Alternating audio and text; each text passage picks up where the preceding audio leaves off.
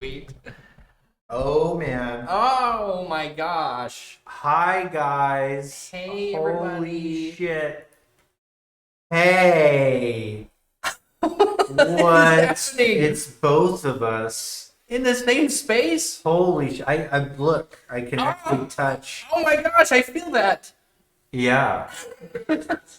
What? Thank you, Philippe Gabriel Philippe. 789. How's it going? Mike Franz. Nori Hicks, the band's together. Ours Hamya. Sleepezi is real. Maybe. And Probably. you're real. And one of these days you're going to be on here. Ours. We'll find a way or something. This is you right here. Odie. This is virtual. Virtual ours. space for ours. Oh my gosh. Odie, welcome in, welcome in, welcome in. Can I Welcome in. also Yeah. just say this is as surreal as it might look? It's looks- surreal. Yeah. Yeah. Look at Sleepezy's hair too. It Look looks at great. this man. This I know. man. Well, yeah. I also was saying that on the stream last night. It was just how good you looked at the Summer Games Fest. This is not. Okay. All right. What kind of stream is That's this? easy. Subtext. How's it going? Welcome in. It's a Giga crossover. Lords. I like it. Here, let me put the chat over. Oh yeah, closer- thank you. Closer to Oh, you. I love your setup, by the way. Yeah. I'm gonna have to really annoy you about how you made this happen. I basically just yeah, tweet it. Sorry, I'm slow. I got too excited about this chat. I was way too hyped up Yeah. just to be like seeing this man in person. You see, I'm also like getting. I don't. Your Twitter has probably also been blowing up like for the last like couple days because I have so much stuff muted now. I was Stuff about I to didn't say, I think need to that I start was doing going to that. mute. Just because I'm like literally getting bombarded, and I have a terrible ADHD brain, so it Yeah. just kind of lights up there.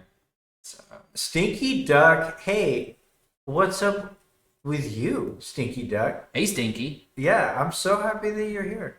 Every time you're here, it's a good time. it's always a good time with Stinky. Gen 7. The boys are here. Hope you're both well. I hope you're well. I have a problem developing. I didn't sleep last night. Most of the stuff has been stuck to Street Fighter 6. Man, That looks so good. yeah, Street Fighter 6 has been fun. Bio! Bio! Oh my God! See you tomorrow? Yeah. Hey. Yeah. Definitely. What? Bio's also gonna be coming down, which Yeah. is why I'm saying that. So I'm Bio will be in Los Angeles. area. Generally. Yeah, no, specifically at 1513. No, just kidding. No. He's gonna be here, and somebody in the room is gonna have to give him a ride. Who? I don't know. Ours? Alright. Ours? Do it. Oh, gotcha. When's Genesis? I love that question. It's not where is Genesis. It's not who's Genesis. It's not what's Genesis. When. When When? Genesis? Genesis Now, when. thinking Genesis when. literally a year ago or more. No, Genesis is never going to show up. He's not even going to show up in Crisis Core. He can't show up in Crisis Core. They don't have the license Okay. So to now. yeah. Yeah. We'll talk about Final Fantasy eventually. I think maybe. But we're probably just gonna do this for a little bit. Yeah. Till we're up to, we just set a sub goal. We'll talk about Final Yeah, Fantasy until when we get 50 subs. This all gets. We just hold our lore ransom. I do have to say that like Clark has magically found himself in like the coolest streaming room possible. How do you say that, Clark? Bro, I don't know. Thank you, though. Heiki Taira? I can read. Thanks for subscribing. Okay. Also, welcome in Turquoise Hammer. I'm guessing you've already addressed this. You have a foosball table in your suite. Yes. Um, I, yeah. 50 subscribers and we'll play a match. Play foosball. We're professionals. Whoever. Dude, the whoever lighting here is wins. perfect for this too. It is kind of. Yeah, you kind of nailed it. I know. I don't know if you were thinking about that ahead of time. I wasn't. I was like, this just looks like 2 rooms in case somebody needs to stay here because I got this. We knew this was coming before we had all the details, and details been a little stingy in releasing. Sure. From all the various sources they give us stuff. There's a bunch of Philip Hartshorn. Phil? Incredible. This is just a teaser, Philip. Yeah. Anyways. Sorry,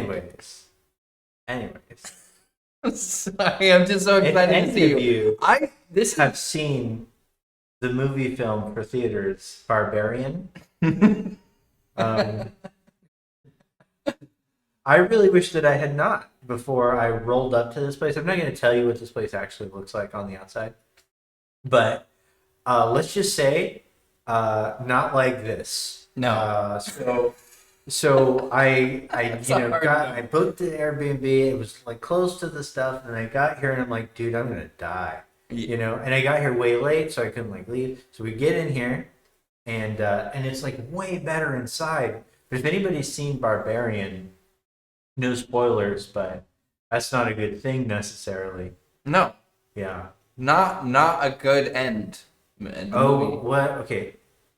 Which would win the foosball? Sleepezi. No, you would win. Sleepezi. Yes, I just voted. Yeah, you voted. I voted for Sleepezi. Oh, you guys, no, you would.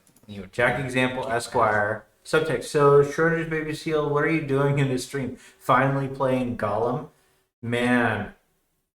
That looked rough. Rough. It looks so comically playable, though. Like, it's like the worst game. You know what I did see was the dwarf game, because I caught like the very first part of it, and the crowd so silent, and I can only imagine. There were a couple times in that crowd. Okay, so the SGF crowd, right? First of all, not quite the crowd that you think that SGF crowd is. Like, there is a lot of people that are just like fans, but it's not like you're going to a Comic-Con or something. There's nobody like in cosplay. Or anything. Sure, everyone's like business it's people. Pretty business. It's pretty business. Dressed down, but business. And there's a I took my wife with me, and it was great to have her there because she filmed my reaction, which is going up later. I just watched that, chat. I got like a little sneak peek of that. Skittles again. Thank you. I didn't even see the Game Fest show. Well, somebody just sent me the Rebirth video when it was released. I mean, look, I think there is merit in watching the show. The show is actually... I gotta watch it, yeah. Yeah, I mean, like, I'm a big Mortal Kombat guy. How did that go over? The gameplay? Gameplay looks amazing. Really? Like, it looked exactly like what I wanted. I strangely, like, just because of my age, or I don't know, the gore. I had some trouble with the gore in the intro trailer, the announcement. It was like really like intense. Yeah, and I don't usually mind gore, but that one bugged me. This was like 20 times worse, but just because of the setting. You're like, yes. People getting ripped apart down the middle. Fuck my moral. Get over here. Yeah. Yeah, that's kind of what happens with MK a little bit, though. It is. That's really kind of the deal. Aaliyah, I get to meet you too. This is so nuts. Cool. Yeah. Do I get to meet Aaliyah? I'm not allowed to tell you that. Oh, heard. Yeah, but yes. Oh, okay. Yeah, heard for sure. Hi, Aaliyah. This is, I will say. And I was going over this with Clark just a little bit ago, and I'm like I've been emotional since last night because I've been sleepless, but I got some sleep now. But I was reminiscing about the time where Clark reached out to me, and just thinking that how long has it been since then? Has it been like 3 years? Yeah, it's been 3 years. Yeah, and now we're finally in the same room together. Yeah, we met, but like in the height of COVID, and we were really busy. We were really busy trying to like Well, one, I was giving him a computer. Two, like, Thank you for that, by the way. Yeah, you're Literally saving my life. and then two, we were like meeting John Eric Bentley in a parking lot, which Which is is also surreal. yeah, it was a strange It was time the in life, strangest time in the world. yeah.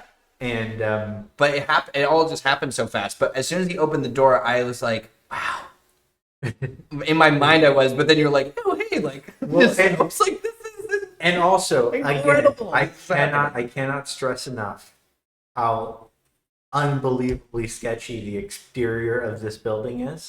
And so I made a point not to like have my windows open or anything, just so there was just an address, and that he was just gonna wander into what he was assuming was his death until I get this text like, I think I'm here. I literally thought that you had literally sent me the wrong address on purpose. I was like, he wouldn't have fucked this up. Yeah. But this definitely doesn't look right. This is all unassuming. Yeah. I also No. didn't want to be the one to be like, hey, so like, it's kind of like sketch. And then he was like, it's sketch outside, isn't it? I was like, thank you for saying that. I didn't want to break the ice with Yeah. this is weird. But yeah, the inside is Yeah. like, I was impressed. I want something like that. Holy shit, evil, yes. Yeah. That is what I thought too, Bioraxis. Yeah. Evil incarnate is this man, obviously. very- Not the kindest individual on the planet. Not even close. Yeah. Yeah, but I was just stunned. And then just even the prospect of like being able to meet some of you guys soon is Yeah. really tripping me out, but it's gonna be amazing. I'm just to be clear, I was planning on editing today, but then Clark invited me to come Yeah. hang out, and I'm not gonna say no to my boy. Yeah. So sorry that you guys don't get your video as quickly as possible. Yeah, how but dare we you. needed to do How this. dare I? And also, I missed some chat, but like, hey, Tenebrae Queen, it's been a long time. It's been a long time since I've seen you, and it's really cool to see Bio-Roxas and Data-Roxas next to each other, which is a reference. Blitz, let's pull together and buy it as a content house. Yeah, dude, we'll get the upstairs too, and like We'll unboard the doors. We'll unboard the doors that may or may not lead to a secret basement with a Or incest monster. have you ever seen Hellraiser? Yeah, Kind of has that vibe too. The upstairs. yeah, house yeah. has It that does type of actually. thing. Yeah, Yeah. I just watched that. That's a weird movie. Eyes. Eyes on on B. Yeah. Eyes on B. Eyes on B. What is happening? And something amazing. I know. Hey Blitz, if you're on your way, can you bring us energy drinks? We're under caffeinated, clearly. Hey, Blitz guys. may or may not be on his way. Okay, We'll see. he should be. Well, he's busy, you know. It's like- Yeah, no, he's never. He's doing his own thing. Yeah. Everyone's here, guys. You will die of cringe. Please don't do that to me when we meet. What? Which is a clear Oh, the invitation. eyes on B thing. The cheering. Why would you say that to us? That was such a bad plan tactically. I think. literally I don't know how else. I'm like, I don't think I'll be able to. every handle instinct in me was like, do the Cringy opposite. fuel. Yes. Code Blitz. Okay. Get the Mountain Dew to pour inside of it and mix it, dude. We can't want to die of Want, cringe. not actually die. I want a shirt that says exactly that Yeah. with the little things on the side too. Uh-huh. Wants to die of cringe. Uh-huh. Yeah. Uh-huh. We also get to see B. Dude, we get to see Eyes We on get B. to see Eyes And that on was B. the last minute. That was a play. That was like a last minute. Good. Yeah, Look, like that shit was not going to happen, and then now it's happening. I told my girlfriend that I was seeing like all of these people, and then I dropped B's name, Mhm. and she was like, "How are you going to this thing and not like, why am I not coming to this thing?" Yeah. Like she was insanely like she's a big fan of B's. Yeah. Have you ever seen her Frog Detective thing? Oh, dude. It's like her best stream. Masterwork. It's literally like born to play it.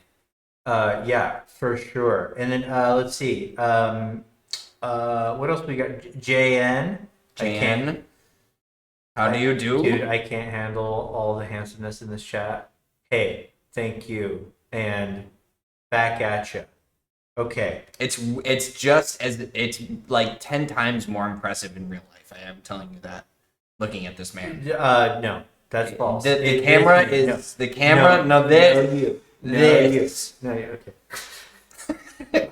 Should we talk about Final Fantasy, you think? You know what? I think that might be why we have 110 people watching us. Maybe. First of all, okay, let's talk about Summer Game Fest. It sucked. Oh, wait, no, your turn first. I'll tell you about what happened at Summer Game Fest. So, yeah, because magical. It was magical. Super happy for you. What happened? Well, okay, so I just did my whole Summer Games Fest experience. I walked up to the entrance of YouTube Theater, Sophie Stadium, right? And there's just, all these just people looking downtrodden, being in a line towards security. They got their Activision shirts on and things that just generally let me know this is the middle of a work day and most of these people work at gaming studios. And then there's some random mega fans just that's employee number 75. That's crazy. Exactly. And I'm walking there with my wife, my beautiful wife, who's also lovely, incredibly by lovely. the way. Maybe she'll say hi at some point. We'll see. Just walking, and then in the sea of just mediocrity, to the right there, just sitting solemnly on a planter being used as a bench, just looking down, I see the glorious Ben Starr. He's just sitting on a planter? You do? Star. And I just see him, and I walk up to him, and I'm planning a thing with him, like a kind of a big thing I can't talk about yet, but it's like a big thing. And so we've been talking to a pretty exhaustive degree, but he has never actually met me, doesn't know who I am, etc. So I walk up to him, and I reach out my hand and say, Ben, baby seal. And he just leaps into my arms. And I mean, I'm not trying to oversell this motherfucker, but dude smelled amazing. I mean, like real life, perfect. Amazing. He was the flower in the planter. Yeah. And then he just hung out with me the whole time. It was crazy. So huge fan. Yeah. So we get in there. And sit down, do the thing. I have my tickets. And we're sitting kind of far back, but hey, tickets are tickets. And then a mysterious stranger comes up alongside Ben, and they just say, "This way," and then hey, this is wrong, and then we I'm looking at my new ticket numbers and stuff like that I don't understand. I walk up to the person, and they put me right up front. So I got mysteriously aligned to being right up front. That's so I'm crazy. Okay. Brace yourself. Putting your hands on the face of the person next to you just to keep yourself from launching into space. Yes. And so what they did, though, is they placed me next to the least enthusiastic industry insiders possible.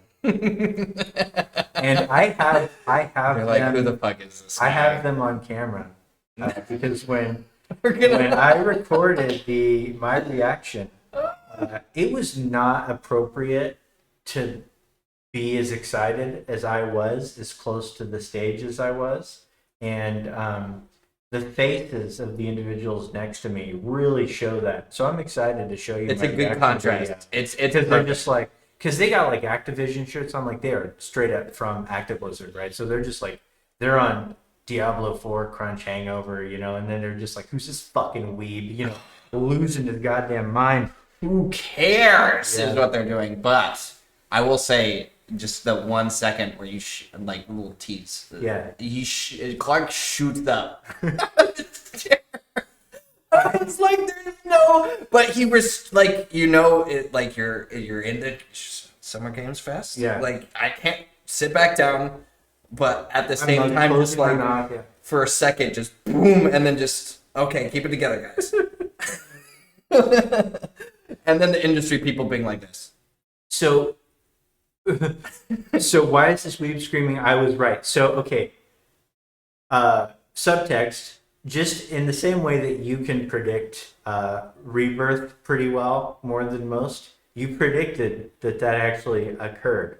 The first shot of my reaction is me looking directly into the camera that's filming me, screaming, "I fucking called it!" It was so. Honestly, I thought I was watching a clip out of like a future documentary of this like whole thing. Like literally, you couldn't have gotten the better footage. Like his on his face, just like. Yeah. And so that I'm posting that tomorrow. I'm probably or maybe tonight. We'll see. Congratulations on the single timeline thing, by the way. Yeah, and also maybe guessing. I'm aware that people are like, nah, and that's okay. That's not. We'll talk about that. We'll get there. But why specifically I was so excited is that, and there is a clip that exists of this about a year ago, actually right after the Rebirth teaser. I am on tape saying, here's how I think the first trailer, not teaser, will start. It will like B. Nichols, the 2 months is officially confirmed. So I understand that there's kind of a technically, there was 2 timelines. Now there's just one, but I'll explain that. So I very, very concisely said, the Rebirth trailer will start with Shinra footage of the dead Avalanche members that will immediately be construed by a certain group as proof that it's propaganda. You know, like the Shinra logos, this is propaganda, they're just lying. This is more gaslighting. They made a point to show Red 13's body, though, which, I mean, if you're going to show, if you're going to show anyone dead, it's got to be a dog. Lab rat dog, check. Yeah, because for sure, they just have a ton of Red 13 corpses lying around. Oh, for sure. They probably just spray painted Indigo 14 red, Nice. I was trying to get there, too. And then I also knew that it would immediately, that some people would assume that it means that there's 2 timelines. And that's the brilliance of it. I knew that the best thing to do after showing that scene would not be show stamp anywhere. It's a brilliant trailer. Like, it really keeps every narrative alive, but it was really vindicating and validating. I would be literally, if I was in your position, shaking. And then the other thing was seeing Cloud in the reunion hood. If anybody's super familiar with my... He has literally been fucking talking to me about that for years. I've been sending him images that look like that. Like it's really... I wonder if that has anything to do with like Vessel of Rebirth as a title. Maybe that Clark's intensely accurate statements have somehow... what's the word? Something. Merged, propagated. That's the one I was looking for. This is why we're doing this in person, live. Is it though a propaganda? No. It's see, that's the beauty of it. It's probably not. It's probably real. So you got this down. Yeah. So you're talking to the master of this. I know that every stream about this, I have to say this 3 or 4 times. To explain it, just because it's one, people come in and out of the stream, 100%, and they want to know. 2, it's a simple concept that's difficult enough to articulate that people get lost in the sauce, and also just to see it happening too, which is why narratively is so impactful. Which is why I'm really appreciative of Subtext, who I think wrote... He did. One of the best videos on what Rebirth and what the remake project really is. And so I can't push that enough. But he does it very articulately, and he also did a really good edit of his concise, well-written explanation alongside the Rebirth footage from the new trailer, which is really, it hit dramatically. So the basic premise of what's going on is that while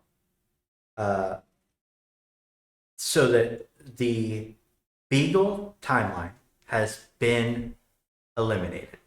When we went into the singularity, when the four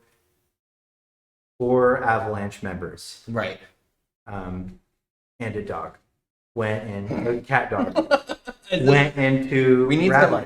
we need that person doing the stamp drawing in the I know. DLC to explain Yeah. all of this. Yeah, so they exited the Beagleverse and went into the singularity. Right. And in the result of their actions in the singularity destroyed the Beagle timeline or remade it into the Terrier timeline. Something to do with the title. Maybe the So much world more was fun to remade. do in person. I know. No, so the remade timeline is the Terrier timeline. In that timeline, though, continuity existed fine. So, how do we deal with the fact that if the Beagle party exits the singularity and now they're in they're isekai'd into the Terrier world, what do we do with the multiple copies of each person? And so the premise was that we've defeated the Whispers. Yeah. We've just defeated the Whispers. Right. So in Remake, they made an extreme point to show how often the Whispers prevent the party from dying. Like it's almost overkill, over-explanatory. Totally. About 5 times. It might not even be a problem for a lot of people. Yeah, it was in fact a huge problem narratively for a lot of people. Well, the Terrierverse is whisperless. So there were no whispers to save the party. And also, they even show that footage right at the beginning. If you look at the trailer, right where the tornadoes are coming in, they mention the tornadoes. They mentioned that there was a whole accident, and now apparently, and in that same scene, if you guys go back and look, Cloud blacks out and then wakes up and then fights the Harbinger. So perhaps there was a body left there, and the other person where we continued our journey went somewhere a little different. Exactly. And so in the rewritten timeline, Zach survives, and we're just gonna have to be okay with that. So is that because I'm still dumb? Yeah. Well, none of my dumbness has gone away. So the only clue we have really, and I know this is not anything from Toriyama can be taken with a little bit of doubt because the dude's a fucking troll.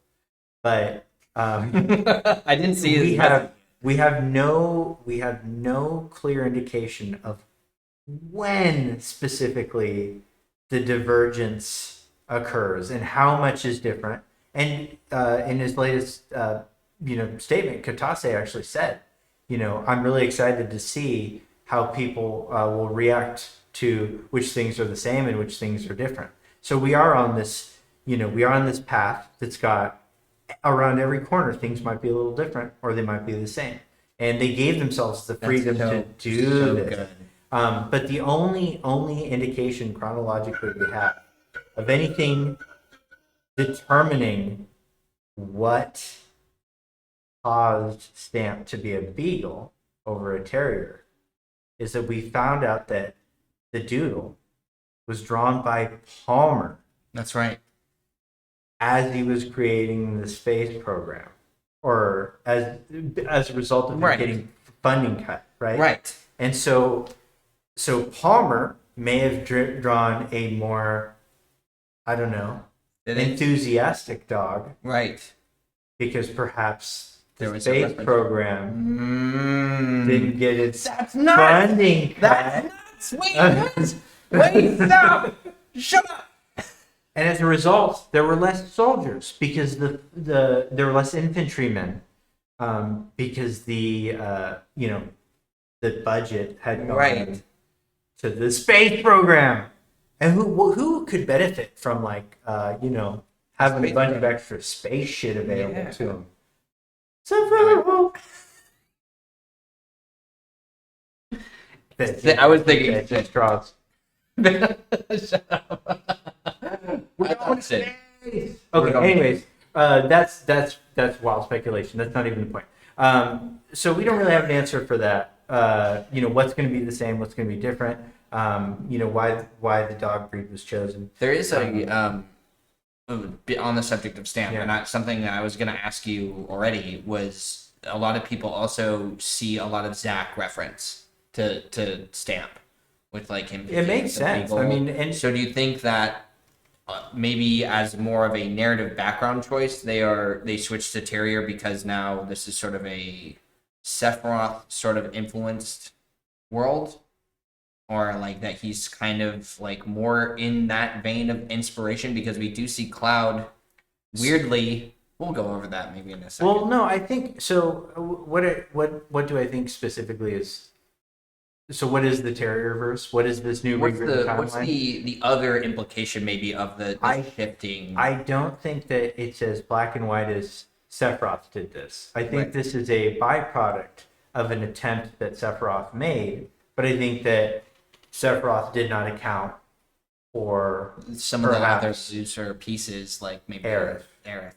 I think this is, there's this, kind of. So there was a plan, maybe, and maybe not so much. Well, he's just trying to shake the tree and give himself opportunities, and it's clear like he has some kind of plan. And we'll talk about that too in the trailer, because the last line of the trailer really threw a lot of people. The Japanese line makes it incredibly clear. That was a little confusing to me because but incredibly, and I'm gonna, by the way, just in this video or in this discussion, I'm gonna sort of be referencing certain aspects of the video just because it's easier, because he has context to that, and it's easier for us to talk about these elements a little bit, and I feel like they're also illuminating some of the things that we're discussing now. So I will be talking a little bit more openly in this conversation about some of the video details. One thing too that I about the video that I really didn't have a chance to react to was Rufus talking, and Rufus just describing,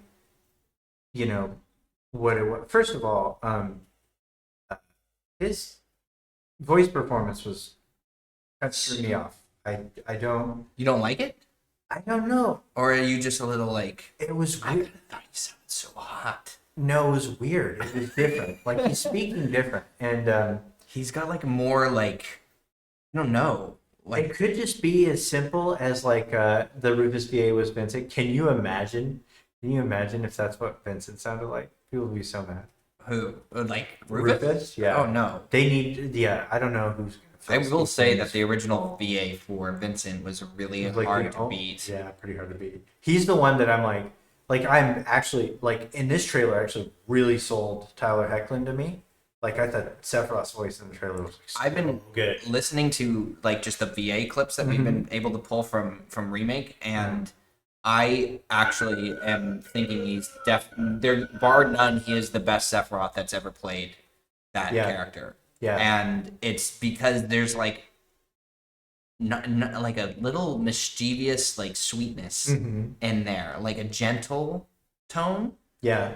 And because he's just so fucking evil, that like gentleness just amplifies like the evil part of like the way he's selling it. But he sounds so the storybook way he talks about Genova. Yeah, you're just like, I want you to just be the narrator of this game. I think is what it really is. Yeah. So we got distracted explaining the timeline thing, but I think you guys got the gist of it. Yeah. And we'll talk about it probably 3 or 4 times more during this stream. For sure. That's the way that it goes. Here, let me check my phone and make sure that. I have nothing on my phone. I want to feel included. How bizarre is this for you guys that we're in the same room? Is it as bizarre for you as it is for me? It's quick takes. I will say that it was a little bit of a different experience for me for seeing the trailer. I was working. I shut off all my social medias, and I just didn't want to see something so early, and I still had like the rest of my shift just freaking out and losing my mind over that. And I was already tired, so I was like, I don't want to destabilize. I have work to do. So let me just not do this to myself.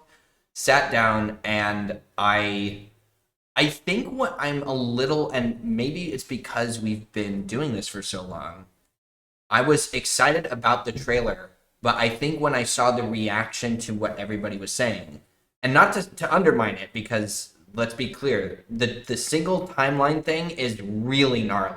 It is one of the things that has been the constant conversation. Right. Like with anybody that we talk to. Yeah, and to be clear, we're not like trying to say, hey, that conversation is done. Like, we know that, like, even though internally we have this really, like, a high level of confidence about the way things are going now, we know that, like, the general consensus outside is that it's something else. And that's fine. I don't actually really care what other people think now. It just allows us personally to focus on what the other stuff as it comes out. But the fact that you figured that out, though, is really nice. Yeah, I wonder if that has anything to do with why I was invited and moved up to the front.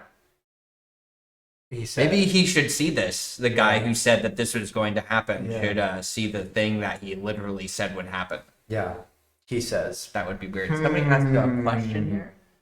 Given that the Terry Reality, Tifa Red, etc. were broadcast being very unalive on the 6 o'clock news, how does Con Innkeeper react when the same very... Well, you also have to keep in mind, I think, that Com is pretty quiet village type as well. Yeah, expecting news to propagate like that, I mean, they could just easily not, but I also think that it's a really interesting thing. I think you're gonna see characters be like, I know who you are. I don't know where did I just see you? And it's also like, it's part of the mystery. Like, it's a fun, like, people are like the fish out of water thing. Like, they've been, so here's the deal. This is a reverse isekai. Like,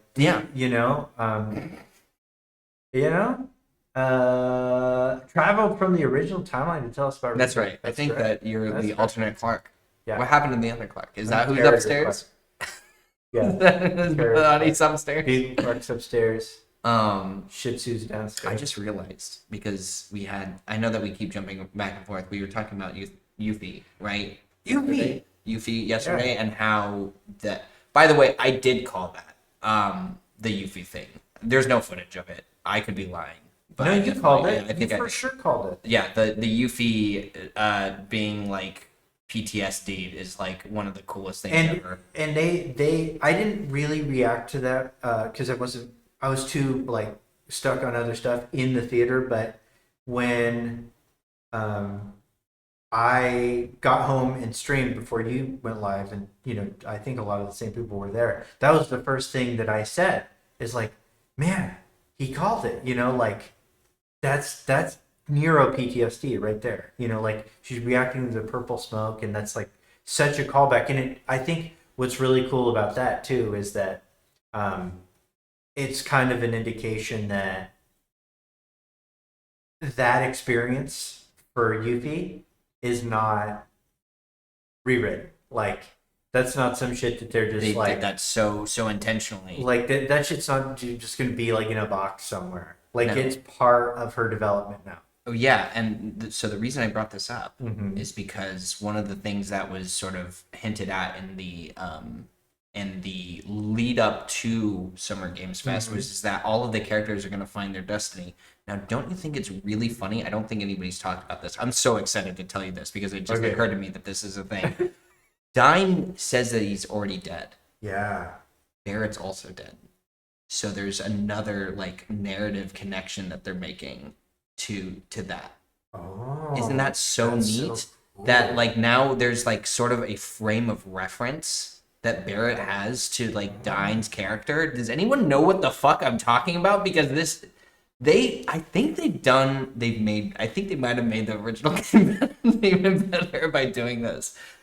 So do you see what I'm... Yeah, so it's like this really interesting, deep referential love letter. Then Tim Rogers described the remake that way as like a love letter to the original, and I think he probably doesn't even know the half of it, like, because he moved on to other stuff. Right. Like, he's still a big, huge fan, and if you're here, we love you. Come be in our family. Yeah, exactly. Adopt our children.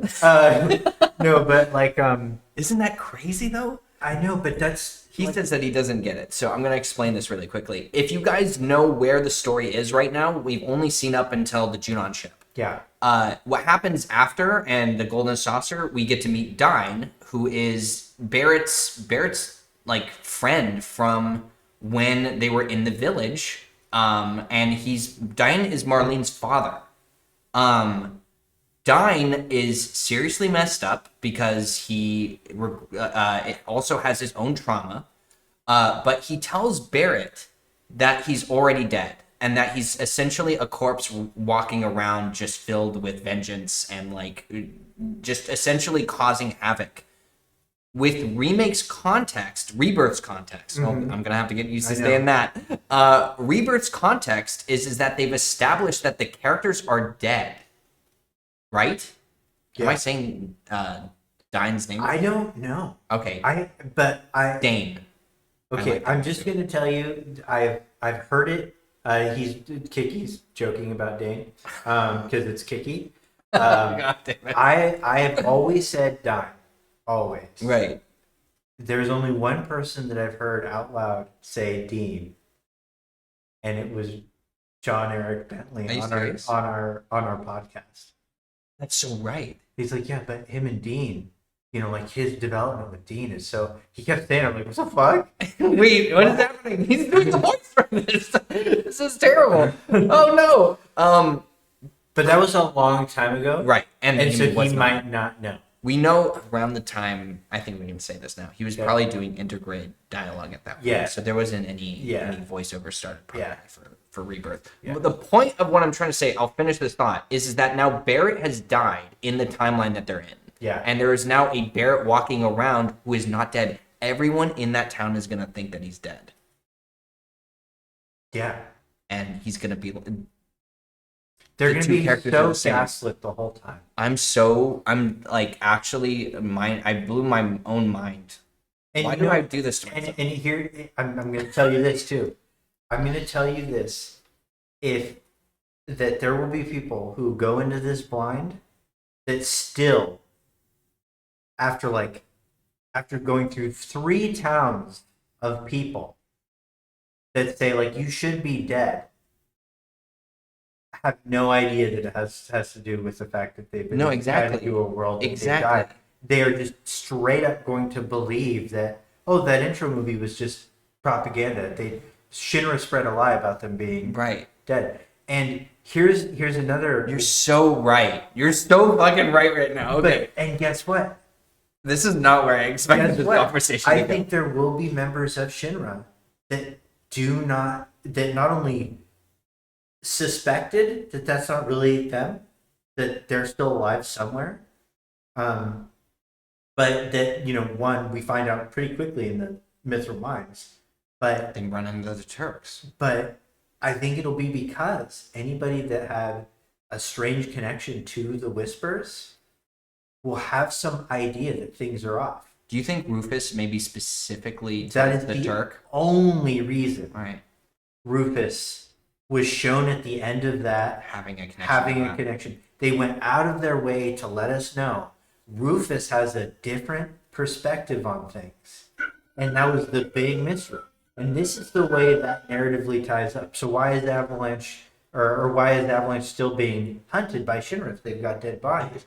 Because Rufus knows something's fucking super way wrong. And you know what he tells the Turks is he's like, you're not to think anything else. Like as far as we're concerned, these characters are still alive. Yeah. And you need to find them and bring them back. So that's what he says too right before they leave the highway. Bring them in. Bring them in. So now he's got like a whole slew of questions. Rufus is gonna be so this is so lit. Yeah.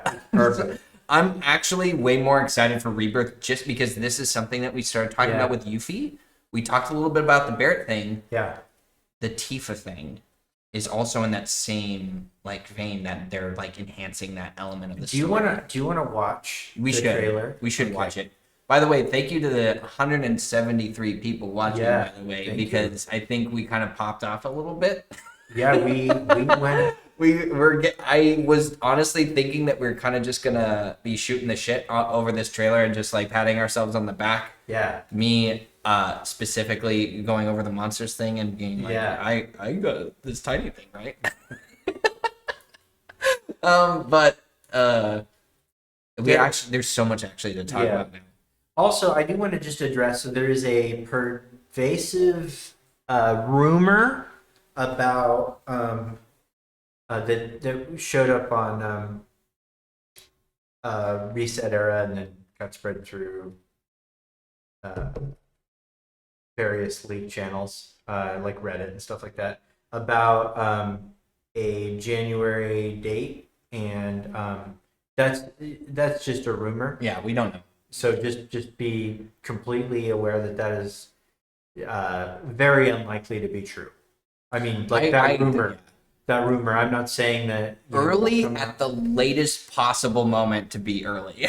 Yeah, is what I'm expecting. Early 2024 is probably still winter. I mean, because we're really at that, I'm having like this whole like issue right now where I'm thinking about this stupid Barrett thing that we just talked about, and I'm now like, somebody needs to talk about that in like a video. Yeah, and I haven't even finished one. We can't do that. If only there were somebody. You should do it. No, I've got to do the timeline video because everybody needs me to fucking do that. I was going to ask you, we should...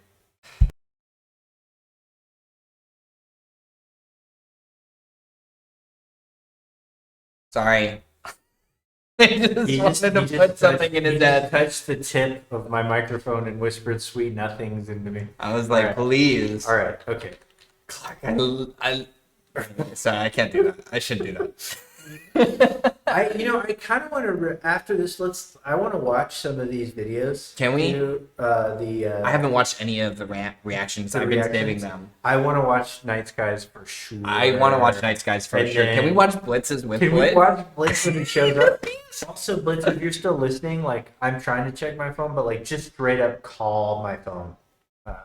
Also, is there there's a rumor of 10 coming, a sequel to 10? Yeah, or no, a remake. Of it? That's weird. Yeah, whatever. I guess leading into a sequel would be. I mean, whatever. It's probably good. I know that you just popped off on that.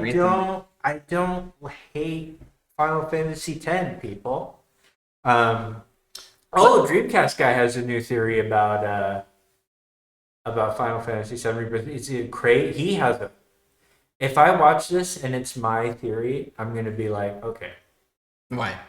Contentious relationship, maybe? No, I love Dreamcast guy. Okay. I'd be like, okay, we've got it. He can have it. Yeah, he can have it. I love Dreamcast guy. Okay. He's one of my favorite people. He's so. I don't think I've watched much of. You know what? I've seen him on Twitter. I think that's where I know him from. Look, I'm going to tell you something that my favorite part about him is that he got blocked by Jason Schreier. Who's that? From he's a big media guy. Oh, okay. And he got and so ever since then he's had this kind of like. There's this. It's my favorite thing about him. It's like every time Jason Schreier like breaks a news story. Oh, that's right, the guy. Okay, yeah, I know. He just like mentions, yeah, I don't like the guy because he blocked me and he likes strange women's pictures of feet, and then he just goes into his fucking. That's amazing. It's so ballsy. Oh, that's funny. It's all right. Jeff Keighley level of messing around. All right. What am I doing? Okay, we're small, but just be okay. Yeah, we're here. Yeah, we're here. We're here. Do we need the volume for this? I guess we do, right? To listen to the thing? I think so, yeah. And okay. I'm not sure if you're okay. We're gonna press play on it. You guys can tell us how things are. Cool. I'm gonna actually not do full screen and instead do what's the theater mode? Oh, that's a great idea. Oh wait, no. I thought it was a great idea. It was a great idea, and then but then it's not a good idea. They see it, right? Well, they see the baby window. Oh, just as it is. Okay. Did it? Yeah. See, look at that tiny little baby. That's not good. For viewing, 500 IQ. Hell yeah. I'm just gonna hit play right now, and then you tell me how it sounds. That's a good idea.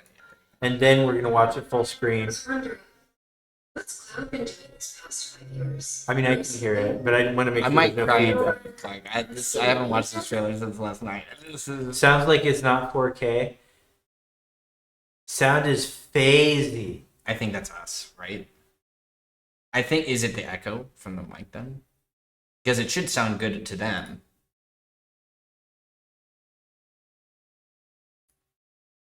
No. It's that I'm not very smart sometimes. No, it's okay. You're very smart. Okay, we're gonna try this again. You tell us. This is gonna sound crazy, but as far as I know, Cloud was never in Nibelheim There we go. 5 years ago. That's better. Yeah. Okay. I was looking at the thing too. So the Bogenhagen! Sorry. there is going to be a little bit of a minor echo. That's fine. But because there's echo in the room. Sure. But the first time you were actually just hearing the microphone picking it up from the Oh, that's speakers funny. because they had the wrong source set up. So Gotcha. yeah. All right. So we're gonna. I'm all in on the singular timeline, but one thing I'm still confused as me is the end of remake. Zack and Cloud walking by Aerith and Cloud when the rain falls. What do you guys think about it? I think that is an entirely symbolic scene. It's really symbolic, and there's a shit ton of that. Yeah.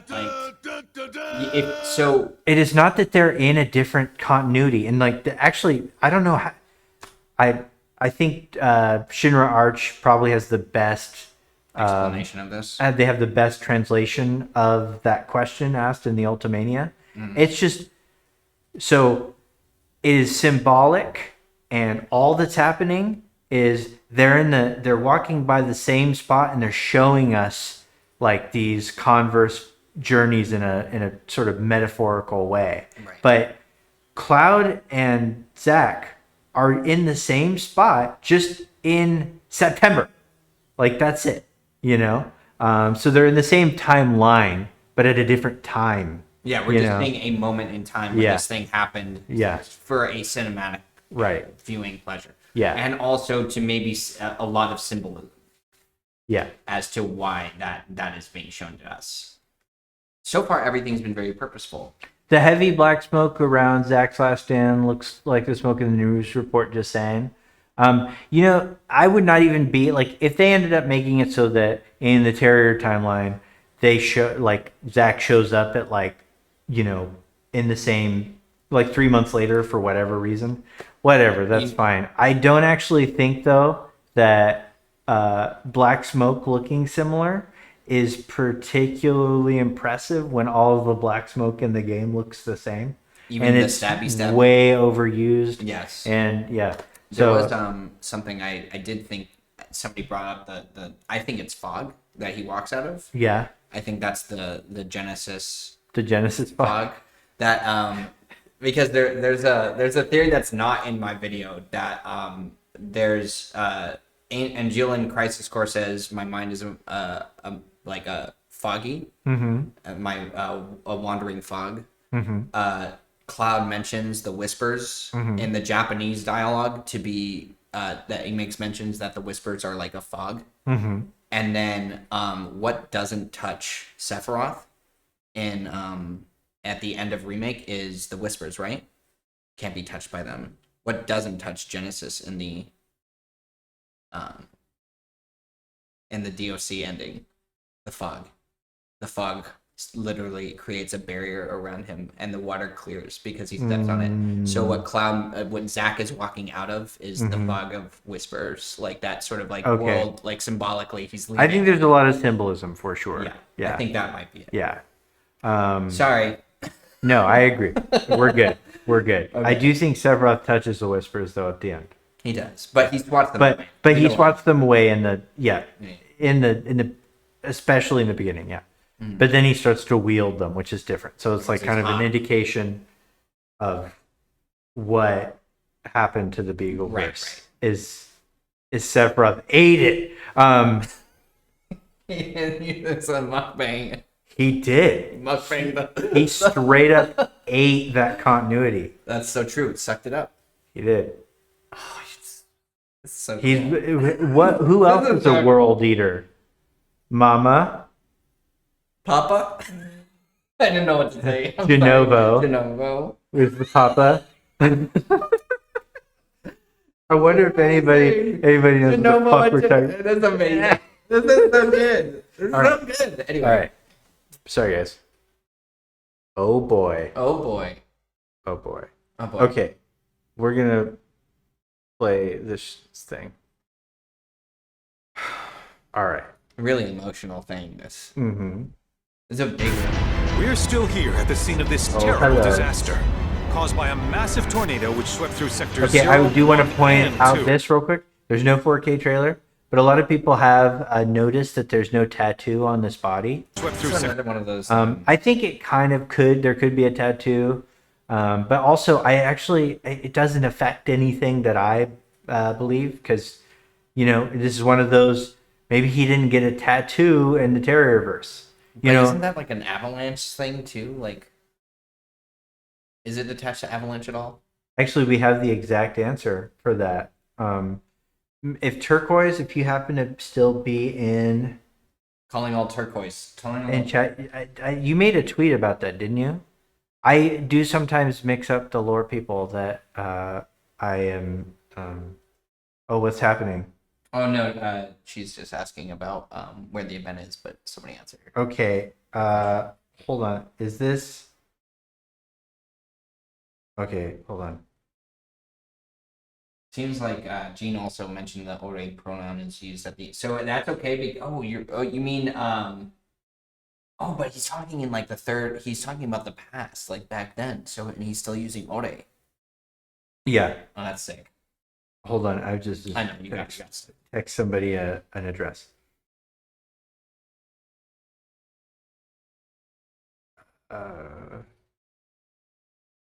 Okay. How you guys doing over there? I got something in my eye. Okay. All right. So, anyways, I mean, we'll come back to that once. We can't look at chat right now because it's full screen. So we're gonna watch this, and then you're just gonna be. Oh, you can pull it up there. You were like the last person I was watching it. Yeah. Easy find. Yeah. I might have deleted the app. Okay, but anyways, so regardless, let's say I do think that part of this is just bad compression and 1080p stuff, because a zoom in does show like the remnants of the tattoo. One, it could have been burned off or something. Two, it could just be something as simple as he didn't get one in this continuity. Like you have to remember, this is a different world, and that means that everything, everything is up for grabs, including small details, butterfly effect style details of these people's lives. So and what that does is that really allows A ripple across water surface. Yeah, exactly. And so when we get to Corel, weird stuff could be there. I mean, like, they could really pull at our heartstrings. And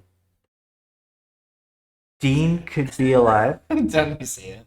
And Marlene could be there. Oh, that would be crazy, Clark. That would Right? be fucking great. I'm gonna leave your house right now, man.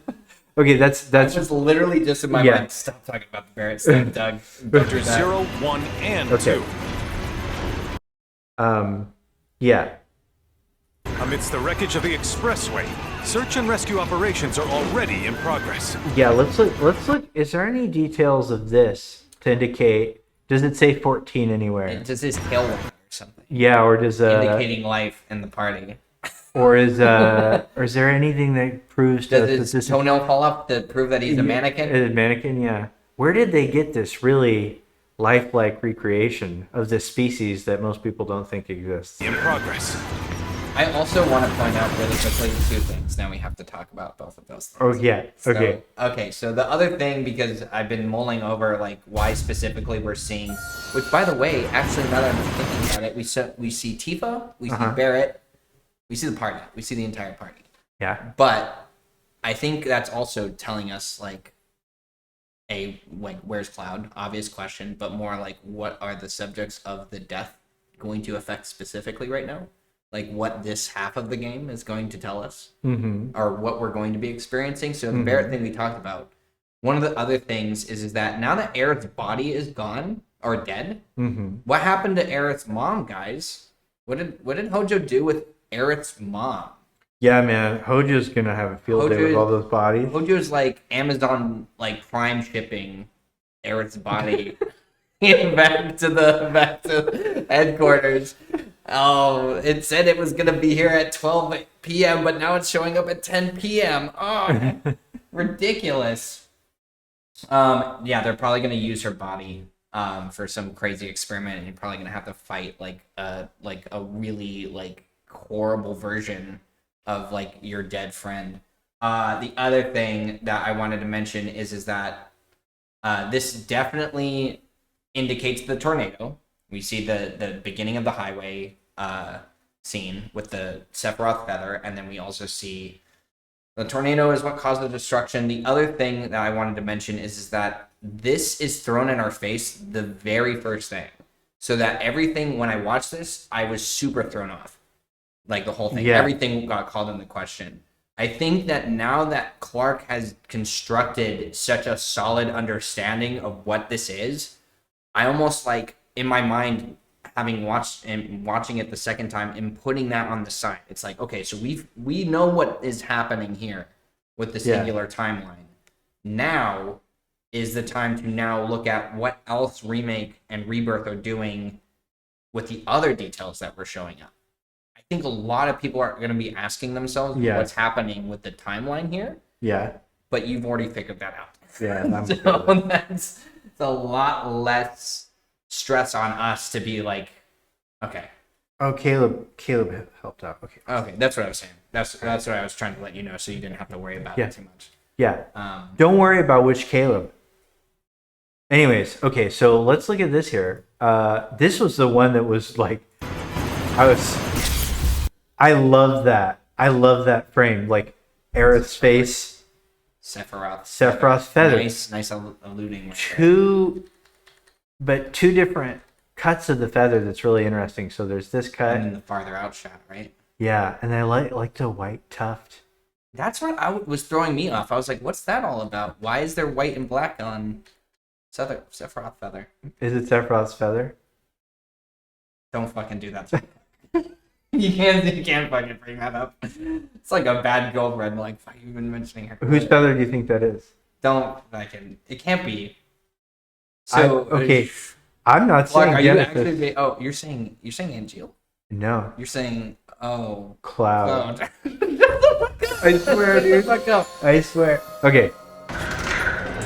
That's not. Next shot is Cloud, by the way. No big deal. Okay, totally nothing. Just everything's fine. I didn't realize I was going to be tormented by the trailer. Yeah. By the way, this is a scene where somebody opens the door and it's not just blistering white light. You can actually see that there's like an outside. So maybe that's a nice like alluding that there. So hey, remember when everybody was like, hey, Zach's got the white. You're realizing it, right? I just dropped a bunch of fucking coffee on me. Is there paper towels? Oh yeah, go in the kitchen. It's in the kitchen along with the remix to Ignition. It's the freaking weekend. We're gonna have some fun. Hi guys. I haven't been looking at chat, so this is gonna go away while he does that. Are you guys hearing us okay?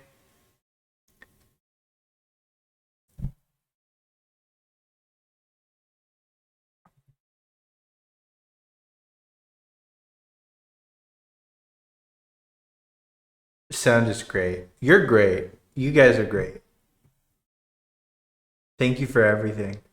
You guys have been very supportive through this. And we got a lot of fun stuff coming. We probably got two SEAL Team 7s next week. And then two? Yeah, and then we've got Final Fantasy 16. Which is gonna be actually awesome. Yeah, it's gonna be really good. It's gonna be it's gonna be really good. It's gonna be genre defining. That's all I'll say. Okay.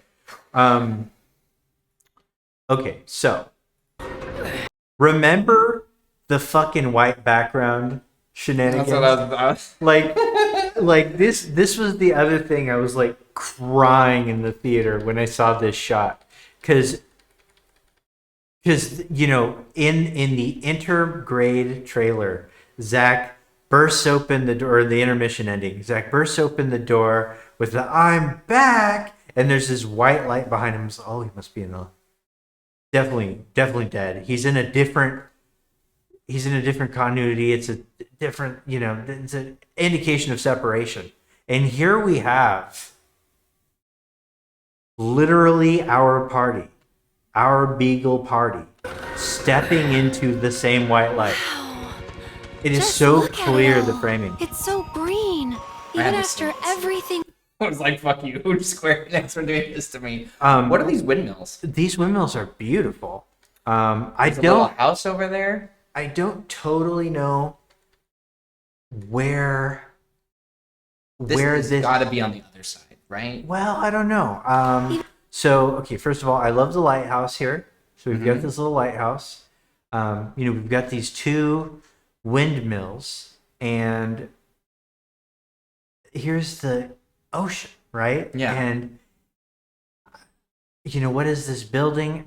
This almost seems like a new location, like a new place that you go. Like, There's a lot of blank spots Even in after the map that everything they we've could very easily done filled to in. it. yeah, and I want to go. Yeah, Like, those mountains don't look like the Nebel Mountains. no.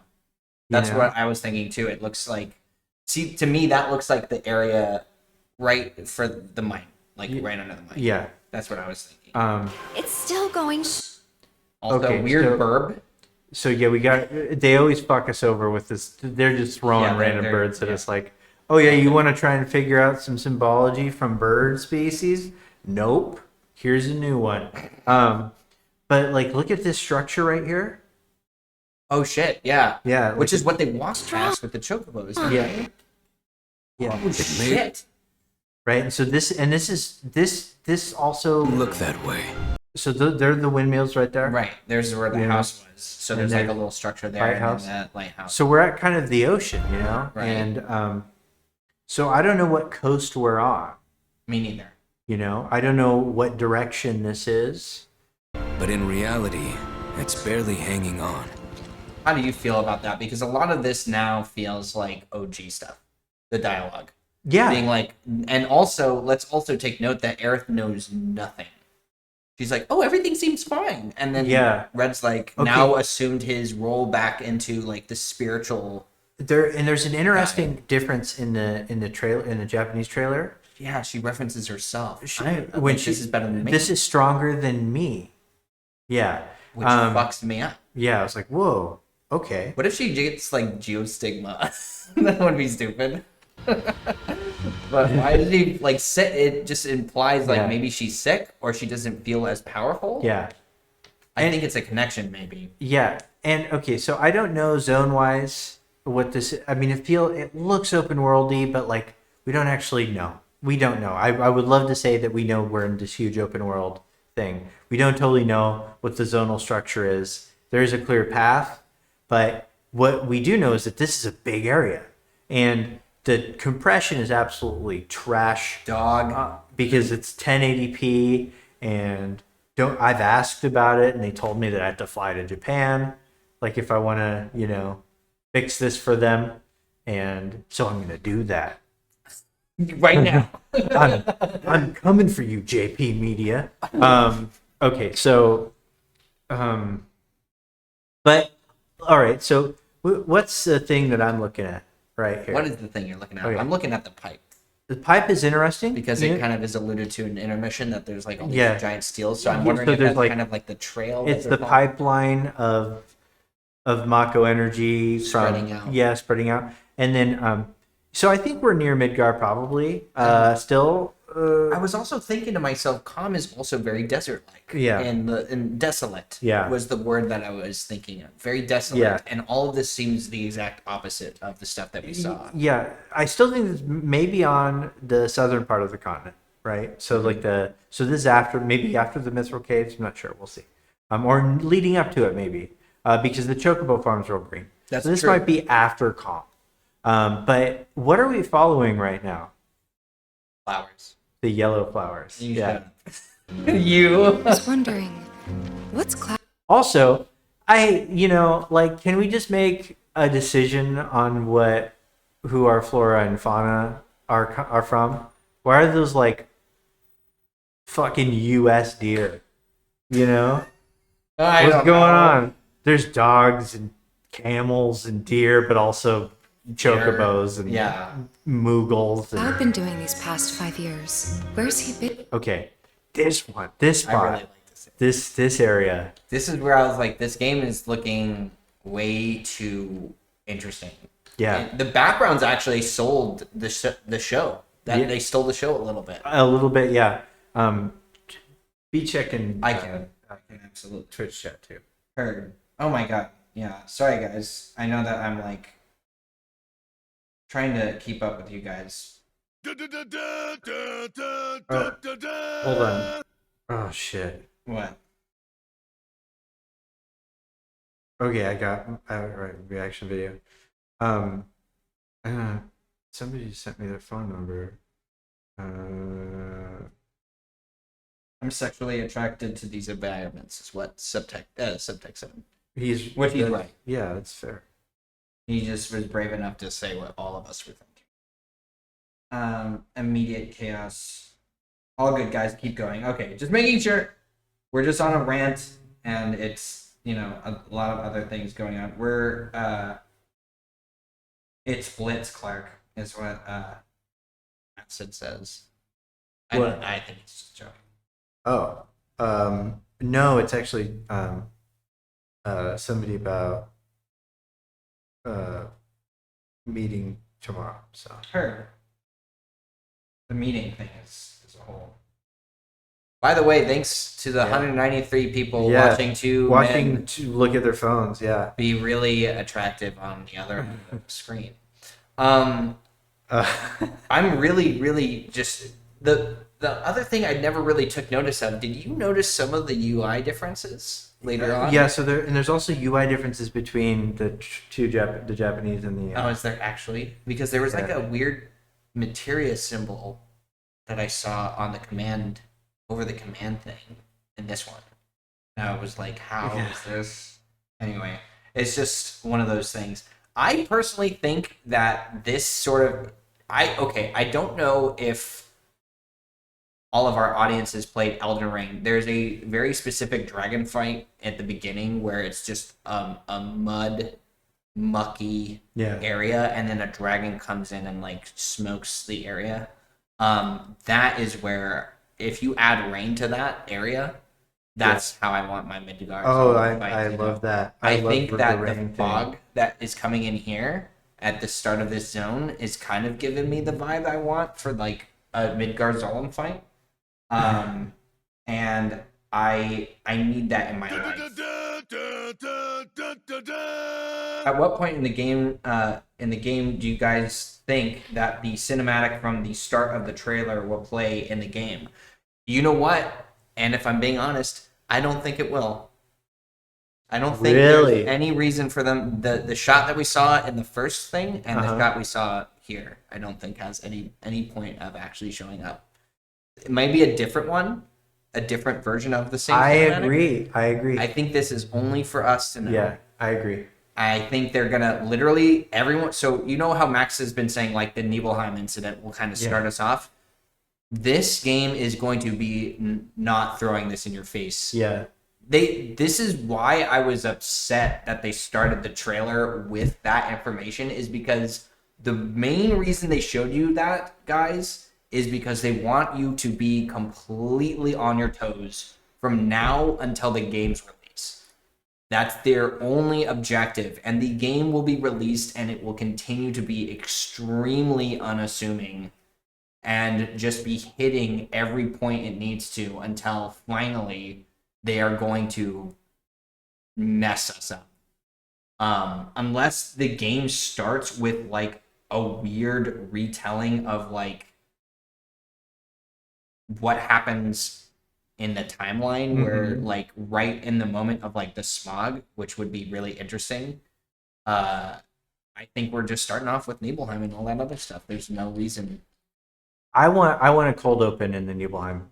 I don't want. That's a really hard. Yeah. concept. And at this point. And you know, I know I'm just kidding. We found him. I know a lot of people are like, oh, I want to play as Sephiroth and then have Cloud as the little sewn on, in there.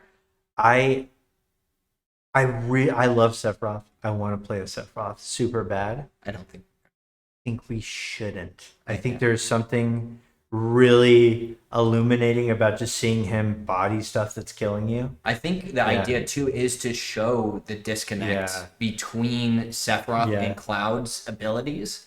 So I don't even think that there would be an introduction to team attacks at that point either. I don't think he would be involved with you at all. But then when the game starts, then it's like, here's the party synergizing and doing all this crazy shit, which we'll get to, which absolutely is, regardless of moving forward, whether or not this game will be received well in the narrative aspect of it, there is without a doubt no way Purple Flowers should have. No, go on. Oh, okay. Yeah, there's no way. There's no way that that this game is not going to be some of the best gameplay on the planet. I know. It's And hard- I mean, like, Hard reason. yeah, it's like, and it just, like, I think we're going to get a taste of really good Final Fantasy action gameplay with 16. And, from the little bits that I've got to, absorb, I was like, man, I don't think anything could beat Final Fantasy VII Remake's combat, and except for maybe Final Fantasy 16 now. Like, I was like, oh man, what would be Final wrong? Fantasy 16. And then I saw this, I'm like, oh my god, it's like every game is just like bringing up this new, like, it's what you need from the franchise. It's just like every time you sit down with a new title, you're like, I'm blown away. You're also talking about two of like the greatest combat directors. Both from Capcom. Literally, both of them are amazing. Yeah. And Yeah. literally legendary, and games that they've made are like legendary. So, Absolutely. So And- operating on all cylinders. And there's nothing wrong, by the way, chat, with having two Final Fantasy games with like the best combat in the world. No, there isn't. Please. That's only a win. That's only a win. Like, I don't know. Yeah, the factionalization is silly. But you guys both all know how I feel about that. Okay, we're moving forward on this. So yeah, Purple Flowers. Where do you think this is? Yeah, I find it interesting. I think that right past this point is where we fight this line. Okay. Do you think it's significant that there's a lot of fog, there's purple flowers, and that only Aerith is shown? I here's my take. I think that this is It's a different part of the game. Well, no, I don't think so. I actually think you're right, but I think what this tells us is that during the traversal segments, They will splitting parties. Well, there's going to be party splitting, but also that there will be these organic. You're moving and having a conversation between characters. Yes. Two specific characters. Yes. And this was the same thing I was thinking about when Tifa was talking with Can you tell me Eric. who I need to thank for that? No, it doesn't show up. Okay, that's fine. Thank you, person. Okay. Thank you. All right. Oh my god. Top gifters. That's not really helpful. Thank you for the bits. Why is this nothing? Maybe it needs to be. Here, I'm gonna just Yeah, we can just look. tap out. I'm just gonna look. We can just, No, we gotta. No, I didn't want to. Okay, thank you, Ultimate WPN, for the follow, And then Masters V. and Masters Masters, V. and Pawamo, and I missed a bunch of stuff. I'm sorry, and I'm not sure where the bits or donation came from. It's not showing up Thanks. in my activity feed. I love you, though, whoever you are. You're the greatest of all time. Okay. All time. The best there ever was. This is gonna sound crazy, but Yeah. Music you were talking about. So I think that I don't think that there's a like the trees look similar. I think this is just leading up to the Chocobo farm. It is. So, but Where's the truck? Asking me So- this? yeah, so Inconsistent. same flowers. Okay. This is- So I think that was just the walk to the Chocobo farm. For sure. But what's interesting about it is that almost makes it pretty clearly not open world, but more like a giant zone with real clear Indicators of objectives. of how you move. And but what I really like about the concept of that is we know at this point in the game, we have 5 party members, Right. maybe more. probably just 5. And there was a scene of walking, just traversing the map with only 2 characters, meaning that there's going to be like, side moments where you're still playing. It's not like a cutscene, but it is a dialogue, right? Like Yes. it's so that's the Very similar to our remake events, but now we have more characters. Yeah. We need narrative drive, maybe for them to have conversations without other characters around. Maybe like Tifa telling Aerith, like, "Cloud's there." Yeah. That seems like a moment aside, but it could also be a cutscene. But it seems like that's sort of what they're trying to imply. How do you both play the game and tell the story? And that's a big difference between here and like the level of immersiveness, in the way that we are experiencing the game. So I actually am really excited. That's what sold me This is on gonna sound crazy, So- but Yeah. as far as I know, Cloud was never in Nibelheim. And this is, I mean, right off the bat, how are they going to do the chocobos? We don't have a They all fucking get chocobos. solemn fight on on chocobos. Like they're all riding them. I love that. So we're not getting some kind of overworld with something, representative. They all are on chocobos. That's so cool to me. And then also, I just love how different this looks, but it's still beautiful. So clean and like really engaging, and just the whole, like, literally everything. I said this when I reacted to this. Every zone just feels like the more than anybody could have expected. Yeah. More. Yeah. And I think the environments look really good. Really I good. know The desolation aspect. Cloud was never in Nibelheim 5 years ago. And then we just live stream. Yeah. It is the very I freaked out about the projector. So the projector, we've talked about this. This projector looks so different. It looks different, and it looks way more like the Shinra technology. Yes. Specifically, it looks like a prototype version. And why that's a really cool callback is there's Before Crisis lore explaining, and OG lore actually, like in the 4th disc, it explains that that Gast gave him that equipment, right? Yes. Yeah. So this is like prototype equipment. I wonder, with that said, that the prototype equipment will show up maybe more in, like, when we get to Icicle Inn.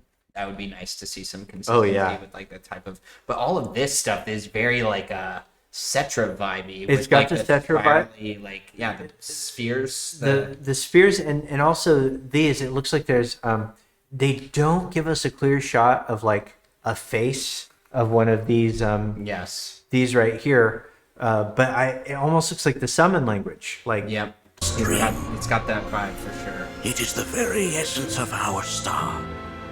The blood coursing through its planetary. Also, that nebula kind of look in the background, that combination of colors is very similar to what we saw at the end of the game. But yeah. I didn't want to like lose my mind on it's this. Like, it's pretty much it. It's so like it is. It also implies that, and I think one of the things that is illustrated in this, even without necessarily being very direct, is that end of the world event is not just about the planet. Right. We're talking about something that is so expansive, and that mystery still remains. I think, in terms of, but they're not trying to push. Obviously, that's going to come way later.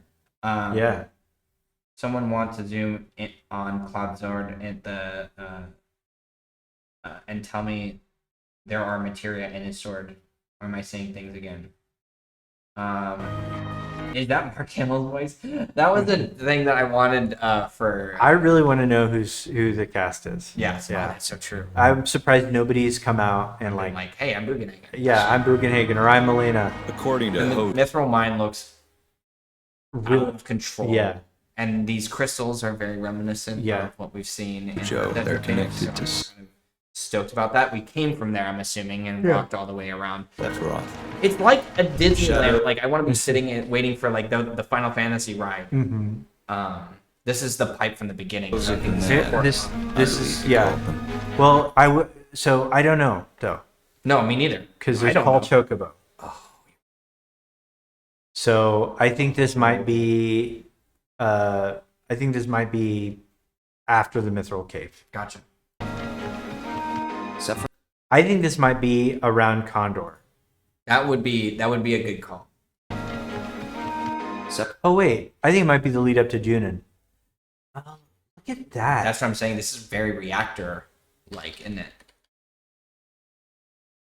Kind of got its own little vibe. Maybe, you know what? It could be. That's a reactor. Yeah. Yeah. So I mean, I think this might be a reactor in the Condor area. Yeah. I believe he called them. Sephiroth was in Midgard. You're gonna be for condom.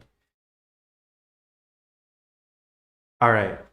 And where are we? So we're in Com. We're in Com for sure. Right. And There's a picture in very Final Fantasy VII remake fashion, a picture of a vase with flowers in it. okay. And so Where's the 7 books?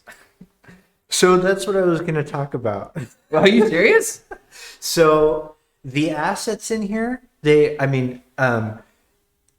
why this is interesting to me is that these are all new assets. And even though this looks very similar to Aerith's house, like it's got the same sort of color tone, aesthetic. For sure. None of these things, none of these items, even the chairs, All different. all different. Which They've is been really working. exciting for me for a couple of reasons. One, that that they have a real city by city motif, maybe. But two, I know this is gonna sound so fucking bonkers, Yeah. but I think this is potentially indication that most of this game has been designed using Unreal Engine 5. Because But a not lot of actually. the assets in even remake are kind of generic UE4 assets that have just been modified, just very slightly to be. Whereas these are totally different, And So you think they went into that engine, made the assets, and then ported it over? I actually think we might get an official announcement that this is Unreal Engine 5 at some point. We fought him. Is that why they're not showing Whatever it happened? in detail? He's alive. Yeah. But why come back now? Why come back now? Mhm. And then our quintessential. After 5 So yeah. years, doing who knows what. All right. Well now, think we woke it up. I More like. love the team up between these two characters. Yeah, they brought it back. I love it. back, and they get separated. Yeah. And that's how we get Feast to your that eyes on the Turk's latest and greatest. Still done. And yes, I am aware. Thank you, 900 DMs. I am aware there's a poster back here, and I too want to know what's on it because that is my shtick. I can't see it. It's just They a gave- caution symbol. They gave us a 1080p trailer. I can't help you. They probably did it because they knew I would be looking. So, Yeah. I don't know what those two are. This is obviously like just a danger high You know what? voltage. Eyes on the It's Turk's like- latest and the Genesis menorah setup a little bit, like some of that older rustic when you first meet Genesis. Yeah. And I'll tell you what, people have been wilding on the Twitter about. Okay, I gotta see who that was. Do I get to see? My notifications are being real weird. I know that was something else. I don't know either. That's okay. We Yeah. appreciate it. We're sorry we can't see the name, but we do appreciate. So people have noticed some Mhm. facial similarities with Tifa, Yeah. and they're just like, "Oh, blonde Tifa." Yeah. I see it. I'm sorry. What can I say? I can't make this not a game by this team. We also have to keep in mind too that like if it's like this, maybe now it doesn't necessarily. greatest. Yeah. But we had This another is- character that also looked exactly. Yeah, this is not. Not the first time this has happened I already. mean, like early 2024 is pretty close for them to like adjust this. No, you know? right. Yeah. No, I mean like maybe. Elena. She may be new, but she's still a turtle. I love her combat. I love the fact that it's gonna be her fight with Dude. Also, I love the music. The Valkyrie theme. It's so so good. So good. Yeah. You know what? Maybe Yeah. we should take a second, Okay. like a quick break, yeah, you need a break. just because I know that like you're also like contacting a bunch of people. And Well, I think that's done. that's done. But do you need to I take need a a little second. break? Yeah. Okay, we're gonna take a little break, guys. I don't know where the bathroom is in this place. It's near where the paper towels were. We'll figure that out. We'll be right back. Right like back. 5 minutes 5 minutes or less. less, We're almost halfway through our first viewing, and we of still have to several. watch Ever Crisis. and Night Sky Prince's reaction. Oh my gosh! Yes, guys, we have so much Get to get through still, and I have a ton to say to you about the Ever Crisis thing Okay. because I've had to think about it for a little bit. I'm glad. I thought that would actually freak you out more than the. It kinda did. All right, we'll talk in a bit.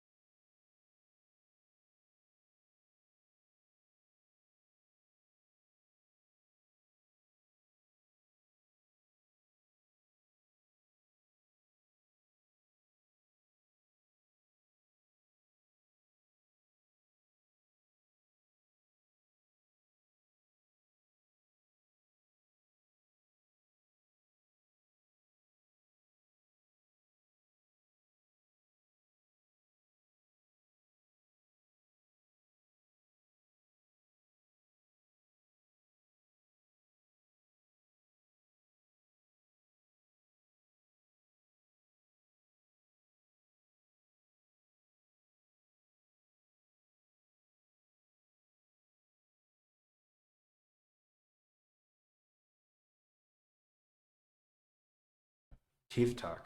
Tifa talk. Tifa talk. Hi, we're back. Hi, we're back. Sorry. Sorry. Okay. We're here. Where were we? We were watching This crazy trailer Yeah, and for a game. yeah, and so now where are we, right? So now it looks like we're getting there. Right? I feel like we got some stuff going on over here too. We got a little structure. He's pointing to over here, by the way. Yeah, sorry. The structure on the top left. It's weird. It feels like The other thing I'm super worried about is like how the characters are interacting with like the environment, because there's like some weird like just yeah, but it's fine. but yeah, that's yeah. Something. And then I love. Okay, so all right. Oh, Midgar in the back. Okay, so it. All right. So remember all the tinfoil hattery? Yeah. That's what I was. Remember all the tinfoil hattery about like a slightly altered looking Midgar Midgar? model in Zack's Terrier timeline? Yeah. Well, I'm not saying that was true, but if it were true, this looks exactly like it. Yeah, it does. It looks exactly like It that looks same model exactly like the end of of that yeah. segment. It looks like, but it also shows like, so there is some greenery this close to Midgar. You Right. know, I like- think we're literally like at right the, at the cusp. precipice. Yeah. I think like calm is almost like here-ish, you know. like- Here-ish. Yeah, this is probably this first step.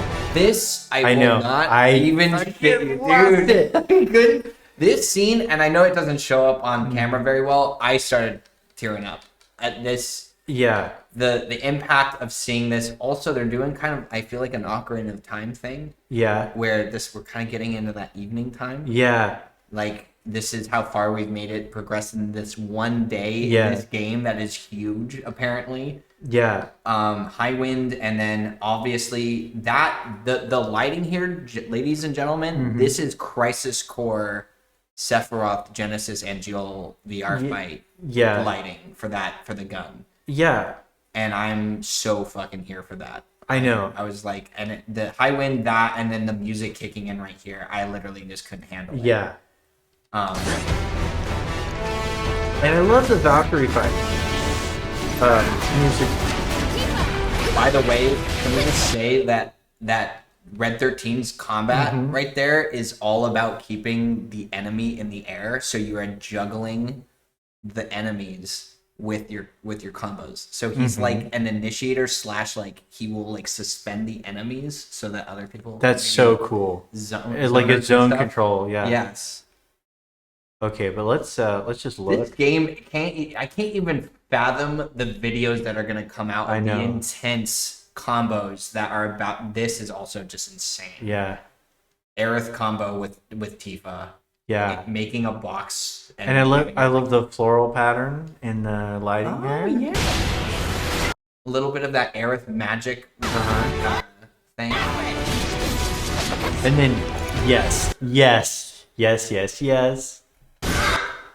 Also redesign of The new belt. the new arm. Yeah. Keep her away from me! They say she's a monster. I love it. Just so afraid. Also of in intermission. the last clip Mm-hmm. of his close up, you can see him holding the cloth piece, which is probably Genova right there. What is that?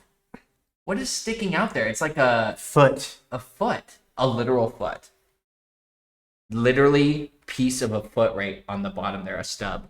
They're doing it. They're doing it. They're doing it. Isn't that like not like a censorship issue? I mean, I don't know Parts. what this game's going to be rated anymore because the blood was pretty bloody. Intense. Yeah. They're going in. Yeah. God, I'm low key, by the way. I think Yuffie might be my favorite character. Well, and I like that. So what this indicates too is that you definitely get Yuffie before you're on the boat. Yeah, You know, you run probably into her yeah, in the forest. From me! yeah, They say she's a monster, I love the redesign. that she Yeah. can peer yes, inside you. And then who the fuck would have guessed that they would even show us this like right now? yeah, Eyeballs and stuff on it too, which is like really crazy. Yeah, and I'm trying to get little bits of like, what is this in the background? You know, Kind of. I love the fact that they're carrying that over. right? with, That like, you're they- transported into a yes. different space, and it's like a yeah. weird Into the very dilapidated version of depths like of your the environment. yeah, That she can be. The laser, which is yeah. fun. Does he do a dodge? Or what? Yeah, see, like That's so reminiscent of Crisis Core. Like, yes. but this does feel like this feels like we're being taken to the Northern Crater almost. Like, Yeah, I was Yeah. thinking not this fight, but the other Yeah. Genova fight. well, but the globe in the last maps. Oh, you're so right. Dude, yeah. so right. And the other one was a different globe. So all the Genova fights are going to take us to parts of I feel the. like it's almost like That she foreshadowing. can be- Oh, you're so fucking right. Yeah. You're so fucking But- right. Also looks mechanical. Like that's a very cubic rock. But the last Dude. space, that, Yeah. Those you fear. Also, he's smelling your feet. Why is he holding it that close to his face?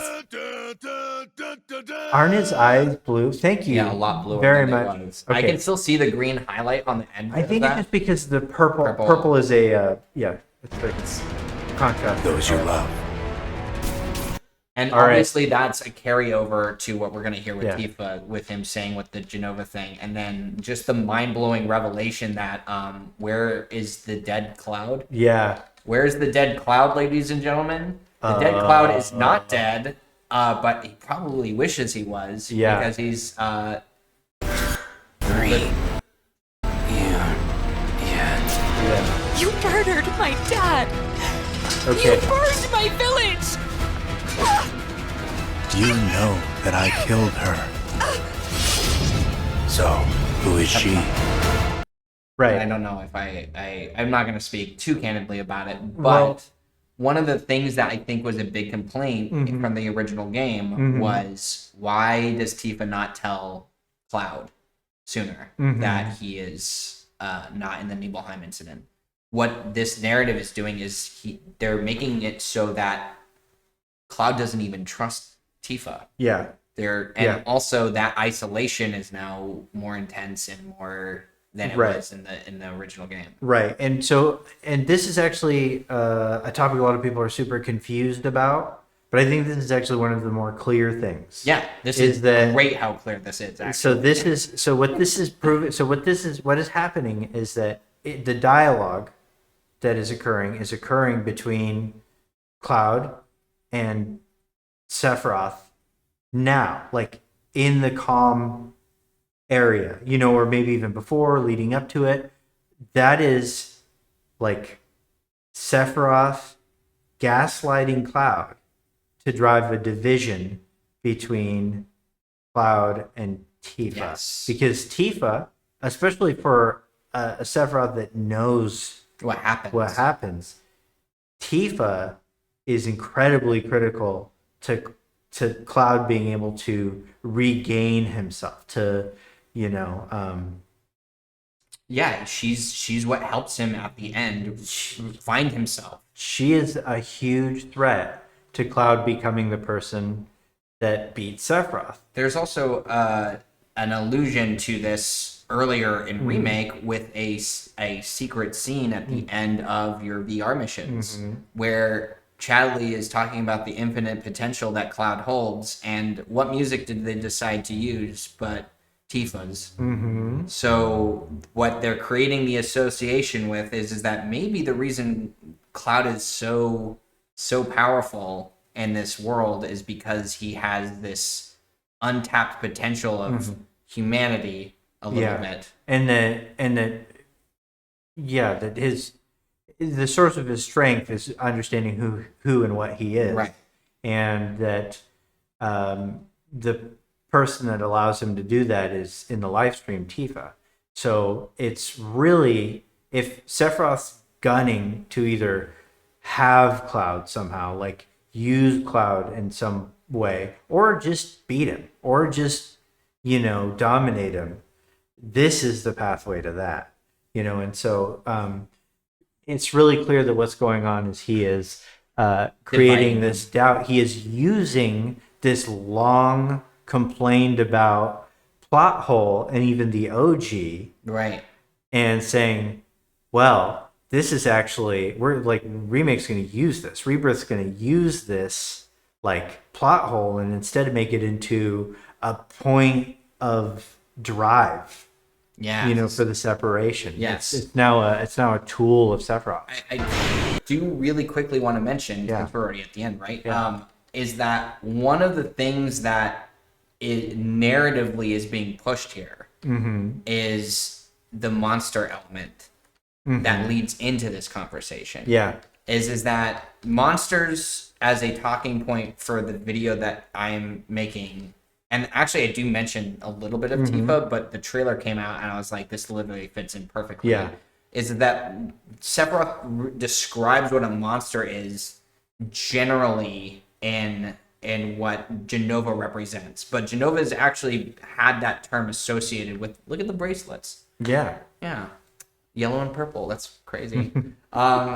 There's an interesting association to that word in Crisis Core that Genesis uses constantly, and Angeal also has this. It has a basis in Loveless, essentially.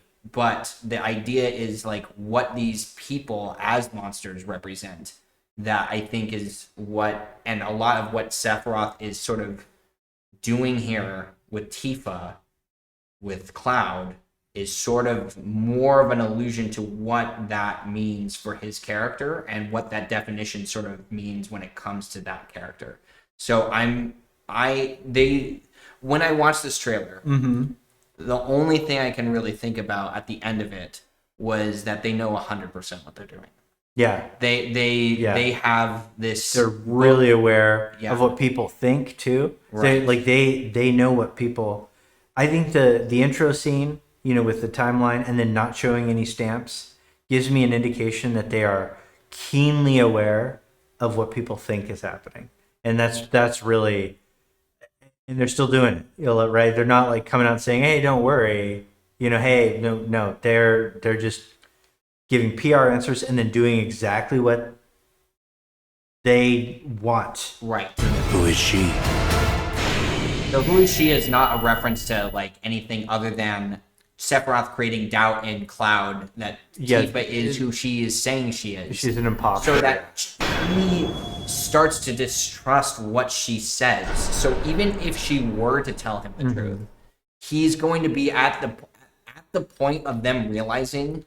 Because there's also other reasons why Tifa is being sensitive about it. Because literally Cloud is like a twig that's about to break. And if you don't say the right thing, you're causing him very physical and mental distress.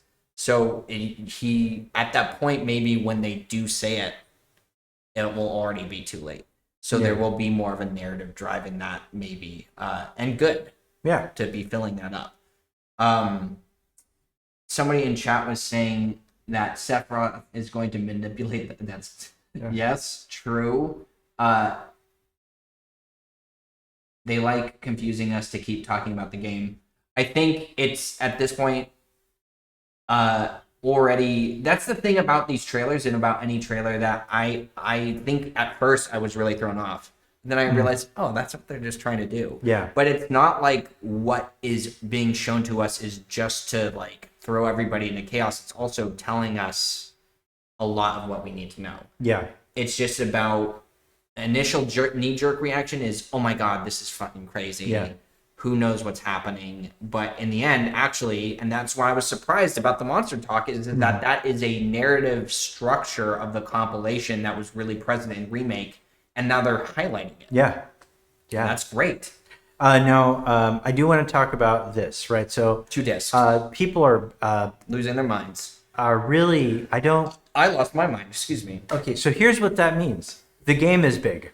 That's what it means. Wow. That's it. Huh? If you guys think that the 2 disc represents some kind of disc switching mechanic, or one disc being one thing and one disc being another, you're failing to remember that most video games are purchased on the internet now and don't have discs. More people will be playing Final Fantasy VII Rebirth digitally downloaded. This is not, there's no mechanical or engineering reason for there to be disk switching. This is, and probably the first one is going to be an install disk, you know, and then the second one might be a gameplay disk. It's still really significant and interesting for Sony to push, because what they're saying is, hey, you know, because Sony, PlayStation is actually like kind of keyed in on the fact that this takes 2 discs. The reason they're saying that is because, hey, we've got big games. You know, I know that on Sunday they're showing off Starfield, which is supposed to be a big game on Xbox. But hey, we've got big games too. This is not some other weird, nonsensical belief. Video games don't work that way anymore. There's no purpose to it. Right. This is just, the game is larger than 100 gigs. That's why it's on 2. What a shocker that this game that is going to be huge takes up more space than just, you know. Yeah, and it is available for people that do not have internet access. This is how we do it. Right. You know, get like, it in there. Put that disc. I would like an insert disc. Yeah. That's all they need to do. Yeah. Just a weird loading screen for the first one. Yeah. So do not freak out about that.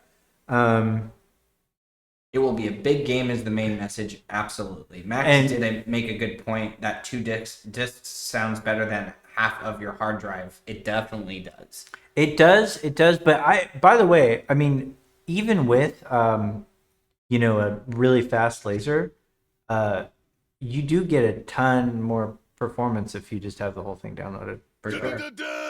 Hey, Cave Gamer, thanks for the follow. Yeah. Isn't Absolutely. it so great that we're not desynced from the internet anymore? Yeah. The delay is crazy. Yeah, the delay is crazy, and it does make the banter a little bit stunted. Yeah. But this is, you know, it still works. You know, it'll still work. We'll have to go back eventually, and it sucks, but just enjoy it while it lasts. yeah, exactly. Oh, we definitely need to see the reaction. Have you seen? I've not. Okay. I have not watched any of them. Okay, so well we will. He digs real hard into stuff that I'm going to try and talk him out of in a couple of days. Anyway, so let's do this. We have time to do that for sure. Also, I will say too, a lot of people are doing the thing where they're comparing numbers of the trailers and stuff like that. That's dumb. Don't do that. Like, it's not helpful. I don't even really care. I don't care either. But yeah, people are, anytime anything happens, like I know that it was happening a lot with Final Fantasy 16 recently, where they're like, oh, thankfully I don't have to deal with this remake nonsense. But now the retaliation is the remake crowd's like, ha ha, look, the Rebirth trailer, you know, it got more views in an hour than the last 16 trailer did in, you know, 2 days, etc. 16's also at the end of its like marketing cycle. 16's out. So a lot of people aren't watching trailers right now. We're just waiting for the game. Yeah, we're just like 7 is gonna be good, and guess what? 16 will be good too. Yeah. Horrible concept, I know. I know. All right. I'm a moiler. Okay, tell me when to pause. Right now. Okay. So here's the deal. Type 0 Bahamut. Okay. Type 0 Bahamut. Mako body's literally decaying. That's what this is. Yeah. I had no idea. He means behemoths. I do. But What did I yeah, say? Bahamut's. Sorry. But yes. Caffeinated. Yes. Behemoths. Type 0 behemoths. And pause. Denza. Did you hear that part of my last video in my last stream? No, Is what? That this is a reference to Oh, please AC. pick up. Yeah. Please pick up. Yeah. Yeah, but they're referencing Sephiroth to a child, Mm-hmm. and I'm like, you That's guys great. are great. I love you. Sephiroth's humanity, actually, now that I think about it, they're making a reference to the fact that the 3 friends together are Yeah. making more human, Yeah. and the fact that they're detaching from And the fact that he's desperate to make contact with somebody is important. so different from anything that we've ever. He's aloof. You call him. He decides whether or not to answer. He never needs anything from anybody ever. So for him to be desperate to hear somebody is the first time we have big ever deal. seen him express need. It is the first expressed weakness that he's ever shown in the game. I'm not saying he's, doesn't have weaknesses. He clearly has some issues, but this is him. Like, this is a display of vulnerability to us, the audience.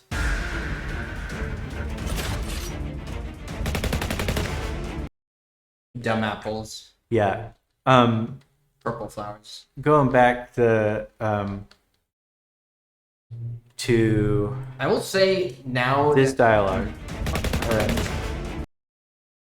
So, I mean, that's closer to remix dialogue. Again. So I think we're kind of past the. This is the Oh, I see what you're saying. Yeah. Okay.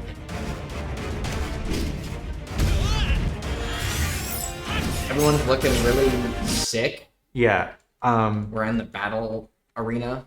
This has, I mean, this outfit is really unique and interesting. Mm-hmm. And you know what vibes it gives me? The monk vibes. Oh, or Elfie.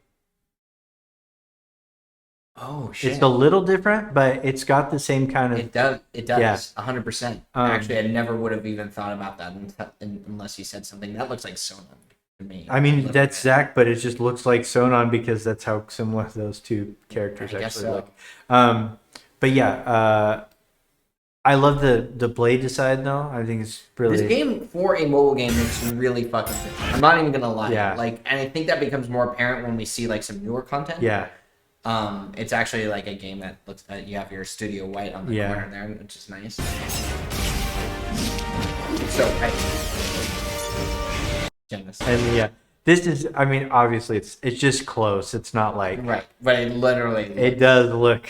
It's got a lot going on there. It's really just cool too. It's a nice red mage. This is it's gonna be these are all gonna get ripped and made into mods, and I'm officially I don't do that, guys, but also thank you. She's got a star pendant too. Oh yeah, Yeah. that's neat. Yeah. Also, like the background here, it looks like pretty generic. Like, these are all, we're in remake land. This Right, is for sure. 7R stuff. But here we go. Sealed Tower of the Cetera. Okay, Yeah. so character memories. Mm-hmm. So I can tell you that how that usually works is there's a zone in mobile games with multiple gacha characters where there is a locked kind of side quest area for character specific missions to get character specific items.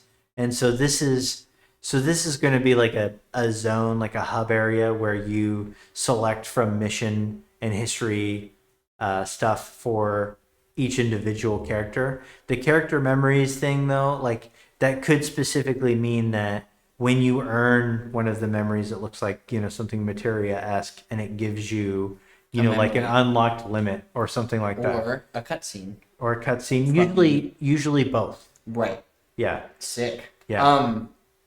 Really quick point. Somebody was saying this. Skytron said, "Do you think that Ever Crisis will be necessary to get the full picture of the re-trilogy?" Absolutely not. No. I think what we are getting even teased at with the image of Sephiroth, and then we'll see later with Glenn, is that what Ever Crisis is meant to do is to keep you from buying a PlayStation 2 and buying Dirge of Cerberus as much as possible. They're just trying to give you an overview of content that will be alluded to throughout the series, but doesn't have so much implication. Yeah. A lot of what we talk about is that sort of, well, you are more like with the single timeline, that is a very like remake thing, but a lot of the stuff I go over is that's those smaller details. But they don't have a lot of relevance to like main, plot points. Obviously they help when you're, what is that? But Yeah. But we both do that. Yeah. I didn't mean to No, separate us so no. clearly. I hear you. This is not Yeah. even fucking possible. I know this is so. This is one of those things where I'm like, who the fuck did this? You got your crystals on the side Yeah, too. and then but I like that there's actual falls too. So it's like it is a waterfall. Midgar Falls makes it also sound like this is where Lake Genesis is. Yeah, and you wonder like, is this a location that we're maybe going to see in Rebirth? It somehow, would be nuts if we could, because Yeah. whatever that is looks amazing. Yeah. So, and then right here, these are, so this is like kind of, so these are 3-star materials of some form, meaning that this is what you use somehow to probably level up characters. This is just straight gacha stuff. And, Gotcha. And there's probably, as you get further down, this number increases, and then probably the most legendary version of this resource is locked behind a paywall. Or- Yeah. I have a wallet. I mean, kind of. Yeah. I'm just checking in really quickly. Right here, oh yeah, yeah. So it's there, it's just not Yeah, really so, visible. Um, Thanks, Gene. I saw it. yeah, Gene sort of posted and I've seen it on Twitter too, like a up close picture of the arm at a certain frame, and you actually can see remnants of the tattoo. This is Barrett's arm we're talking about in the Rebirth trailer. Thanks. But I would have done that for sure. okay, but also, like, I like that they kept the assets. So this is the clearest picture of the text, the Elder Plutarch. This is actual Norse Mythology, language. yeah. This is an actual food, and but it's still gibberish. It doesn't say anything of interest, but it's cool that we have that, and it is consistent. So there's an asset stream consistency between the two, which is good to know because a different company makes this game. Right. So you always get scared, Things are going to be a little bit. Yeah. It's nice to see new cutscenes. Yeah. I think that's the biggest part of this that Yeah. I'm interested in, is seeing those cutscenes, which Yeah. they are incentivizing through gameplay. So Yeah. And so, and so it looks like the summon stream. So there's a skill tree for everything in gachas. Like, it is really usually overwhelming. And especially if you come into a gacha late, because they have added so many features to keep things, keep the money rolling. But okay, here we have Glenn. So these 3 characters were in all of for those of you that didn't follow First Soldier at all, these 3 characters were all in the First Soldier trailers. And that's Cloud's dad, Glenn. Glenjamin. So we've got these 3 characters, and she was like, Lucia was your like kind of your training person. She was actually voiced by the same actress that played Marlene in Advent Children, Which is a super neat touch. yeah, it's just a fun little touch. And so this is Lucia, this is Matt, and this is Glenn. And this is interesting for us to know, and here's why. At the end of First Soldier, we got a send-off. We knew that these 3 named soldiers were going to be significant somehow because they're in all the cutscenes. They go to different places, and then also for in every interview possible, they were saying that these 3 characters would have a segment in Ever Crisis. It's good that they didn't scrap that. But at the end of the First Soldier, they said, you have officially graduated. It was kind of sad. You graduated, and here's a special announcement. And it's like, this is from Glenn, Matt, and Lucia. But they did not specify which one of these was Glenn and which one of these was Matt. And so we did not know until this trailer that this was Glenn and this is Matt. We knew who Lucia was because Lucia talks to us during the tutorial. And she says, this is Lucia here, Lucia. And this is Glenn's first inaugural mission. As the leader. There's a chopper. And we see Glenn he's an axe man. He's a little bit of an axe guy. Kind of awesome. Yeah. We're looking around. Okay, so we've got water here. We got trees. You know, who knows where this is? Huh. Don't pay attention to that at all. There's weird knocking above us. I don't know what that is.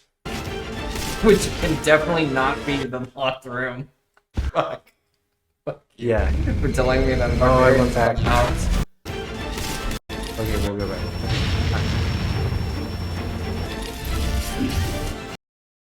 So Chopper is hostile. Uh-huh. I think Okay. Wu-Tai. You think this is Wu-Tai? Well, I mean, an enemy chopper. What is that going to be? It's got That's a good point, but It's it's gotta like, be have we ever seen them with Nope. fucking... Yeah. All right. So, There's a dog. That guy looks like he's from Wu-Tai. he's got Wu-Tai energy. There's a dog. Extra precious dog. The Matt gives major It's the party from Final Fantasy. Fury vibes. Yeah. So yeah, he's got this is Laguna party vibes. So, Which is awesome. I'm actually all for that. yeah, Like it's very cool to see this. yeah. Loud is an understatement. You'll notice that Loud is very similar in spelling to Cloud. You know. Sure, just add a C on there and you got a dad. Dad. Yeah. Yeah. Anyways, so I made that joke too many times now. All right, so. But yeah, this could be Wu-Tai. I mean, like, I really hope it is, because this is like a part of Wu-Tai we've never seen like this before, right? Yeah, we're And kind so- of entering in, and it's a different era of their history. That we Yeah, don't get to see a but lot. also, wouldn't it be sweet in the Rebirth continuity, or you know, I still think there's a chance we might not go to Wu-Tai until next game. That's fine. Yeah, And what if we came into this with Rebirth graphics? That'd look pretty sweet. yeah, that's kind of the early things. It's got like Levi vibes from Attack on Yeah. Titan a little bit to me, Yeah. and this is like Yeah. So this dude just has like a fat, like, he's just like, I got access. But also, here we are. He's with somebody that looks like he's from Wu-Tai. yeah. They're no longer in Shinra garb. Right. So this is already like He's in they Santa left. garb. They left. They left Shinra, right? They are That's what I thought. betrayers, you know? That's what I thought from the vibe, but I think it's more costumes. It could but why is he like basically helping a dude from Well, maybe he does. Maybe he's also. I think. Oh, it's kind of like Zach. Don't turn off the mic. He's kind of got like weird idiot energy. That he doesn't guess, know what yeah. he's doing. Yeah, there's some himboism. So he's like, "What are we gonna do?" Let Yeah, and he I also mean, like, thinks 'cause I'm a that hero. he's- Yeah, He yeah. thinks he's a hero. Right. Okay. But then also, this is probably also Wu-Tai. Actually, this is Wu-Tai. This He's is like probably around the Wu-Tai You know war. what this is? I'm gonna guarantee you. I this. don't know how you can't see what this is. This is really clearly they're now their own unit. You think so? This Because is that's the- what I thought. Yeah. But then I looked at the character art because when they were talking with everybody, it's still the garb from Soldier. But that's before. No, because they're wearing the same outfits here. This is the same outfit that we see them in the combat. Yeah, but this is already at that point where they've like. But why does he look like this? Do you just think that the art is just... No, this is his base costume now, because when they get changes and when the other characters have changes, their overworld sprite doesn't change. Okay, so yeah, that's what I didn't know. Yeah, and Do so we know that? We don't know that, but it'd be really weird if they. If I we thought didn't- so too. Yeah, I was like, oh, they just really like went like all out that's with the character. models. that's so over the top. If they are, then they're defected. So they've already defected at this point. I think that this part hasn't changed. Like you know. Wow, their first mission really goes south then. Well, I don't even think this is their first. Well, no, mission. this can't be then. If they're defected, then later, this is, yeah. I'm saying is that their mission. They're got already bad, that level they're- 20. Okay. Okay, yeah, let's look at it. So level 20, but in this, level 20. Never mind. That means nothing. But you know what I'm saying. So No, this I is agree. later. Yeah. This is later. Okay, I was on that page at first. I just was maybe over expecting the game design for the costumes. They look really good. Yeah. And then this outfit, as soon as I saw it, I'm like, all right, You know what? This is very Very restrictor much thing. The unit. This is an allusion to the Yeah, unit. the lost unit. And he's got, so they killed an entire unit. Mm-hmm. So you think that maybe Glenn is like a part of the unit that was demolished, or do you think he is the unit that demolished the 13th unit? I think I can't remember what the unit is called. If somebody knows the name of what we're talking about. I think it might be the third. I think he might be a member of the unit. I think that might be part of it.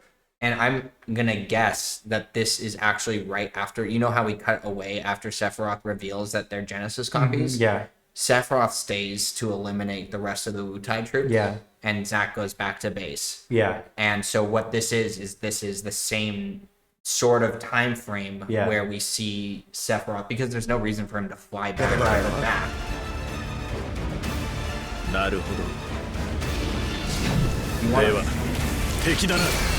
Do you want to also just like really quickly talk about how like the hero is Sephiroth's enemy? The hero and the dynamic that they're implying here. I think that that's really neat. I think so too. I said Bloodborne character. Somebody said Jack versus Sephiroth, and I think it's Bloodborne versus Sephiroth Smash Brothers Ultimate new trailer. It literally looks like that. He just needs the hunter hat. But yeah, you get Grimoire Valentine coat vibes. You get Restrictor coat vibes. It's like a very fucking cool sort of layout there. I'm trying to remember for the life of me what that district is called, or that division of the division. Yeah, somebody, can you guys? I would look it up, but I'm not at my computer right now. I know. I don't know where I keep that information. It's the Lost Force, isn't it? Yes. Let's see. Sleepy, it's the Lost Force. Okay, thank you, Arsomnia. I'm sorry. I it's been a second since I've looked at that lore too. Did Glenn look like Jack at the end? Yeah, he does. He's definitely got Jack vibes. There's a real. I think I'm not as excited. I think after our discussion of the Rebirth trailer, I'm way more excited for Rebirth. Yeah. And that not as thrown off. I actually think narratively. I think this is made because Clark has been talking about this fucking scene of everybody dying in the footage forever. And I think there was a little bit of a narrative disconnect for me. It was the most interesting and obviously the most plausible. But I was like, what does that do to the characters? Yeah. And obviously it made sense for Cloud. Yeah. But now that it literally lines up for everybody.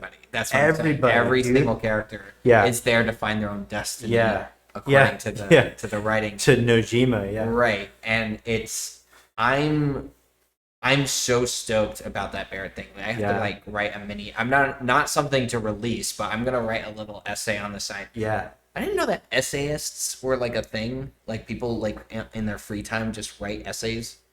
Yeah. That it can be a hobby of just writing stuff like that. Yeah, because why not, right? You know. Yeah. I mean, it sounds like a good time, but I'm really interested in all of this stuff that they're doing with the characters. They have convinced me that they have done the narrative justice by making this decision and making it interesting and making it new, and I am here for it. I actually at first was a little apprehensive of saying that their body's dead and being like, oh shit, like what does that mean? And I know you knew what that means, so I was like, there's some part of me that was a little calm, but at the same time I was like, this is so crazy different, and then I realized it's not really that not complicated. So hey guys, I'm going to take a little break to make a couple phone calls to check in on some people. And then we'll be right back, and we'll just watch some videos and stuff. Yeah, we're gonna check out some reactions. Yeah. Bye guys. Just a second.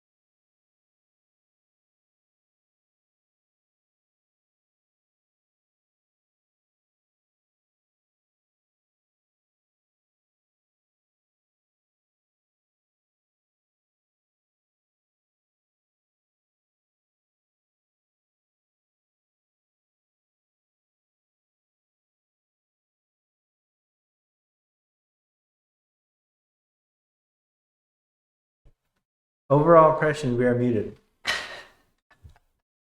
We were just saying to ourselves, well, what did we actually like overall? What did we think of the trailers that we watched? Yeah. I was sleepy and way too like messed up to like fully like I think break down. I was Right. literally just reacting to the trailer itself without Sleepezi brain on. Yeah. But it was pretty much everything that I wanted to see from the first trailer. It was fantabulous, yeah. Because I didn't expect Zach to be in this one either. So I was very is this the video? Sorry. Well, I'm downloading it. So. Gotcha. It was very expected to see the familiar stuff. I knew that there was going to be a throw-in twist, not at the beginning. I thought that they were going to show some big revelation at the end. Yeah. But they just went right out of the gate, and I was also terrified for the video at the same time. Yeah. Having just been literally working on it forever. And I actually don't think that there's much that needs to be changed. And that was actually something I was going to say on Twitter before because I think what a lot of people are buzzing about right now is the timeline thing. And rightly so. Yeah. Because that's what the mystery was. But I've never been that guy. I know. And never you are the guy who like at least figured that out. Yeah. Which is huge. And was a big outstanding mystery and definitely something that a ton of people were like super on about. Most of my videos are about educating people on certain narrative and stylistic choice, choice, what this imagery means, how that kind of extends into what we're going to be seeing. I was never going to, just to be clear, I was never talking about the timeline stuff in this new video. I was very much talking about, however, like where these characters will end up. Specifically Zach, Sephiroth, and Cloud as like the main focus of that. So I did want to say before I streamed with you on Twitter that I don't want anybody to be expecting that from the video.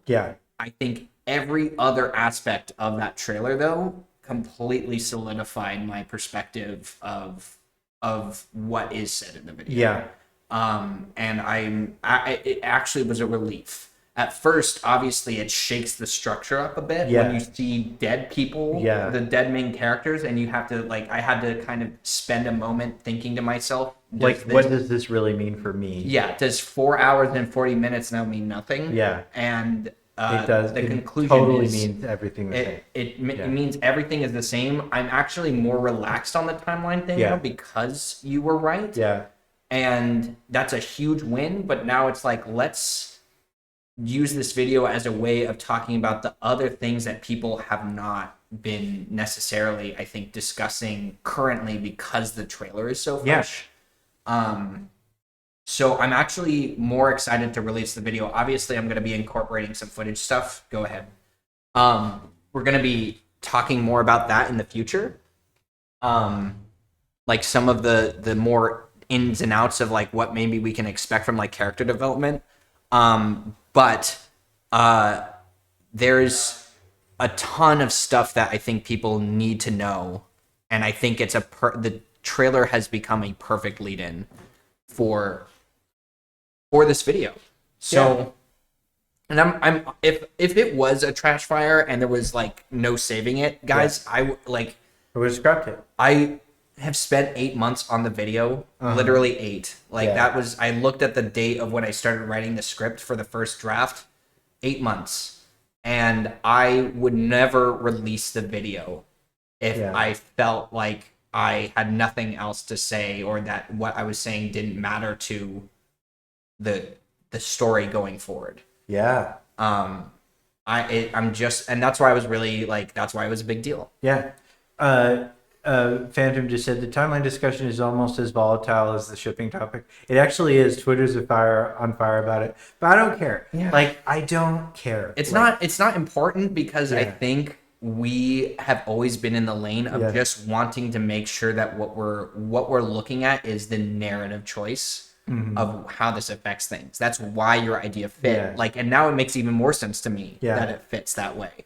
So if people I'm not saying that people are dumb by saying this. I don't want to imply that, but I do think that one of the things that you will see in any remake are these really lofty wishes Yeah. for what people want from this thing to work. But just as I experienced watching the dead character footage, I was like, to see this tangibly is really intense. Yeah. Like from a fan watching something and seeing it materialize, I think that causes a lot of disruption intentionally. Yeah.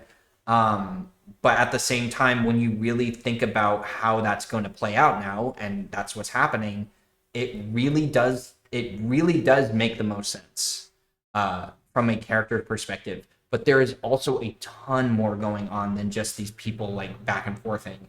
I guess what I was trying to say with the people making this discussion into maybe more of a fight about like what this is that not a lot of people are looking at the entire construction of the narrative, but more focused on maybe one part of a bigger story, and that's not how that works.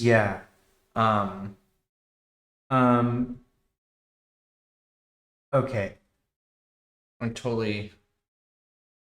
I'm a little lost at what's going on in chat, but that's okay. I think they're just bouncing off of what we're saying. And so, okay, I mean, the trailer was incredible. There was a couple things that I was surprised, that we got to see that they really showed off. That was, I think showing off the world, showing off the combat, was absolutely a given. I was not expecting to see Bugenhagen. I wasn't either. That's so funny. I think that's why everyone was like, Bugenhagen. Yeah, I was not expecting to see him this early. So, we're in the season now, right? So this is the beginning of the marketing of the game, really, like the real marketing. Yes. So that means come TGS is probably the next big trailer. The Tokyo Game Show, and more focused maybe on like some narrative. I what I feel like their approach from here on out is going to be more character focused. Right. So I think because we didn't see Vincent, we didn't see Sid, we know that we make it to at least Cosmo Canyon though. So it's like this isn't just one continent, right? Right. And so I do think we might see Sid at TGS. As far as should they reveal anything else that gives they definitely should. They should. I do not think it is in their best interest to explain the timeline thing in a concrete way via the trailers. I don't think that's a good idea. Here's why. I think if they concretely answer this, people's headcanons will get shattered. And that will make them mad. And that'll make them mad. And it'll make them less invested in the game. If they reveal something that is headcanon shattering, and you've already purchased the game, you have sunken time into it, people are psychologically more likely to forego their preferences for it. It's called the sunk cost fallacy. It's like a really well defined thing in human psychology. So I think that's the best way to reveal what's going on. Yes. And sure, people that are ultra curious about it are going to look for spoilers. And if people are really like, let's just say there's a character that they really need to actually be alive, and they're going to, burn down Square if it's not. It's probably better that they look at spoilers and decide if that character is alive or not, right. and then decide whether to purchase the game. So you can go that hard to learn what's happening and get spoilers if you want to, but from like a general marketing, like if they show, this is going to be exactly this, one single merged timeline, or we're now in the new timeline type thing. If you show that concretely enough, it will, I think, affect kind of the buzz around the game. Right. Where it's just better to learn it, from the game itself. I do think that you're right, and I think what would be in their best interest from this point forward, but and asterisk to this is that Square has notoriously like revealed quite a bit Right. through the trailers, which I think is probably not in their best interest at this point. Right, and I is think to they downplay learned. it. I think they learned from Final Fantasy 16, and What so worked about this trailer so Yeah. well overall, I Yeah. think, is seeing the familiar and seeing the things that we know will be in the game. Yeah. Not spoiling it, but being like the Yeah. Junon, the canon is a perfect Yeah. example. yeah, of people that. were worried about the canon. Actually, And they're really there's Game Rant articles about the canon. that say for- the canon wouldn't be there. Yeah. Oh, why? Anyway, know. point is that those are the things that are engaging the audience. Those are the things that are going to be the catching net of Yeah. a bigger audience. Yeah. I think too. So good. Just do that. Just continue down this road, and that's it. It's Yeah. kind of like the same thing that happened with Zach, and why they probably Yeah. aren't showing him anymore is because we saw a little bit more, and now that's it. Yeah. Now we just get to wait. Yeah. Good. Yeah, CBU 3 knows how to do trailers. I still don't trust CBU 1. You know, they are all on the same board. And I do think that this trailer was good enough that I feel like they kind of know. They have a real sense of self-awareness. They are So really I have exercising that. I have a feeling that everybody's talking about how to do trailers. And, I think, like we're talking about Endwalker, Bio was talking about Endwalker, and then 16. The 16 trailers are incredible because, I mean, do you know who the final, like, do you know who the central antagonist of Final Fantasy 16 is? Not at all. I don't even know the characters' names. I'm just kidding. Clive. I know him. Yeah. Clive And Dog. and Dog. Yeah. So I think headcanons are okay. What people need to stop doing is considering their headcanons as canon, or thinking that if they're not canon, then think It's lesser than. lesser than or whatever. Just enjoy your fun idea. Fandom have been doing that for years. Arguments people get into now are more about pride and ego. I think in general, I think one of the things that we've learned just by being in the space, you've been in it more than I have, but having just been exposed to Final Fantasy VII Remake stuff, people get very tribal about the ideas and characters, but it's not that for us. Yeah. I think not that level of defining of character of our Right, and- understanding of the world and Yeah. what Yeah. makes sense if No. something goes wrong. Yeah, absolutely. We want it to succeed. Yeah, we but- want it to succeed. and we like our ideas. We like our ideas. but Yeah. we don't need to be right. We Right, don't, we don't need need to be this to right, be successful in that way. Yeah. We're just expressing our love for something. without- It's a way to appreciate things, and and I will say that some of it is pride and ego, but some of it is too. It's like, especially with the timeline thing, that the headcanon stuff. It really,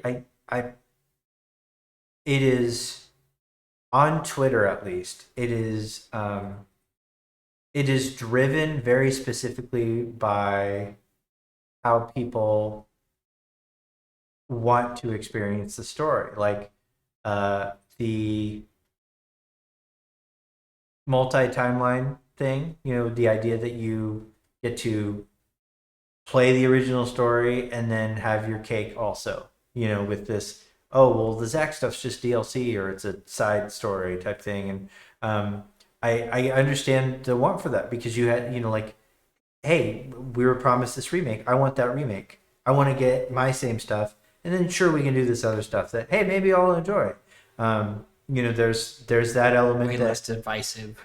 Yeah, and so that's not even talking about whether or not that theory is plausible. That's just a very emotional and solid and relatable reason why you would want that. And so when you get those things tied into who you are, and it's really hard to detach and say, well, no, it can't be that way, because I want this, and a lot of times people don't recognize that their headcanons are motivated by things that aren't reasonable, but are instead motivated by There's a little bit more things that are emotional or things or shipping. I mean, like objectively better Yeah. was the thought that came to mind when we were talking about the way that the trailer started. Yeah. And that, thinking about that idea that you introduced is that is objectively a very good direction to take the game. Yeah. So it's not just based off of,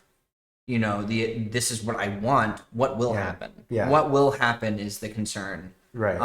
And again, total area of being wrong in that. If that is the case, that's fine. But the objective reality is sort of what you're touching on, which I agree with. And I'm trying not to conflate the is with the out. Like, you know, I've gotten to a place where I'm excited with where things are going, but you know, I remember early on trying to just reconcile everything to be what I expected it to be. And I had that too. Yeah. I had the same moment because there was 1 through 5 parts of things that I said that didn't come to fruition. I made a whole video, which is essentially a headcanon of what was the DLC was going to be like. And as a side note, I made that video, unlike the other ones, where the game had actually been out with remake, and I was guessing what would be in the future DLC. But when that video didn't match up with the reality of what happened, I really wasn't upset. Yeah. It was more about the version of it. And honestly, what they did was better, because a lot of what I was talking about was more like lore pieces, and then what they really did was really connect Yuffie to the story. And I think that's what made me love build something. Yeah. And that best character out of all of this to come out on top, Yuffie is literally becoming like a fast mainstay character for me. I honestly I was shocked back then, but now that it's just been the reality since the DLC and seeing the Rebirth trailer, the fact that her character is so objectively well written, like you can't say that that character was better in the OG, you know? Yeah. If anything, she was kind of in the way. But she's getting the development that she needed. Yeah. And that makes me so happy. And also, I'm just excited to play. I think that was the other thing, too, is that DLC also made me very excited for the combat. The combat looks amazing. You're not going to be able to touch that combat with a 10-foot pole in terms of and the amount of content we can make around it is pretty intense. Yeah. All that money coming in will be great. Yeah. You're a fan of Yuffie's buttoned up pants. Me too. Praise the belt. Yeah. Me too. Thank you. I've never liked that. It's always made me feel really uncomfortable. Okay. So, let's enjoy other people's I want to watch this. I want to watch Dreamcast Guy. I have no idea what to expect. Okay. I have not watched this either. So, all right. Is the screen on for them? No. Okay. It's not. We can just watch this. We just watch it. You just watch us watching this thing. Yeah. Yeah. Let's do it. Final Fantasy VII. He's wearing that Uniqlo shirt. This is debatably the greatest game of all time. It's personally my favorite game ever. I've finished it like a billion freaking times. Beating the bosses, training chocobos, finishing off all the weapon side content. I mean, it is a game that, in my opinion, is truly as close to perfect as you can get.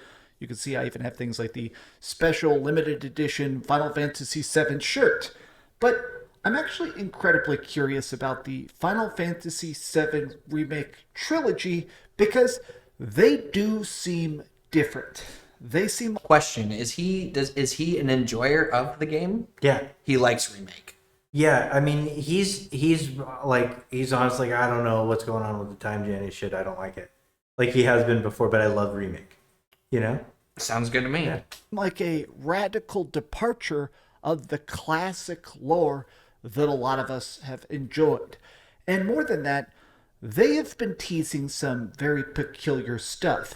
Yesterday, at the Summer Game Fest, we got this 3-minute trailer that showed off a bunch of, obviously, cool characters we love, like Elena. We saw a lot of new combat. We saw a lot of, team combo takedowns and stuff. But we also got a chance to witness what seems to be confirmation of some controversial fan theories. Perhaps multiple timelines, multiple Sephiroths, multiple things that are going to be radically different. Can I mention that multiple Sephiroth thing before So we get annoying. too far into it? It's something that I realized after getting to the end of the script for the video and like the wrap up of it is that the mention of Cloud's heart is the Sephiroth that we see at the end of that's what creates a better dialogue about that is that if you just look at it from the perspective of They have no the idea what you're talking about. right. So in the original game, thank you. I'm ruining everything.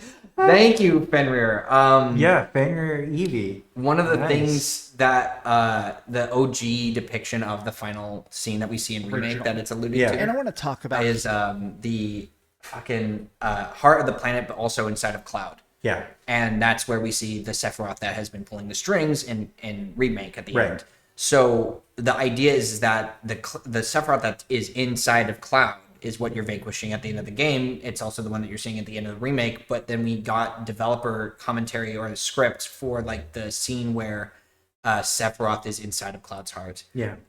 Or like pulling the strings from in there. That is the Sephiroth.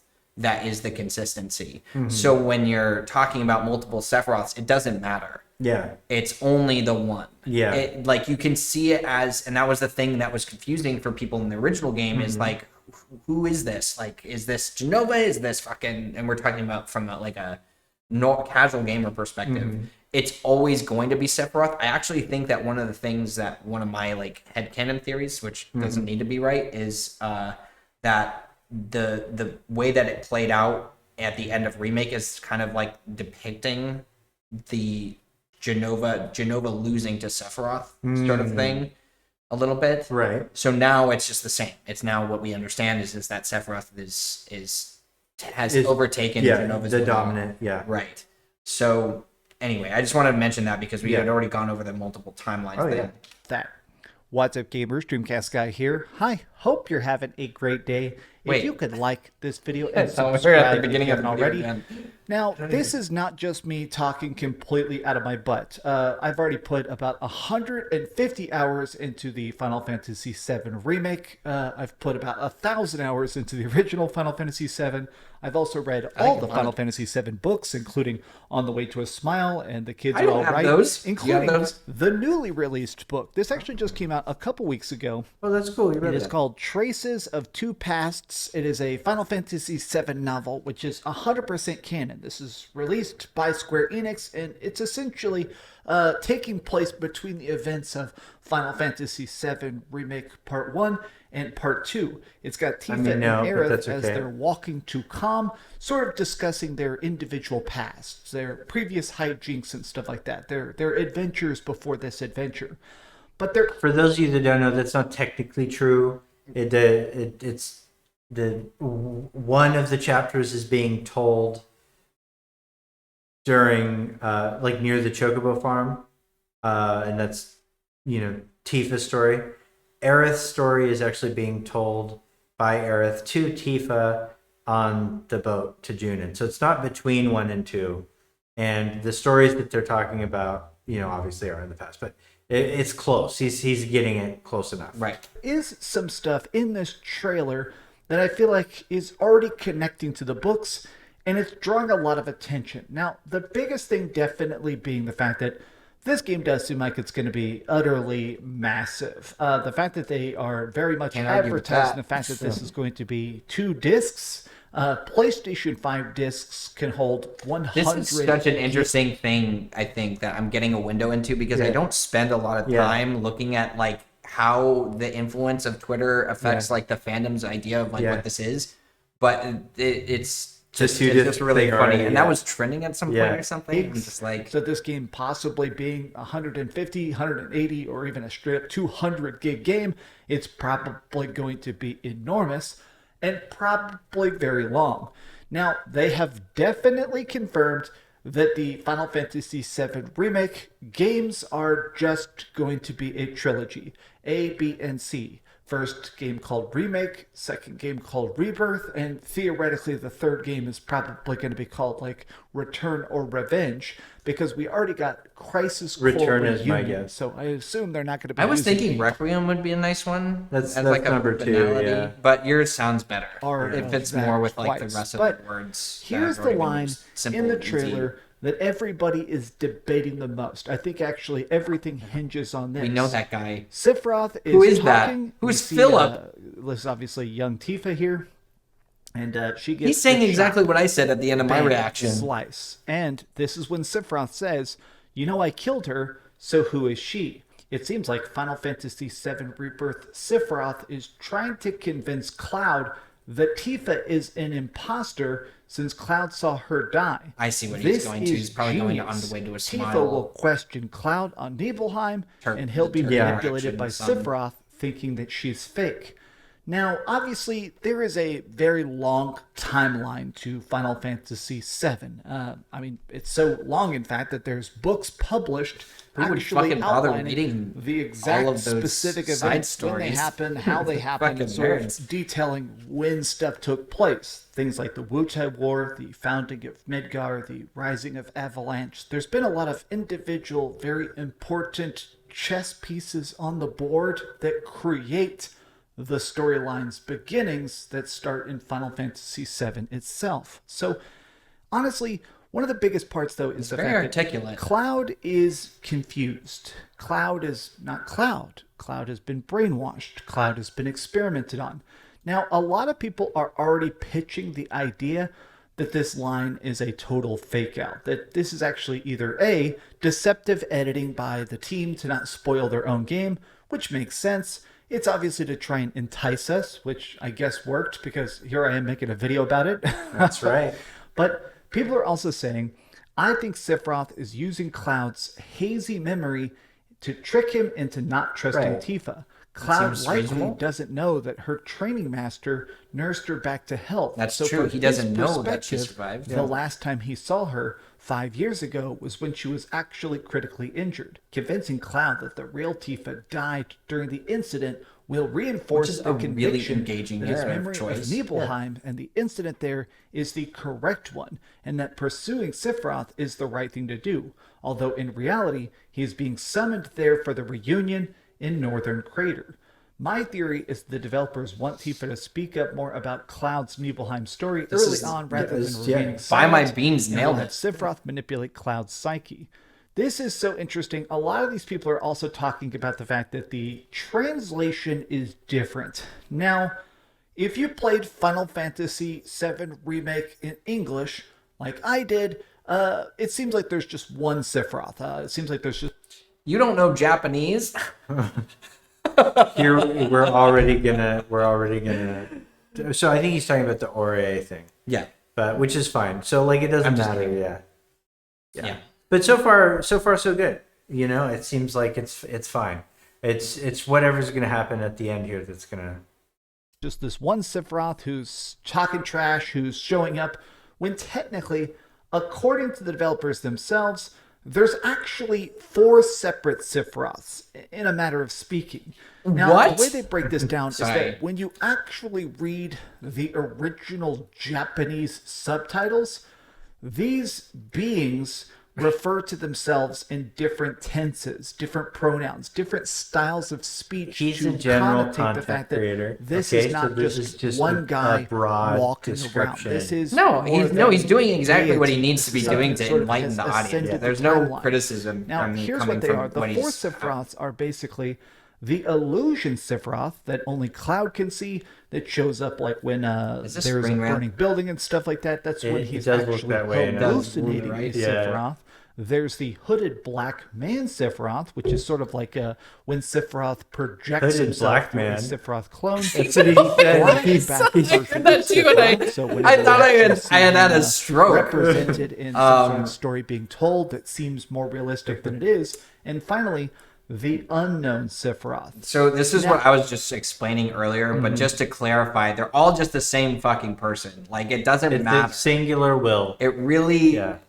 Getting wrapped up in just by the introduction of the thought Yeah. that there are 4 makes you think that they're like different. Yeah, with different agendas. Right. Not Yeah. Now, and Not the case. everybody knows that at the very, very end of the game, we start to see this weird, like, ascended version of Sephiroth. You know, when we're out here in the middle of space. people Whoa, call it hey, the that's end of- Odie's.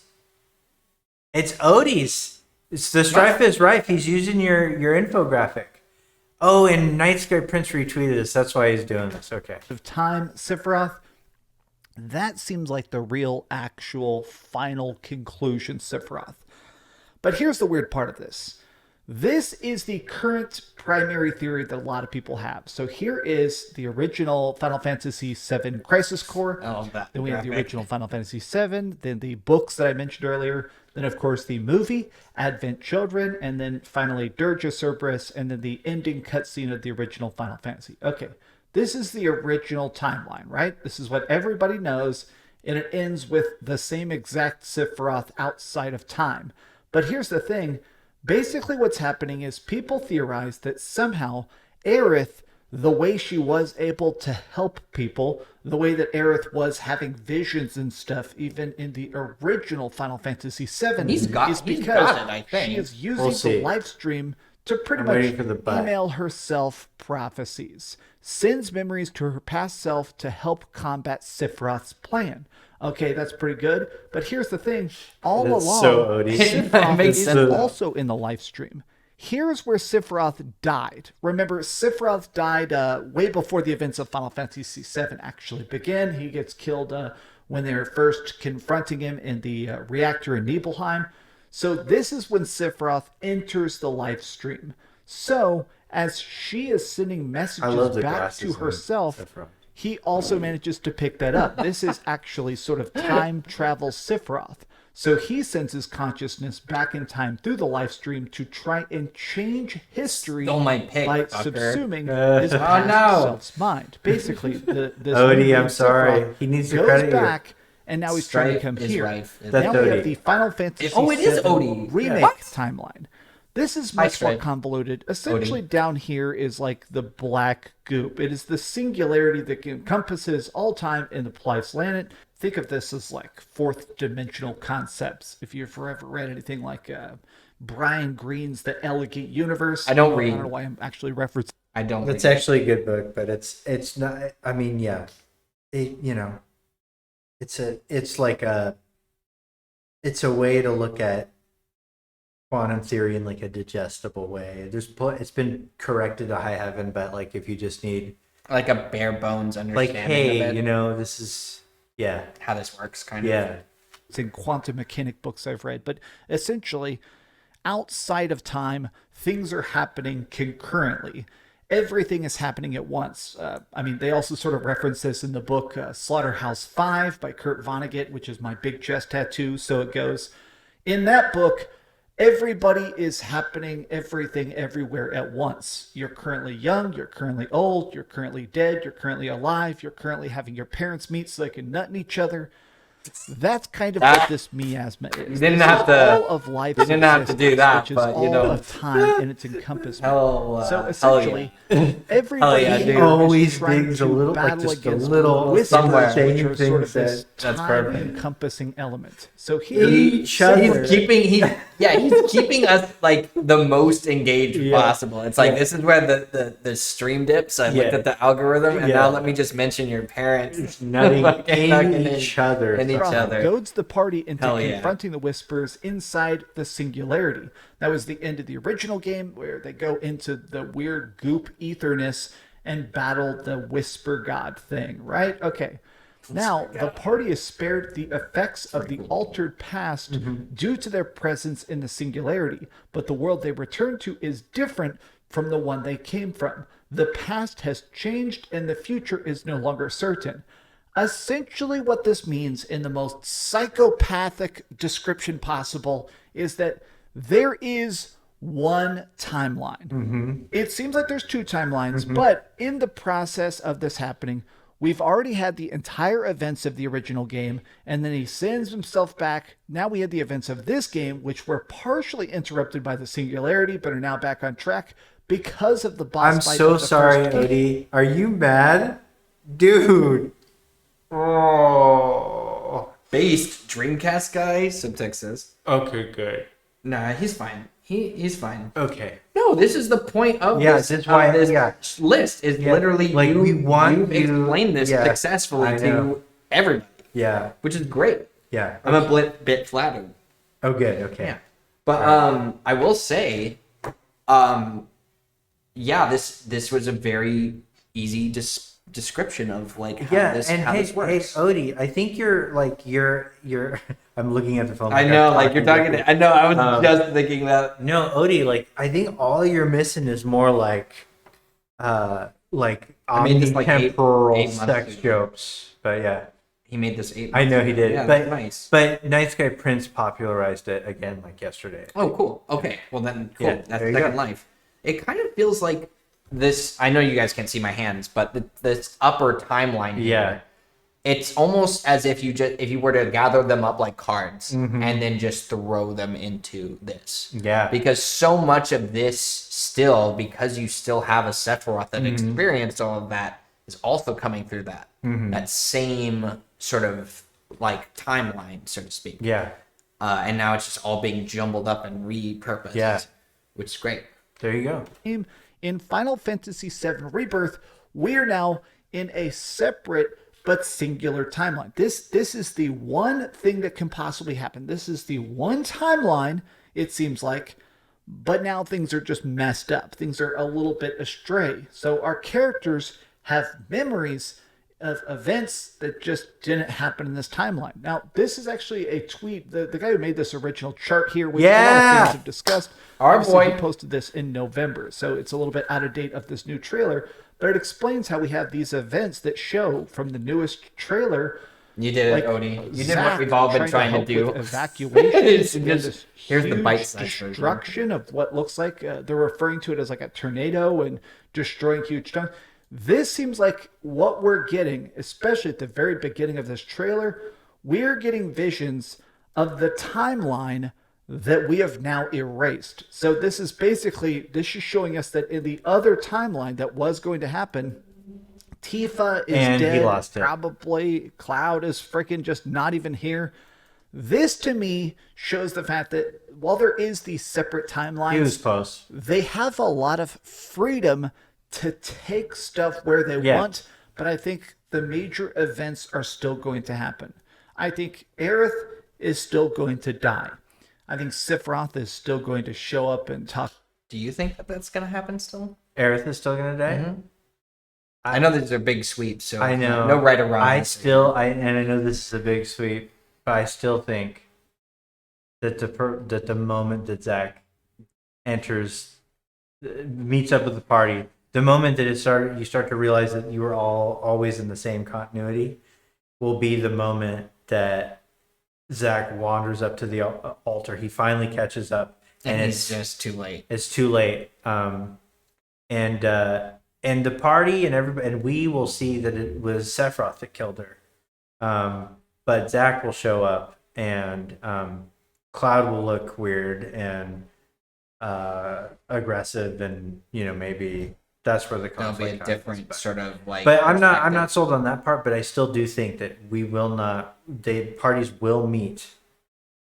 I think this is 1 minute too late. Right, I You know? agree. I actually am on the same page with you with that at this point. Yeah. Just because now I know to like just be like, you're actually writing the story, so that makes it a lot easier for me to be And that's a wild swing. I'd be okay if I was wrong about that. No, That not- is no, definitely yeah. one of those things that I'm not ultra. It's attached more to. like, is this would this happen? Yeah. Maybe it could. It's just something I could see unfolding. Personally, the thing that I really want, like the headcanon I'm most attached to, like it's like Corrupt stuff.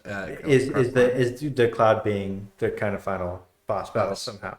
I see it any possibly. variation of that. Yeah. I also think that Aerith does have the potential to die only in the sake of that where I think where the narrative is pushing. Like they're real, and this is what I'm sorry to say it, but this is like a big part of the video is that it very much focuses on the detachment of Cloud from the party, Mm-hmm. and how deep that goes, how much damage that does comparatively to even like Advent Children stuff. Like like Sephiroth's trying to scoop out like Cloud's insides Yeah. of emotion and like throw it in the garbage. I think Aerith still needs to die to kind of accomplish Yeah. that, because she is so symbolically like the person who opens him up originally. Yeah. More like she's able to connect with him while he's still in his own delusion. And that's an important step, and to make that connection and then lose it is what drives that ultimate like Yeah. push into the madness department. So I do think we're still going to be getting that to some degree. I would be a little like, I don't see the opposite happening. Not that it couldn't, just that it's hard to explain narratively why. It's trash. Totally. But I think to me, what I'm currently hoping is that in a way, I am kind of praying that we get a little bit less of the Sephiroth time travel gobbledygook. Not because I think that's bad storytelling, but I think it's overdone part now, of the kind of. effectiveness A of little bit. Sephiroth as a villain in the original game was that he wasn't constantly getting shoved down your throat. I mean, as much as I want Sephiroth to get shoved down my throat, Get it, did boy! He did it again. Get it! He did it again. having us fight Genova, Literally. having us going against other random people, going against Hojo, worrying about other experiments. It makes it so that He's the when best. you finally pretty fought good. He's really good. Sephiroth, the one time at the end of the original game, it was very thematically impressive. It really kind of set that stage of like, holy heck, this is the end of the story itself. Now, with this current version, I really hope that we don't fight against Sephiroth as the last boss of all three games. That's my biggest hope. I'm pretty confident that this game is going to be great. It's definitely going to be huge, but I don't know. This is just a theory. I think there is one very goopy timeline, and I'm curious to see how it plays out. But what do you guys think? Tell me your thoughts in the comments down below. And if you enjoyed this video, give it a big old thumbs up, share it with your friends, and subscribe if you haven't already. And please keep dreaming. Already subscribed. Oh, man. Thumbs up. I love Final Fantasy so damn much. I love Final Fantasy VII. I love Final Fantasy Theory. Let me know if you guys enjoyed this video. Give it a like. If this gets a couple thousand likes, maybe I'll do another theory video. I at some actually, point. if It's I'm just being about honest, Resident I was Evil kind of Final Fantasy, 'cause I expecting don't know it to anything be else. longer, and now I want more. Yeah. it's So good. please hit the like button. Yeah. I actually would like to see Yeah. more content. I'm from him. gonna. I mean, he's doing fine, but like, let's give him. I'll post it in chat. And follow Odie on Twitter. Yeah. Yeah, and Odie, fucking Link your profile, Odie. yes, Yeah. do it. Oops. Okay. Well, that wasn't bad. Max's is gonna be a little more rough, but I haven't watched that one either. Is that I'm assuming it's super explosive. let's just get it out of the way.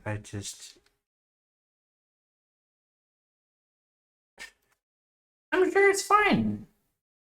I'm sure he's screaming as much as I was. No screaming. matter what, the cool thing about Max is he's really infectious, like his hype.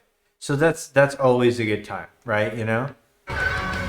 Well, I think also, here's the thing, before we start this. I think Max is a perfect example of somebody, if his theory was wrong, totally fine with that. Oh yeah. Because even in like the craziest trailers we've seen, he's like, just, if something isn't right, there are lines. Yeah, absolutely. So, and also best intro in YouTube, yes, probably. Yeah. Probably best. I really like Linus Tech Tip intro though. That's also really good. Did you see the hard R thing?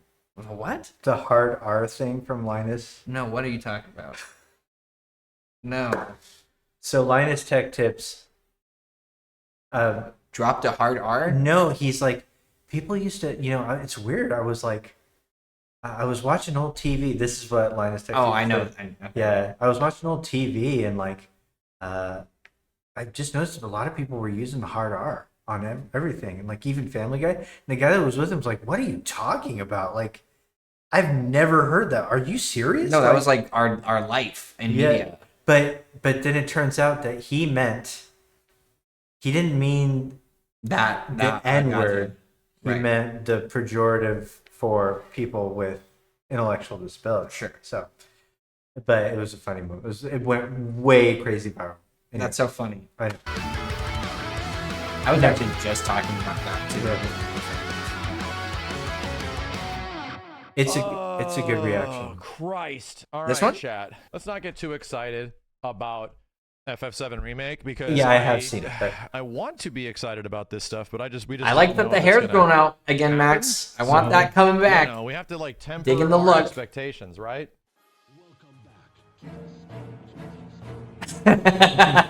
Fucking with everybody like that. Just temper your expectations, Chad. Chill. Yeah, chill out. Dude, Just I would have chill. loved to be in the It's time to get to our grand finale.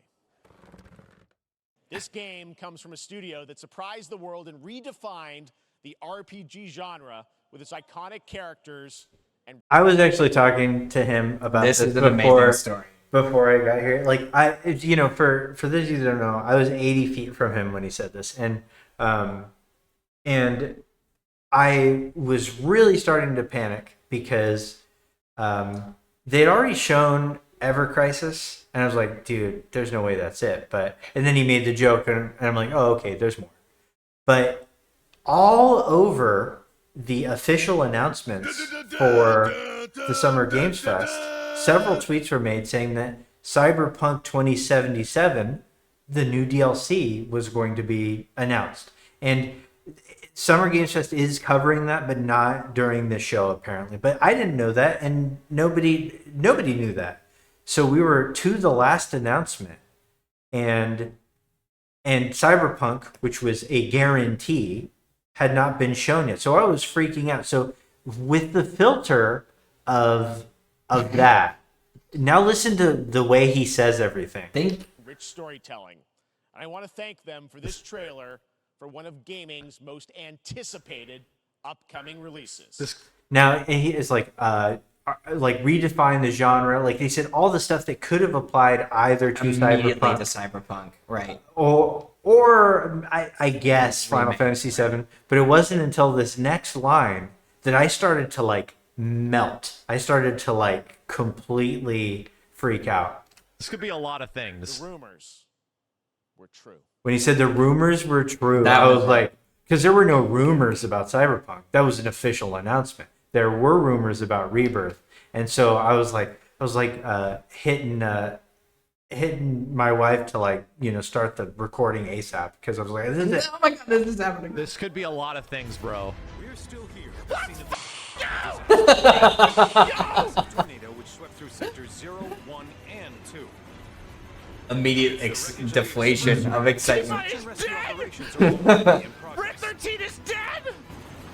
Now, do you think he's excited because he thinks this is a part of the theory that he's thinking of, or he's just He's just in thinking. general excitement? No, he's like, this is the Zach timeline. Okay. So they never, the food's never touched. So Zach's gonna be wandering around thinking they're dead, which is true. They will. He just doesn't know that. That makes it a lot easier for somebody to look yeah. for, not to be looking Yeah. for the party. Yeah. Nice, Yeah. nice touch there. Yeah.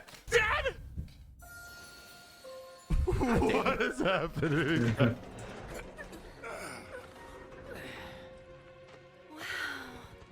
Just look at it all. Oh my god! Green, even after everything we've done to it. He's like, oh, look how big it is. It may look that way, but in reality, it's barely hanging on. It's such an interesting first shot of the area. I will say that it definitely seems very guided. Chill. Dude, chill. Oh my god, I'm losing it.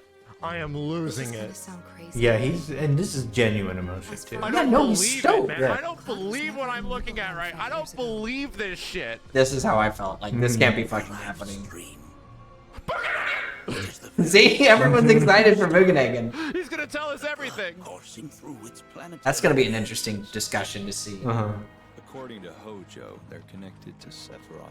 I love how Rufus sounds. I'm going to be 100% honest with you. It sounds like He sounds so good. he just stepped out of the normal recording studio he was recording in, and then just like listened to the entire voice script from Ada Wong in Resident Evil 4 Remake.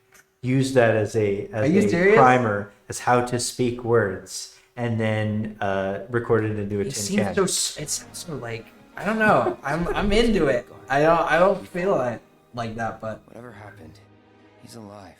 But why? brace yourself for Nibelheim. That's what I was actually doing at around this time. It's like, After 5 years, doing who knows what.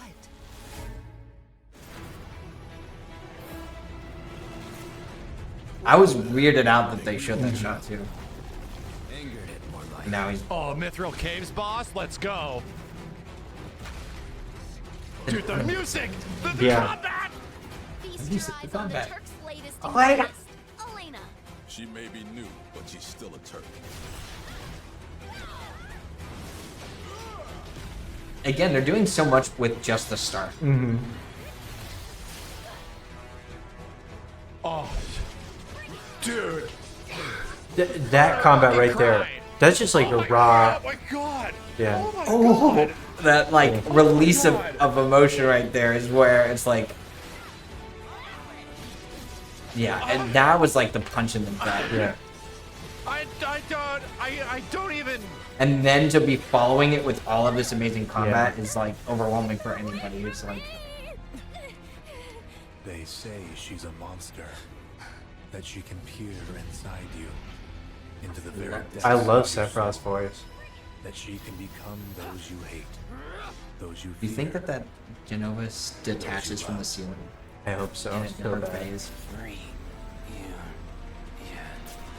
You murdered. I don't think he He caught didn't it. even like He didn't process catch it. He didn't catch it. He was, or did he just Windows blue screen? So, He probably caught it on rewatch. Oh, definitely. Oh my god, dude. Oh my god. On 2 discs. On 2 discs. There you have it. That was It's Final too Fantasy VII big. Rebirth coming. to Stop. PlayStation Stop 5. running it. Big. Thank you so Oh. much. All right. That's gonna be amazing. for Summer Oh Game my Fest on God, live show. man. That is not the end of Summer Game Fest. Stay tuned this weekend for updates on many more games, including SGF Play Days, a hands-on What? event for media here in Los Angeles, including Cyberpunk 2077. I cannot believe how good that looks. I can't believe it. Yeah. It's This is too big. Jeff, I'm running out of time here. All right, I don't have much time.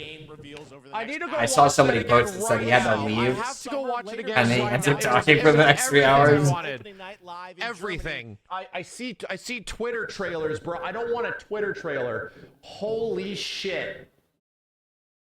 Oh, these are just clips from the show.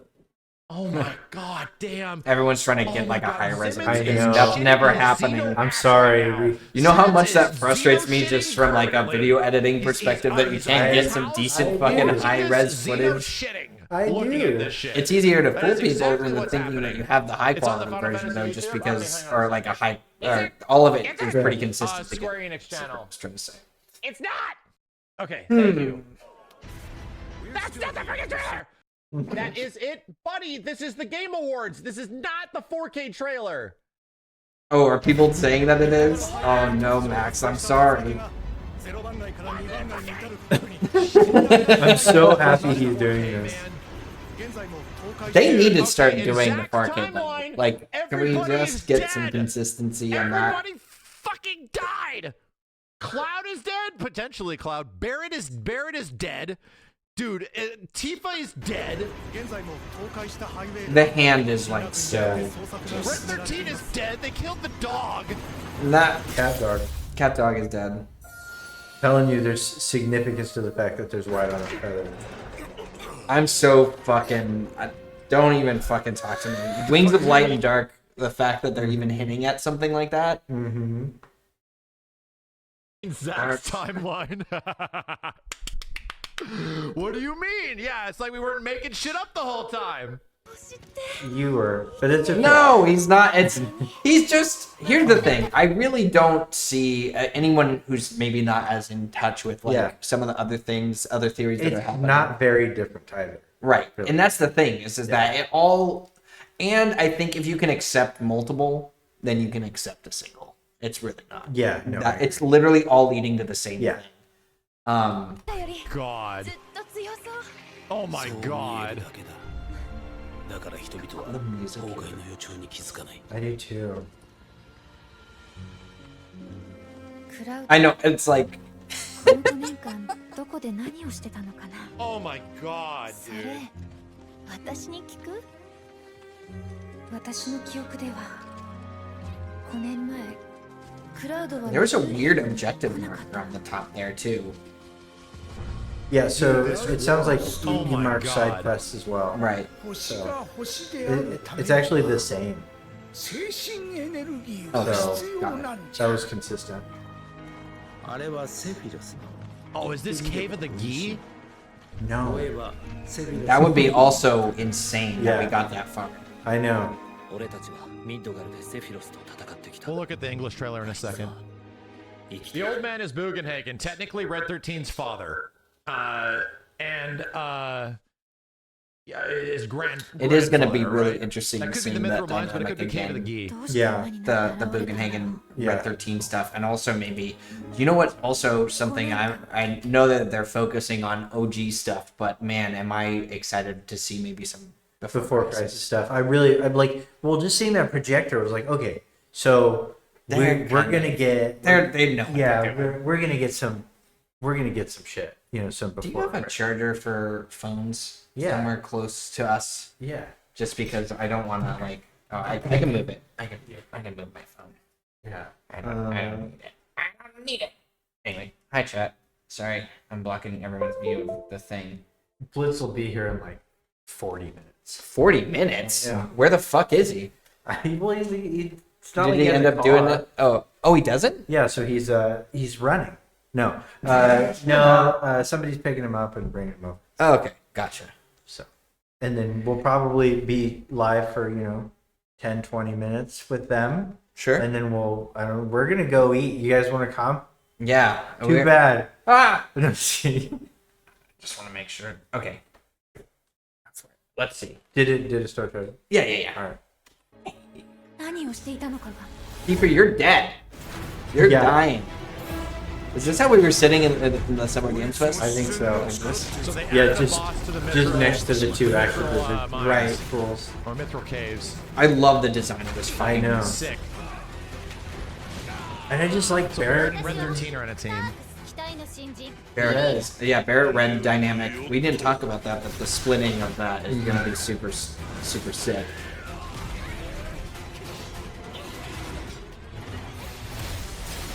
Dude, these cinematics.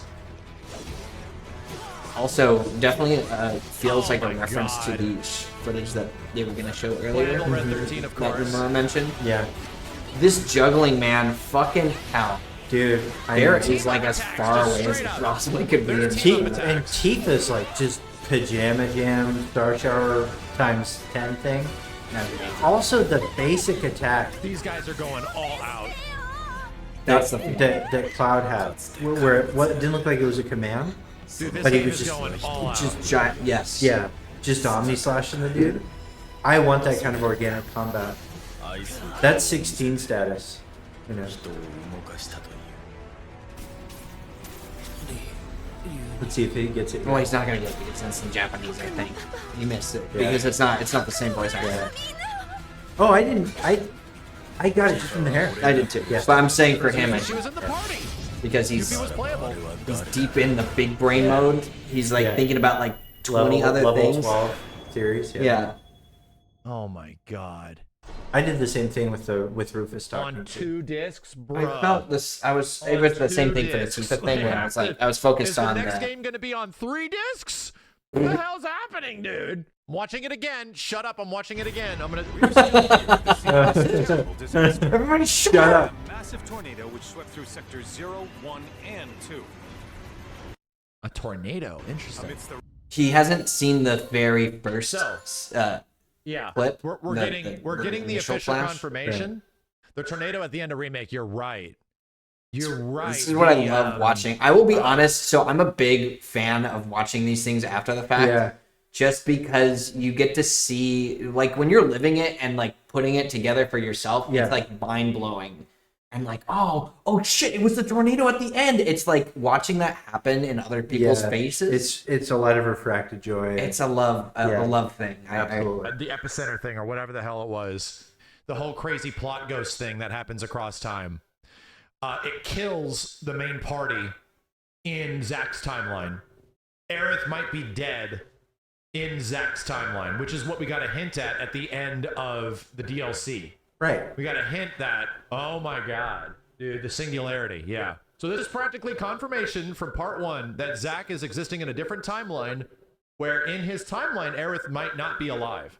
And then we're back to the normal party, right? The normal situation. He thinks that is different than where they are. Right. That there isn't an alive Aerith in the timeline. That's the only real difference. Okay. And so, but I thought the framing of it was incredible. It's like as soon as he said that, where the next thing we see might not be alive. And then is the opposite of is literally Cloud entering into the white light. Right. This is Cloud and Party are going into the same symbolic space. Right. That we saw Zack in the intermission trailer. I do think that they definitely are trying to keep the idea that they are separate. Yeah, relevant. It's really important, and to the point where they cannot connect. And honestly, like I think if you ask Max, he'll say, "Yeah, well, they'll eventually merge or some." No, sure. What he thinks that looks like is some weird other time anomaly. Will just make Genesis will show up, maybe, or something. Right. What I don't think he's connecting is that they're already there. Right. They've made it there. They're now in this inconsistent world that is not going to match their own memories, and it's gonna give each character such a unique way to find themselves. So good. We're back to the normal party, right? The normal situation. Just look at it all. I can't believe this shit, dude. It's barely hanging on. This is the same thing that was the problem with me trying to watch this trailer. Is that you're just looking at the space. You're looking at it. Yeah. They get it. Like I'm getting all misty-eyed even thinking about it. They get it. Yeah. Like the entire point of OGFF7 when you leave is that you're exposed to this huge world. In 1997, we thought that was the game. We thought Midgar was the game. The whole thing that happened when you left Midgar and you're like, wait a minute, that's not the game. We have this whole world ahead of us. Are you kidding me? Like, this is what it is? They get it. We want to read that they wanted to like grab those feelings again and show you that like, no, we want you to feel this, right? We want you to have this whole feeling again, that this is your big, massive world. And now you get to see what's different about it. What's happening to Cloud and Zack's timeline? Good question.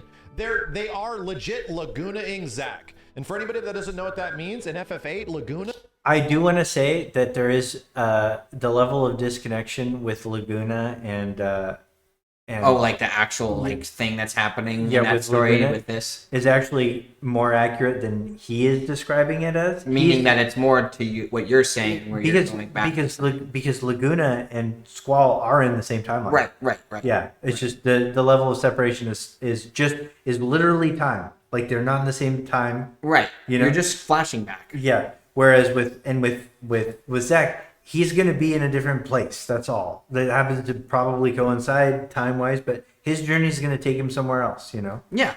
No, I agree. He's a character that exists polar opposite of Squall and is a much more interesting character. The story is more interesting. Yeah, that's right about that. So what they're doing is there's two timelines happening right now. And Zack is going to exist in a weird timeline where the party dies. Where potentially Aerith and people are dead. We don't know what the hell's going on. I always make fun that Cloud might be a barista in his time frame. Or in that timeline. Well, he's going to find out what that is. He's going to see the impending wall of discovery is about to hit Max hard. in Nibelheim 5 years ago. Oh, this is, dude, the dialogue. The dialogue. I'm actually trying to pay attention to the dialogue, but yeah, Tifa is already having crazy doubts, right? Because she has this in the OG game, and she just doesn't say it out loud. So she legit doesn't know why Cloud has funky memories and shit. So they're really, really diving deep into that. Dude, I love this shit. Yeah, me too. The world building of how much Midgar has had an impact on the in-between world itself, like the huge pipelines of live This stream. this sort of narrative storytelling was already really solid in Midgar.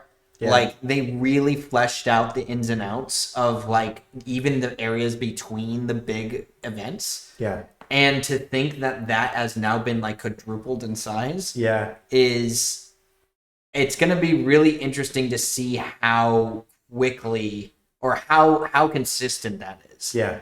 And I think just with what was already said about the amount of content in the discs and stuff like that, that gives me hope that it will continue to be like that. I just am curious to see how. So what I'm imagining, and you can probably chime in on this, is that we'll have these sections that are way more linear, and then these pockets where we open it. Linear pocket of like side quest stuff. Yeah, absolutely. And it's kind of like Shinra Tower, like the Shinra HQ section where it's like this is just a segment that is specifically, we may have VR missions. And I think the linear moments, like we'll even do character swapping still. Like in the Mithril Cave is probably going to be a linear so right. section. And that's kind of how they're going to keep it. I think that's actually addressing in a weird way a lot of the complaints of that sort of on rails feeling.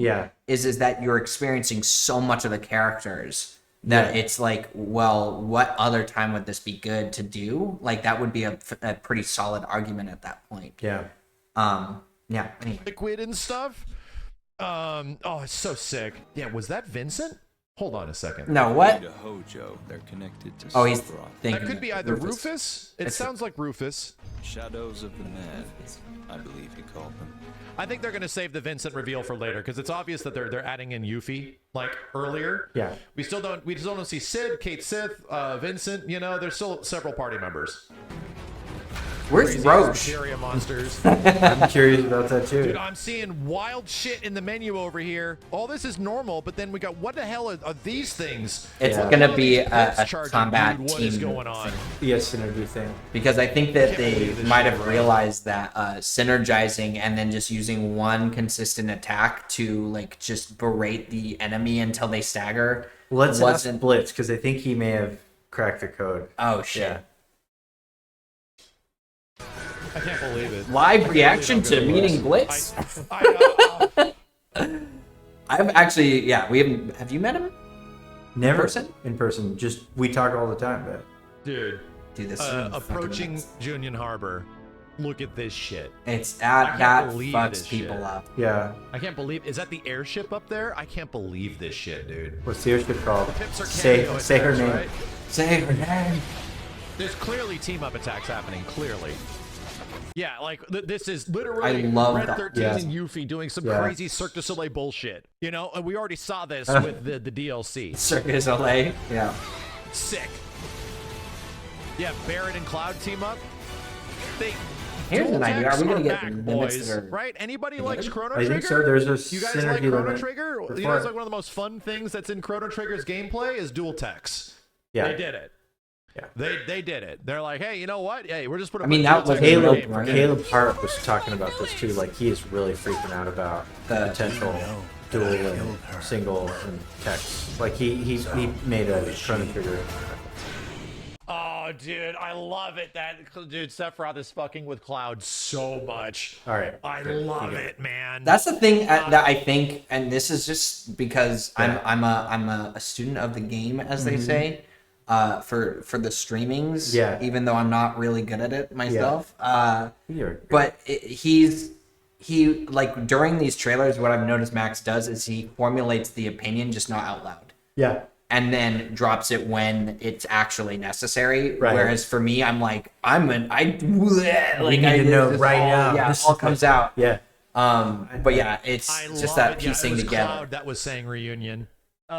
Which this all makes sense, right? This all makes sense. 4K version available? God damn it, bruh! God damn it! There's a message on Twitter. I can't wait this day, man. Bruh! Hold on! Here's the new FF7 Rebirth trailer, the second part of the trilogy that was revealed. Take a look at our previously posted Q&A alongside for a better understanding of all the trailer content. All the latest information will be shared on this account, so please follow us and watch for future updates. What? What? Thanks for watching. That would be the way to do that with the music and everything. Oh, good old Maximilian, dude. Maximum Alien. I'm gonna just, I was gonna say, let's touch base here with the with the audience. With the audience. How's everybody doing? Trolled back chat again. Trolled. DualSense. What? Maximum over, dude? Yeah. I am actually... I was pretty happy with it. I think he also did a breakdown. He did a huge breakdown thing, but it was like a 2-hour stream. And Is it mostly really? been clips. Oh, shit. Yeah.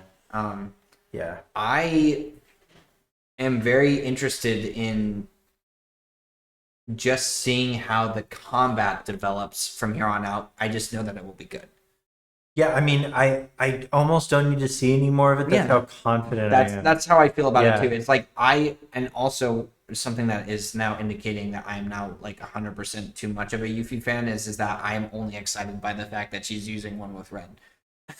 Like the Air Tifa one's awesome, but it's the more Yuffie, like I get to play more. Bio is gonna have some good breakdowns. Yes, 100% Bio is going to. Well, we can talk about it in the car. Yeah, that's right. Yes, I'm picking your ass up. Yeah. Yes, we will have like literally all of the traffic to this fucking thing. Oh, I get to introduce you to LA traffic. It's gonna be great. Yeah, it's the American dream.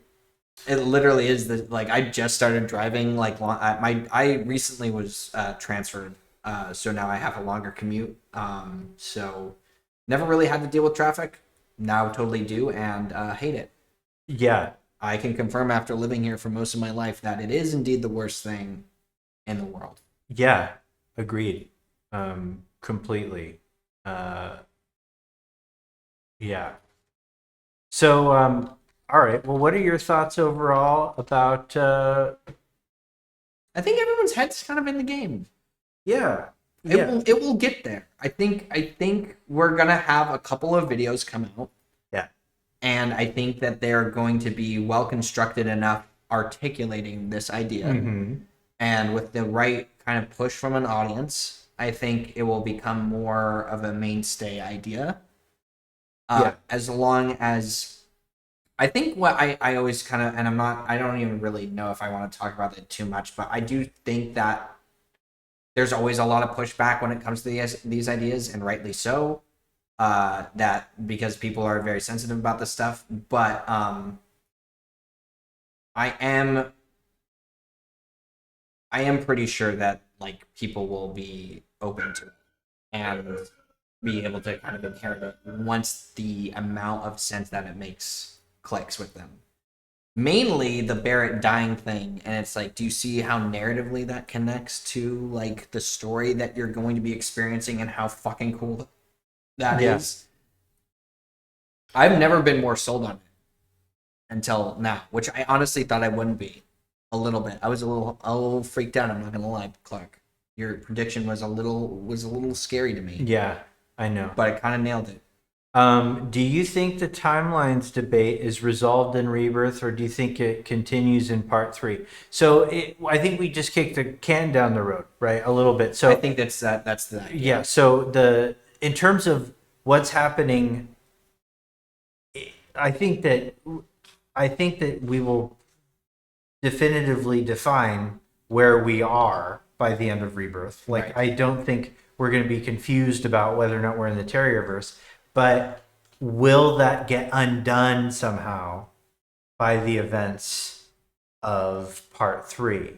And we will not know, and they will find some way to leave that open.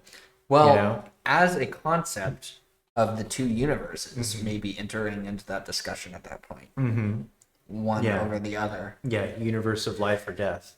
That might be where we kind of get a more conclusive idea about like maybe like the choice that we make and how that might affect maybe not just a single point in time, but maybe like broaden it back out to sort of. Are we getting Fs?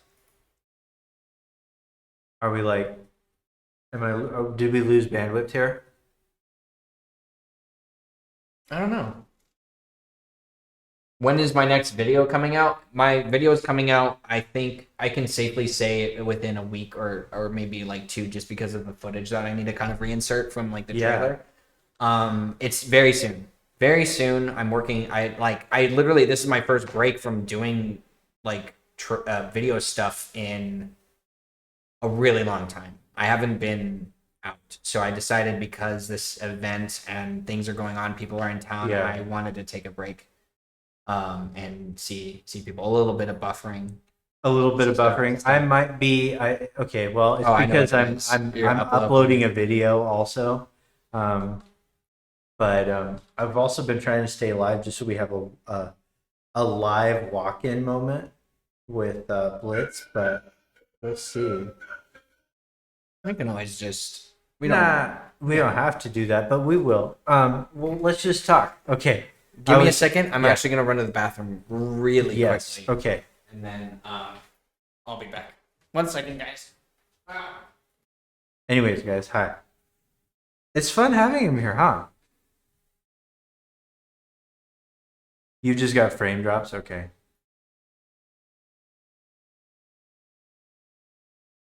Well, shit. You know, I'm in an Airbnb, all right? You know?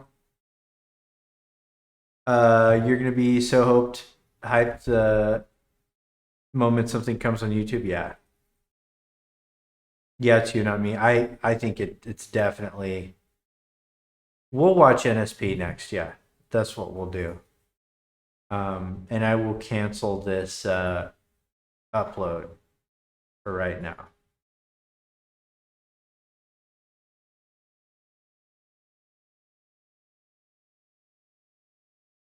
Do you have a freak out video for Rebirth?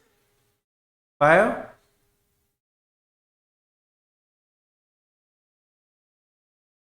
I've been so busy. I haven't really been able to look at all the stuff. Yeah, okay. We're watching that. Yes. Biological Roxas. Okay, I'm gonna put this in the chat too. Can everybody like subscribe or whatever? Have you tried this at the foosball? It looks a little sus, to be honest. Like there's stuff that like comes apart. Like this is missing a bevel. I think I can pull it all the way. But yeah, no, I think we can make it work. I don't know. We're gonna watch bios. Oh, his reaction? Yeah, Absolutely. I linked it in chat, and we're gonna watch that, and then I'll just upload the video when let's get to. Heard. Hold on. Yes. Thank you for the subscription. Ah! Oh my god. I appreciate that very much, Jack. All right. Are you excited? I am. I love your avatar, by the way. Bio. I like your I don't know, what is the proper lingo? Dude, I don't know. VTuber? VTuber? Avatar? I think it's Avatar, right? Yeah. That's, I mean, all right. E-bio, yeah. Data bio Roxas. That makes sense. All right. Okay. Okay. I am recording. I have not seen this trailer yet. People told me the Final Fantasy VII Rebirth trailer was released, so let's go ahead and watch it. I'm so excited. This terrible disaster. He's so infectious. I know. Okay, so the... Amidst the wreckage of the expressway, search and rescue operations are already in progress. Smiling and all. Wait, what? Yeah, that's exactly. The journey continues. That makes sense. Dead? I mean, not dead, but unconscious from what? I don't remember what happened at the end. Look at it. Yeah. So green. Even after Holy everything we've done to crap. it, it's still going strong. It may look that way, but in reality, It's barely hanging on. Is that? Sorry. During these past 5 years, where's he been? Yo, look at that. Are these aren't linear environments? I know they said something about like bigger worlds. As far Yo, as look at that chocobo. I was never in Nibelheim 5 You years can ago. ride a Yeah, chocobo. you can. Oh, there's stuff in the HUD I didn't see. It is the very essence of our star. The blood coursing through its planetary veins. Just giggling with excitement throughout According the. to This Hojo, is they're connected to Sephiroth. Okay, so they're still pretty Shadows of linear. man, I believe That they like, call them. I want them to move the camera, move it over just a little bit. yeah, exactly. Yeah. The whole time, right? Like, just Yeah. move the Whatever happened? He's alive. Use the joystick to move the camera. After 5 Music in years, this. doing who I need knows to. Yeah. This moment. What? Well, now, think we will. Yo. You're also so right on the point about the. Yo, are we gonna actually get some gameplay? Holy shit! Holy shit! Wait. Whoa! Yo! Running around in diamonds. Bears and Red Yeah. 13. Okay, okay. on the Turk's latest and greatest, Elena. She may be No, go back. I also love the fact that like the pop off starts when he's like, Yeah. story is fun, but then he's like, oh, here comes some combat, here it comes. Yo, okay. Damn. Just getting their ass handed to them. Oh, team attacks! Team attacks! Yes, that's exactly what that's cute Yeah. for. I was thinking the same thing. That What is right there. that? That was the moment I was. So Yeah. It's just so he's just using strong attacks, right? So like look at the button usage here. That's all he's doing. So this is his base combo. This is gonna be like this such a sick kind of lineup Yeah. of like who do you want to be engaging the enemy, Yeah. and who do you want to be like trying to like subdue it Right. at the same time. Yeah. With And- what kind of character And variation that of it. won't work at all unless the enemy and other character AI has improved amazingly. So Right. it seems like that's what's happened. Right. Like I don't have actual proof, but it's a solid implication. I do. Oh! I love it. Yo! Okay, here's something interesting, by the way. Okay, so, and I'm sorry to be doing this on I know, Bio's Breakdown, but but we the okay. spinning So look who's in the party right now. Red 13, Cloud, Cloud. and Barrett. But we see in the background here. Are we gonna have that's I see what you're saying. So we in the background here. God, I'm sorry, it's so slow. I see Tifa right there. No, you see Aerith. Tifa's right Yeah, there. and Aerith right And there. Aerith. Oh. So these are Swappable. So there might be some way that we, have a Jump party in. swap situation because they're, like, Ready to go. Yeah. They're ready. yeah. Yo! Yeah, team attacks. Yeah, and they're there. It's the same Wait, fight. was Yeah. she using like the start? It's the same fight. Yeah. Holy shit. What? Oh, this is so cool. Away from me! They say What? she's a monster. Sephiroth. That she can peer He was like Cloud there. into the very depths of your soul. Wait, so we're fighting. Become those you hate, those you fear, those I you love. don't, dude, I don't know what's going on.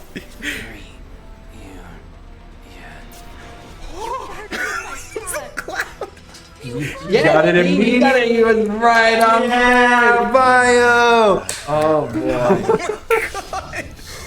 Holy shit. I can only so Oh my god. What? yes.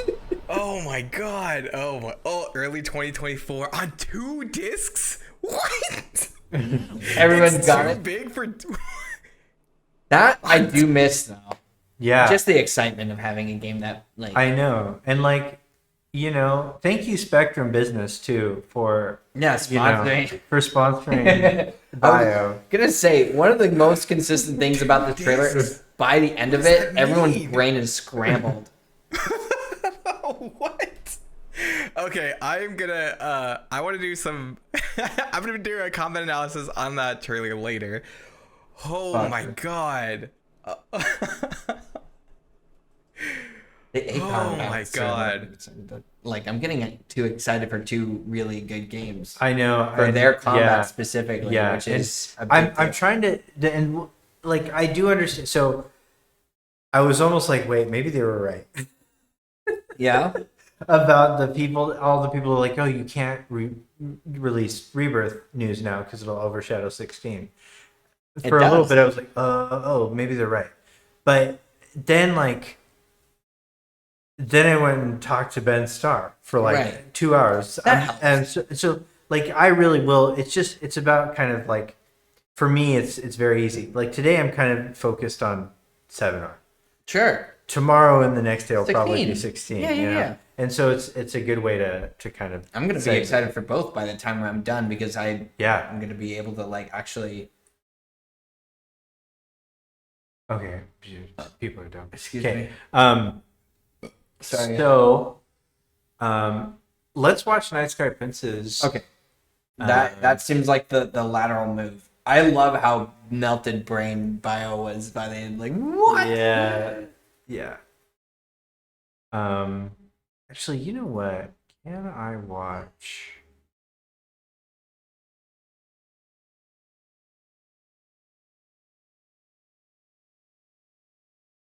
I think.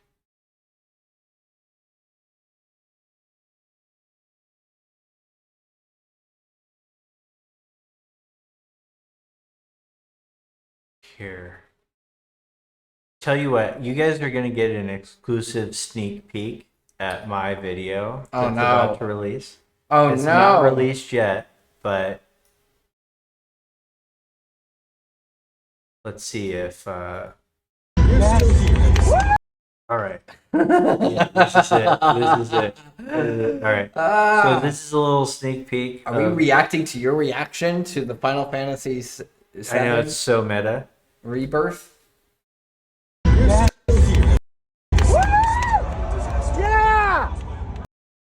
Oh no! Oh no, it's not gonna work. It's so I had a really Okay. Hey, that's you! It is me. Okay. That's you right there. All right. Okay. But that you're was- here. How's That was the only sneak peek you get. Right, that's it. That's it. Sorry, guys. No, it's got to still process, so I don't want to do that. We're gonna do instead. We're gonna do.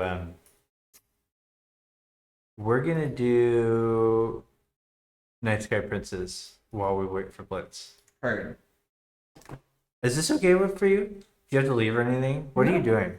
Right now, I'm just checking in with the lady. No, I mean that's fine, but like, I'm we're just. okay. Yeah, I'm here. All right. Let's see. Dayground Prince. Okay. Shut up. Whatever. God dang it. Not that one. I do kind of want to see Finney's reaction too. That would be fun.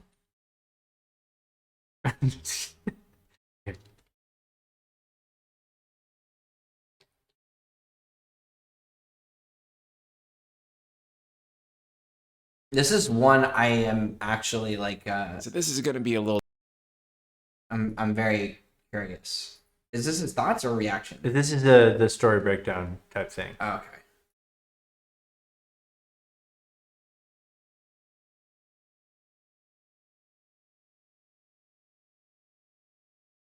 Okay.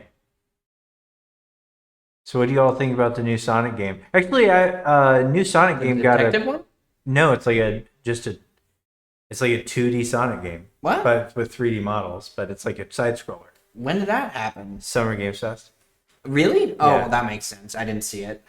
It kind of got good reception in the audience, but then I have not heard about it since. Hmm. I think Nicolas Cage came on right afterwards, and everybody. Wait, was he "Is that like fucking was Nicolas physically Cage?" there? Yeah, I saw Nicolas Cage. What? Yeah, he was so Nicolas Cagey. Like, he is so unapologetically Nicolas Cage. I cannot express. So the other thing too is I could see the teleprompter. Oh, so you could see what was coming. So I could see what was kind of coming, and so Jeff would be reading his lines, and then Pete Guest would come on, and then they would be reading their lines. Nicolas Cage didn't have lines. Yeah. He just came out there, but it sounded ultra clean. There was no stuttering or anything. He was just like, really aware and in it, and he had like that's how he goes, man. Weird. That's man. that's the He's great, mark of I a know. great actor. I know he's a fucking masterwork. Okay, let's watch this. So this is is going to great be a thing. little different than a normal Night Sky Prince video, because this is mostly just me talking off the top of my head, with no real structure, but boy do I have a lot of things to say about that Final Fantasy VII Rebirth trailer. First of all, I think it was a really cool trailer. It showed off a lot of gameplay, which a lot of these big showcase games never do. In fact, it's one of my least favorite things about gaming showcases in general. These weird CGI teasers that don't even like really tell us what type of game that they're trying to advertise. But here it was loaded with gameplay. In fact, it was probably more gameplay than it was cutscene. But the cutscenes that we did see, there's a lot of stuff to speculate on. There's a mix here of stuff that everyone should know from the original FF7, and then there's a whole lot of stuff here that was definitely not in the original FF7. The first thing I want to comment on is a bit of a nitpick. It's not with the game itself, but with the trailer. Can Square Enix please start uploading these trailers in 4K? Thank you. Yes. I feel like this trailer was really compressed. me. Like, compressed to the point of where I can't even feel like I can be a legitimate judge of the game's visuals, just because the video compression itself was so bad that it's really hard to objectively look at the game. I don't And know the what's first going on Rebirth over trailer here. was also like this, and I got no idea why Square Enix keeps uploading these trailers that are so compressed. Now, we gotta talk about this first scene. My reaction to this first scene was, as soon as I saw it, is, oh my god, Schrodingersbabyseal is right. It really is I know only him. one timeline. I know him. Now, I know Yeah. this is the opposite of what most people thought. Most people looked at this and was like, 2 timelines confirmed. This is the Zack Terrier Dog timeline. And the response from everyone else saying, oh man, this confirms the single timeline theory was, NSP, what are you on right now? This is something that I've spent a long time talking to FF7 theorists about, but many of us have arrived at the single timeline theory. In particular, Schrodingersbabyseal long predicted that one of the first things they'll do is show a trailer with the main cast of FF7 being dead. I know that not everyone is going to agree on this, and that's fair, but I just want to share with you the idea on the single timeline theory. The idea is that after the Whispers were defeated, all of history was rewritten, and now the entire world believes that the main cast of FF7 is dead, except for Rufus, who knows the truth. However, when altering the timeline outside of time itself, it caused time paradoxes to happen, and Sephiroth was able to rewrite destiny the way he saw fit. Think about the tornado scene, or the Barret being stabbed scene. There's a lot of instances in Final Fantasy VII Remake where they show the main party dying, and I don't think that was just a fake out or Sephiroth messing with Cloud's mind, although I think they initially made it look like that. I think it actually goes much deeper, and I also think that these time paradoxes are why there's 2 Buster Swords. Of course, with this theory, it also means that Zack and Cloud are in the same time. 2 Buster Swords, thematically, I think is going to be really interesting. Yeah, and I like that the one Buster Sword is going to be like a legacy of loss. You know, Right. like the Buster Sword that is on Cloud's back was still given to him By Zack, by who died. Zack as you know. A passing of the torch. Mhm. And then you have the legacy of Zack and Jill without Cloud involved at all, kind of carrying on. I think, by the way, super intentional there. Yeah. Just to further solidify both the character's journey and the relevance, I think, more to like Zack at that point. Yeah. So I do think that that's a much finer point to make, and obviously there's a lot more context to that. But we've been kind of hearing that term being tossed around. And there's a lot to explore with imagery and thematics too. So it's like just the existence of those 2 things. Now that we're not like really getting in the weeds of whether or not there are 2. Like There the fact are that there are 2, it gives us like this a really like there's all this potential, you know, Yes. to create really deep, iconic narrative. Yes. Timeline, something that a lot of you don't like, but I think this will be the core mystery of Rebirth, and will drive the story. The party questioning, why does the world think we died? The way I kind of imagine it playing out in my head is that they'll just be wandering around a town, it could be calm, it could be later in the game. They will see Stamp, iconic beagle dog, but now that beagle is a terrier. You'll have Barrett in particular looking at the dog and being like, ain't Stamp supposed to be a beagle? That was my terrible Barrett impression. And then you'll go around and ask people around town, and there'll be like an old 70, 80-year-old grandma, and she's gonna be like, I've been around 70 years, and Stamp has always been a terrier. I'm sorry you guys have to endure my cringe impressions for this, but it's just to help you paint the picture. And so everyone in the world is going to agree that Stamp has always been a terrier. Then from there, they'll start seeing reports on the news that they died, etc., etc., and that will build into the mystery of what is going on. And I think one of the reasons you can see that I believe in this theory is that it actually climaxes here. Whereas the whole two timeline theory, it sounds good, but then how does it actually come together as a story? This is what would be what the we were conflict? talking about just before, is that a part of this idea sounds good on paper, right? But narratively, how does that build out into something cohesive and entertaining where it just doesn't? Right, and it creates comfort. You know, like that's what it is. Buffer of comfort, but then you are also creating a buffer between a good and a bad story. Yeah. There's a little bit of both. Yeah.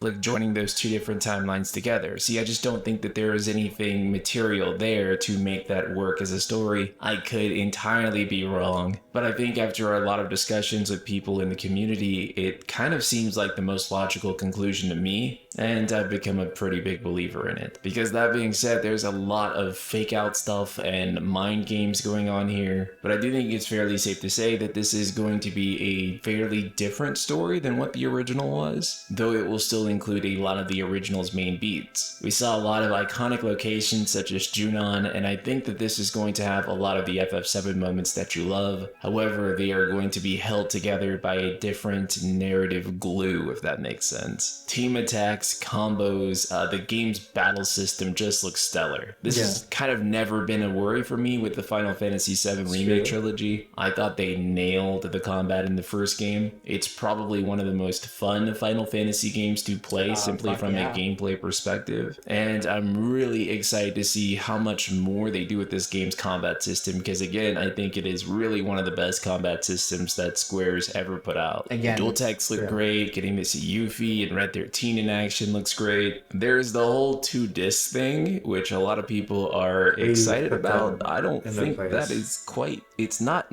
exciting, but it's not exciting either. It's just kind of a piece of information to me. It's funny because I think again we're very reactionary. This just happened. Yeah, that's why it's such a big deal, and it's just no one's gonna remember this conversation in like a week. I mean, I will, but we'll all be here. We'll all be here for it, but it's just gonna be No, I agree. It's like and we, I mean, it feels like we got a lot, but we got 3 minutes and 30 seconds. And we're excited about every little thing. Yes, everyone's been Me to explain.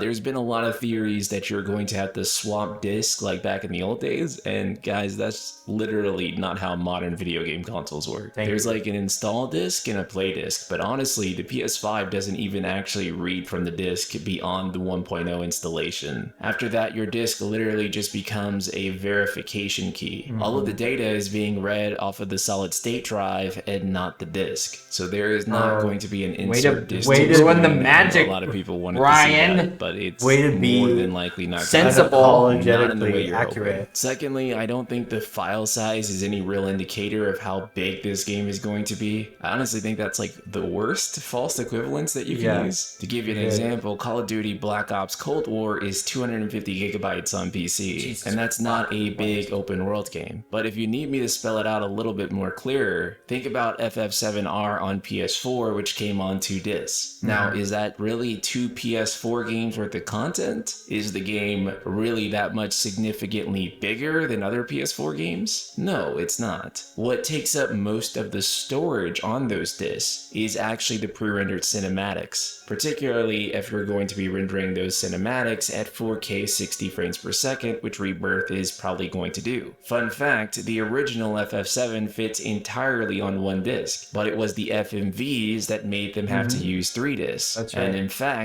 the OG FF7 contains the same game data across all 3 discs. And literally, the only change across the 3 discs is the FMVs. So in that sense, you could say it's going to be like the original FF7. And I mean, you know, you have massive open world games like Tears of the Kingdom, which are 16 gigabytes. Elden Ring is 45 gigabytes on PS5. I don't think this game is going to be bigger than Elden Ring. But listen, I totally get why Square would advertise the whole 2-disc thing in such a hard way. Nostalgic JRPG nerds will see it and they will absolutely love it. But in actuality, it just means that the game's file size will be big. Again, there's a ton of things that can contribute to that. 4K textures, uncompressed audio files, in particular 4K FMVs. Yeah. And this is also probably a good reason that FF16 is not going to be on 2 discs, because 16 is using all in-game real-time cutscenes. Another thing too is that a lot of times whenever a cutaway scene is used, and by that I mean they're showing characters in different locations doing different things, those are typically rendered using in-engine assets. However, they're actually rendered to a video file. Now that may sound crazy to some of you. Why is that a common technique? And the reason developers use that as a common technique is because it's actually a lot faster to not unload the scene that your characters are in, but load a video file of where some other characters are at, and then play that video file rather than load the scene, unload the scene, then reload the scene with the characters are honestly, in. and I This is didn't one of even the know way that. developers So I'm optimize load times. Now it does come at the cost of storage. So again, the size of this game really is not going to be determined by how many discs it has or the file size. I think it's great marketing. I think if I was Square Enix, I would totally push that. Hey guys, 2 discs like the old days. But I think that when you look at it practically, 2 discs doesn't actually mean anything real. Doesn't mean anything bad, doesn't mean anything good. It's just that's an estimate of the game's file size, which again, you do have to wonder what those files are, but it is probably a lot of uncompressed data that's going to look very high fidelity and good. So that's all I want to say for now. There's going to be a lot of creator collabs that are going to be happening where we're going to be discussing this, we're going to be discussing Final Fantasy 16, a lot of great stuff. It's a great time to be a Final Fantasy fan, so stop all this like nonsense infighting that so many people have been doing and just enjoy the ride. We have 2 AAA Final Fantasy games coming at one time. Some Anyone random else in any other walkouts. series, Sorry, they'd just chat. be Hold happy on. about it. So you should be excited. I'm excited. Can't wait to see more Rebirth. Can't wait to play Final Fantasy 16 in these coming weeks. And I look forward to doing it all with you guys. Hit that subscribe button. I'll see you guys soon. I agree, NSP. I'm not gonna not watch the end of this video. I have no idea how Clark has the layout of this working. Remake stream? No. Starting soon camera? Sure. That works. Camera? Ah, there we are. I'm figuring it out. I'm running in stream now, chat.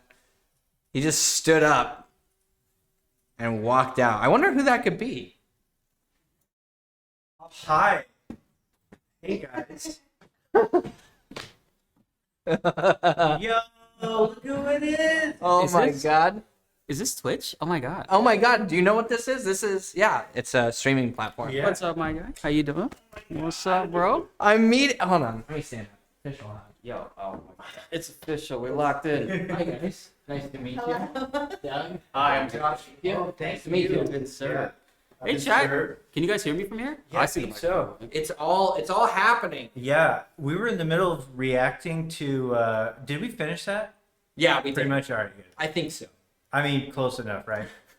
You know? I usually see you on the other end of of a screen. I so- honestly can say the same exact thing about What? you. How did that happen? Yeah. I feel like we're like official Twitch like community. Yeah. I know this just absolutely. happened. I know. This is our new house. This is like OTK or some shit. Yeah. I'm Yeah, going to actually, we're going to take a real quick break and then Yeah. get people seated. Yeah, and have everybody. Yeah. Yeah.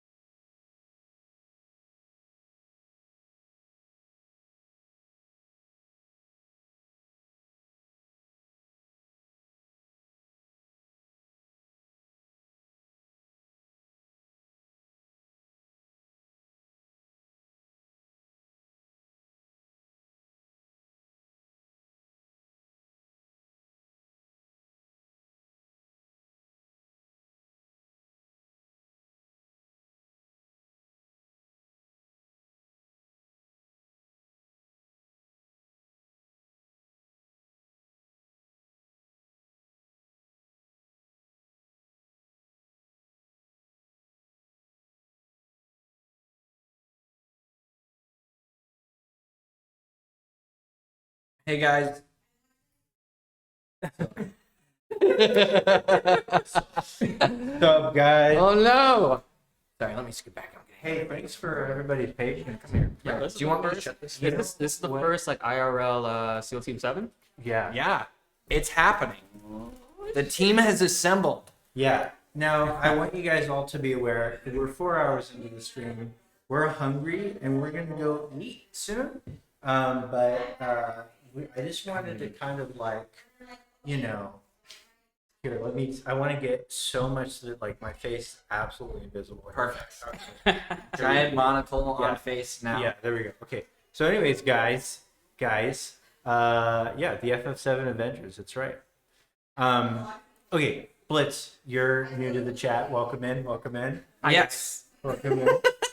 This is nuts. Have you been like freaking out since you landed? Okay, the thing with Blitz is he was in the air right as Summer Games Fest was starting. Oh no. Legit, I landed at, what is our 12, right? Like 12, Yeah, 12-ish. 11:45-ish. But when I was in the Uber, by the time I got to the Uber, because I've always heard from like other people that the LAX like Uber situation is horrible. Yeah. And I saw it. Yeah, it sucks, dude. It's not that great. So once I got in the Uber, I see the mountains and like the skyline of LA. And I see my moderators in my Discord just like freaking out, pinging me like crazy. And I'm like, there's no way I can actually have the willpower to not watch the trailer. So I booted it up and I watched it on like 10%. Like, oh no! Yeah, the last the so I was missing everything they were saying. I'm looking at this shit. I'm like, nah, they ain't dead, bro. I was like, oh my god! And the guy driving us was just like, yo, what are you watching, bro? And I'm like, video game stuff. Don't worry about it. It's all good. Yeah. Too much to explain. Keep driving. It's been exciting, man. I wish I was like in a stable like situation to be at that time to react. I to was the in the vibe. same position because I was at work and I was just doing everything in my power not to look at Twitter, and it's hard. I was like sleepless too, so I was like resisting the urge, but I also have the job, and I'm like, oh god, but I made it. I made it home, but thank God. It ain't easy. It ain't easy. Yeah, and so I know you've already like put out combat shit for it. What did you think, by the way? What was the highlight of the trailer combat wise for you? The highlight for the trailer was actually today.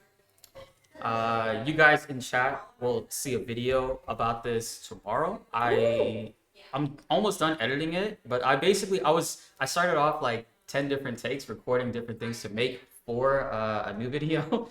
And then I ended up just noticing something in the combat, and I was like, fuck all that. No, I'm talking about this right now. This shit is what I'm fucking talking about. So I've been talking about this for months. How with Final Fantasy X, I really like how you can kind of like swap party members in the middle of battle. Yeah. And I saw a frame where Tifa and Aerith we literally arrived there. I might keep the clip where I realized this live, and I said to my reaction is funny. I was like, oh shit! I was like, stop recording. Started a new recording. I'm like, nah, I'm talking about this right now. But it looks like, because we don't see the HUD, it's like still fairly new. I doubt that they have like the HUD set up for like whatever the end game will be. A lot of things will look different. But for right now, it looks like the HUD doesn't showcase it, but we'll be able to swap Aerith, Tifa, other party members that are not in the party directly into battle. And it almost looked like you had a backup party. Yeah. Like it almost looked like the way that the Bizarro Sephiroth fight worked. Yeah, that's actually a good where way. you swapped from one party to the other. Like, because you see them in the rears, you know, like they're getting ready. right there, like, you know, and then that I mean, that's awesome. And what blew my mind is like literally the next frame is the same fight. That's what right? we were just. Yeah. So it's like they pressed a button to make that happen. Right. And the party, it looks like they just swapped. And I talked about this in the video. I'm like, it's disappointing if we can't do it, but I understand because it's like part of the OG. Yeah. But I'd like to have Cloud be able to switch Cloud out of the party. Yeah. Right. Like put him in standby. He doesn't have to be in the party to be. Right. And like that's what the next frame literally was. Like if you go and you look at the chat, you'll see the first frame is Red 13 and he's doing his Sidewinder attack. going around and hitting them. He's doing Sidewinder. It's Red 13 Barret and Cloud. And then the next frame is Cloud, Tifa, and Eric in the same exact fight in the same location. Crazy. I literally, like, as soon as it was the frame to the next cut was what solidified it. We were just like, this is maybe possible. And then as soon as they cut to, like, Aerith and Tifa doing the same thing with the same enemies or, like, the same zone, I was just like, dude, blown. Dude. Mind. Yeah, so, I mean, I know you probably, like, sorry. That alone is enough for you to go crazy on, but what did you think of, like, you know, I mean, I know that I will gloat on this for so long. It was just, I mean, I am on, and I'm in 4K saying the Rebirth trailer will start with a scene with the dead party members as that is in the frame of a Shinra. This is gonna be on your gravestone. Like, Clark works for CBU1. I know. No, seriously, I was like, there's actually video footage of him saying that. How 2 years ago? It was right after the Rebirth trailer. Right. Perfect timing. That's all you need. After the teaser, yeah. And so I think, so I'm feeling pretty good. But, like, you know, it wasn't just like that was like the only real big story. Like, oh, this is crazy that's going on. And the fact that it opens up with that, you're probably losing your shit in the crowd. That's what was the craziest thing, dude. You know what? I think we have to do this. Like, I think you guys have to see my actual reaction. You got it? Yeah. So he. Oh man, this is it's so good. Yeah. Hold on, guys. I gotta do a display capture. They all got the same haircut. Hey, who said that? Phantom. Phantom. He's right though. We do kind of all. We all have something going It's on. pretty fire, bro. A fade isn't the same haircut. No, it isn't. Yours. No, yeah. Yours is pretty much the best. Let's say, dude. No. It's just the facts. Objective. Nobody fucks with Blitz's hair and teeth, dude. Man, he's got to kill it. It's the brand. Okay. All right. Yeah! All right, we'll start all the way to the beginning. Okay.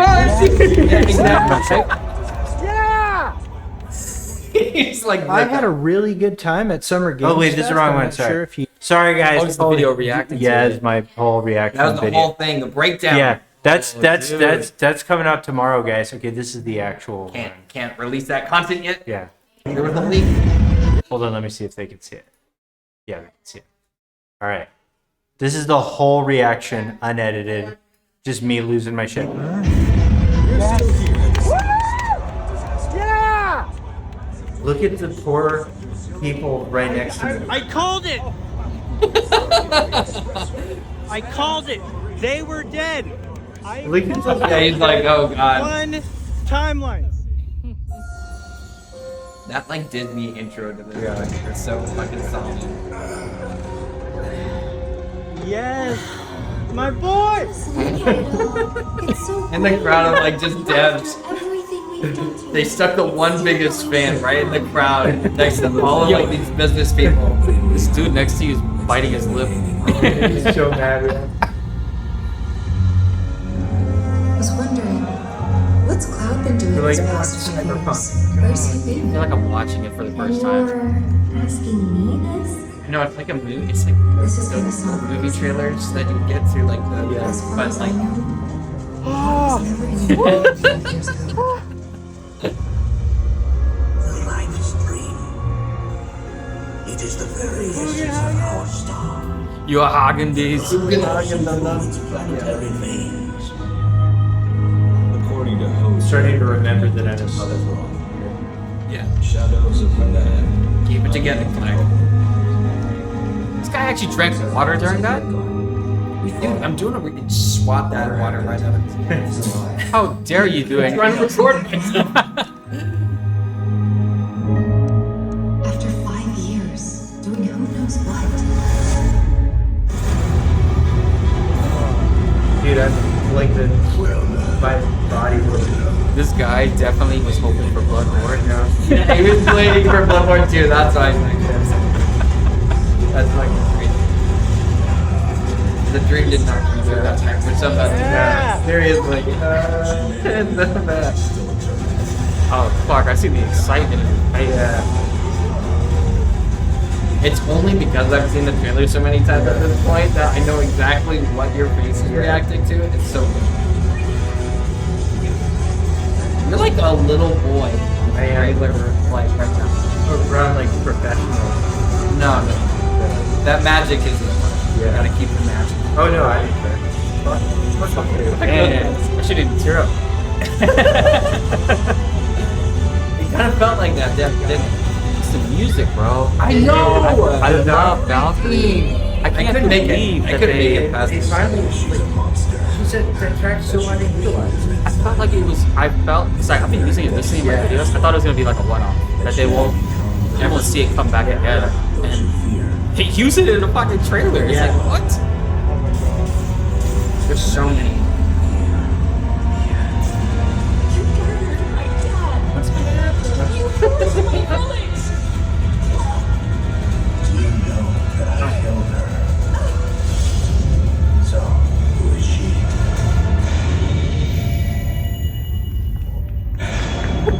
You're like.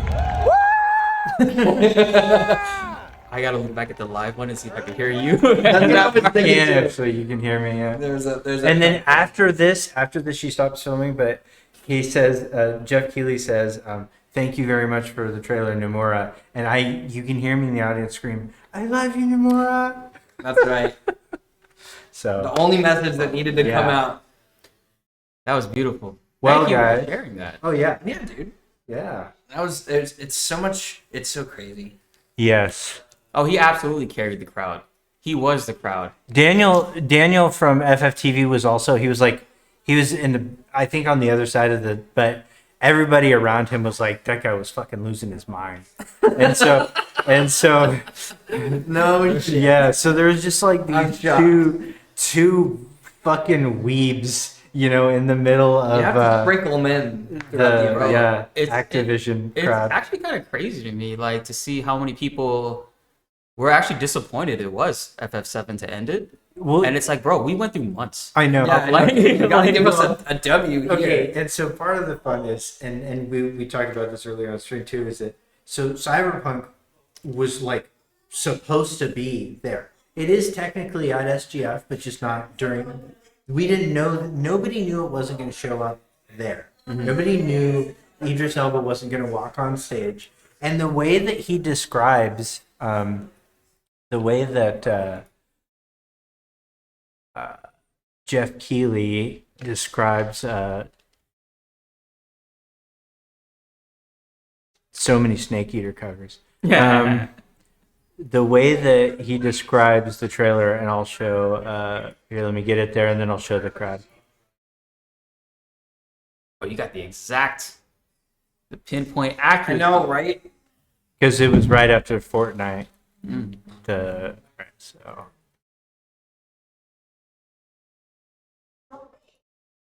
Dude, I don't know how people. I cannot believe that. Oh man. That people work with only one monitor. Dude, it's a lot of loopholes that you gotta like run through. I'm using the hotel other monitor, so I find myself looking up and I'm like, oh wait, no, I gotta look over here. All right. I'm imagining things. So imagine that you are. So I was super nervous because we had already seen Ever Crisis. Yeah. And I was like, oh no, dude, No, was that it? Because they've been doing that to us for a long time. And Cyberpunk still hadn't been shown, and this was the last thing What you're that we about to see see. is a world premiere trailer that gives us a new look at an expansive world we can't wait to explore again. Right? So that sounds like Cyberpunk, And I'm like, oh wait, That's how he did it? Yeah. This game comes from a studio that surprised the world and redefined the RPG genre. Redefine the RPG genre. Yeah. Which CD Projekt Red did with The Witcher and with its iconic characters and rich storytelling. And I want to thank them for this trailer for one of gaming's most anticipated upcoming releases. And so at this point, I'm like, it might be Rebirth, but it still sounds like Cyberpunk. Yeah. But then he says this. The rumors were true. When he says the rumors were true, I started to fucking like lose all the pigment in my face because I was like, because there was Cyberpunk wasn't rumored; it was supposed to be there. Like that's not a rumor; it was like on the fucking docket. Yeah. You know, the Rebirth was a rumor, so that's when I knew. That's when I was like hitting Heather, like, "Hey, you got to start filming." Where's the camera? Yeah. We're still here at the scene of this Yeah. disaster. I couldn't last. I thought I would be like, since I had like stayed up all night, I was like super emotional, like like that. But like right when the cannon showed up, Yeah. I was like, I can't. Dude, the cannon and seeing the highway. I had to pause. Dude. Yeah. It's too much. Yeah. It's just been so much to take in. It's funny because every time I sit down and record or try to like make a video, I'm like, yo, I should free write. I need to write down some structure. And you'll see like in the videos, I kind of go off a little bit, but I'll edit it around it. But it's just been I've been so excited about everything with this trailer and what it has to offer that I just can't contain myself. One thing I did notice though, and I don't know if this is like, what's the name of the company that does the CGI cutscenes? Visual Works. Visual Works. So, do you think this is an inconsistency right here, like that Barrett's like tattoo isn't like on his arm? So is this another Buster Sword situation? Is that sort of like what we're talking about? Yeah, let me actually pull up. It's actually there. Okay. It's just more blended. It's more blended, and it's also kind of like it could be that. Also, it doesn't matter. Like, it could be that the Terrier Barrett, like the Barrett that our Barrett has now replaced. Oh, didn't have a tattoo. Didn't have a tattoo, and we actually talked about this. Like, what if the continuity has changed so much that when he gets to Corral, Dine's still alive and he has Marlene.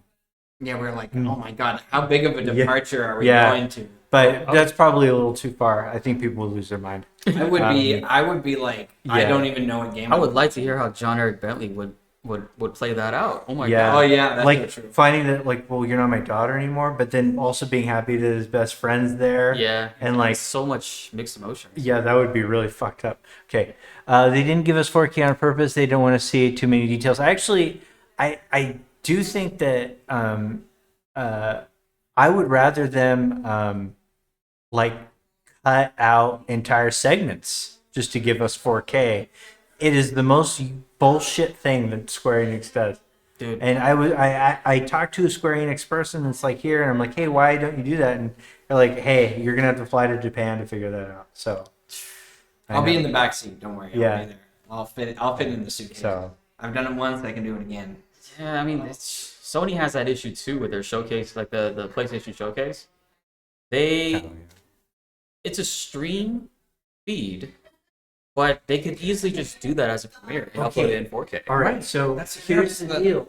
Here's the deal too. The trailer's there because after they play the trailer on the screen, and you could walk around and there were screens playing the trailers and stuff like that at the event. Yeah. Or at least upstairs, the secret upstairs part that Ben Star got me into. And it was 4K. So a 4K exists of that trailer. They just don't want to show it. So they gave that to Jeff, but they didn't give that to us. And even on the website and on the press kit, the screenshots that they provide are 1080p. Yeah. So then the only thing that makes sense is that when the internet, whatever Jeff signed off on what the stream will be available in, that's just what the feeds will all be. Right, they're not going to upgrade it to 4K just for one. Yeah, yeah. Everything will be 1080p. That's frustrating because it's like, you guys I promise you that there's a reason why I upload all my videos in 4K. I'll tell you a little hack. I don't have a 4K camera. I have a 1080p camera. So do I. Why does your guys' camera look better than my camera? Because it's so up rendering won't make the video look better, right? But what YouTube does is when you upload something that's rendered in 1440p or 4K, they give that video a special encoder VP9. And that's what you're using to process the 1080, and that's what makes it look sick. All it does is it cleans the bitrate up. Yeah. It makes the bitrate super clean. Yeah. So all my videos that I upload are max 1440p. So they really need to hire you in their media. I need your brain now. I literally am gonna I gotta refinish the video. Yeah. Fucking 1440. They're moving the site to AV1 recording, but Yeah, which which is is gonna be even sick. better. that's Yeah. gonna be way better. This one also, I have the arc in here too. Oh yeah. As well. No yeah. way. Yeah. Just to Do a little just PC. render videos. Yeah. Yeah, Really? so- That's nuts. I have your computer that you gave me. Yeah. That's all What's I have. exposed? Yeah, stream setup. Yeah. We're not showing Sleepezies. So hopefully in this weekend when we're all hanging out together, stuff like that, we can get some we can manufacture a bunch of drama to do twit-longers about, and then we'll get I'll go get a black guy right now. who could be our black king guy? star, All right. Hey guys, this has been a fun 4 hours. Hi, Bioroxus, and we're gonna see you tomorrow, Bioroxus. Yeah, we are. And in terms of, I don't think I'm streaming tomorrow, but I do have a video coming out tomorrow, and then, and then you'll hear from me. You'll hear from all of us Sunday in some capacity. I don't know what that looks like yet. Yeah, and also subscribe to my video, and shout out to all the people whose videos we watched today. We watched Ninth Guy Prince, who mentioned me a lot. Bioroxus had a great video, and then finally we got Dreamcast guy on board with a single timeline thing. Yeah. Nice. So and he posted the video. It was pretty bought- good. he He only got one Finally thing we wrong, got- which is really good. So, okay, guys. Let's raid somebody, right? We'll raid. Yeah, that's the thing to do. Let's see. That's how you make connections and become the official party Oh, very planner. funny right there. Yeah, very funny. We're rating. Not even a thought. Oh yeah, yeah. Going to the trailer. Okay, okay. We're gonna raid very finny.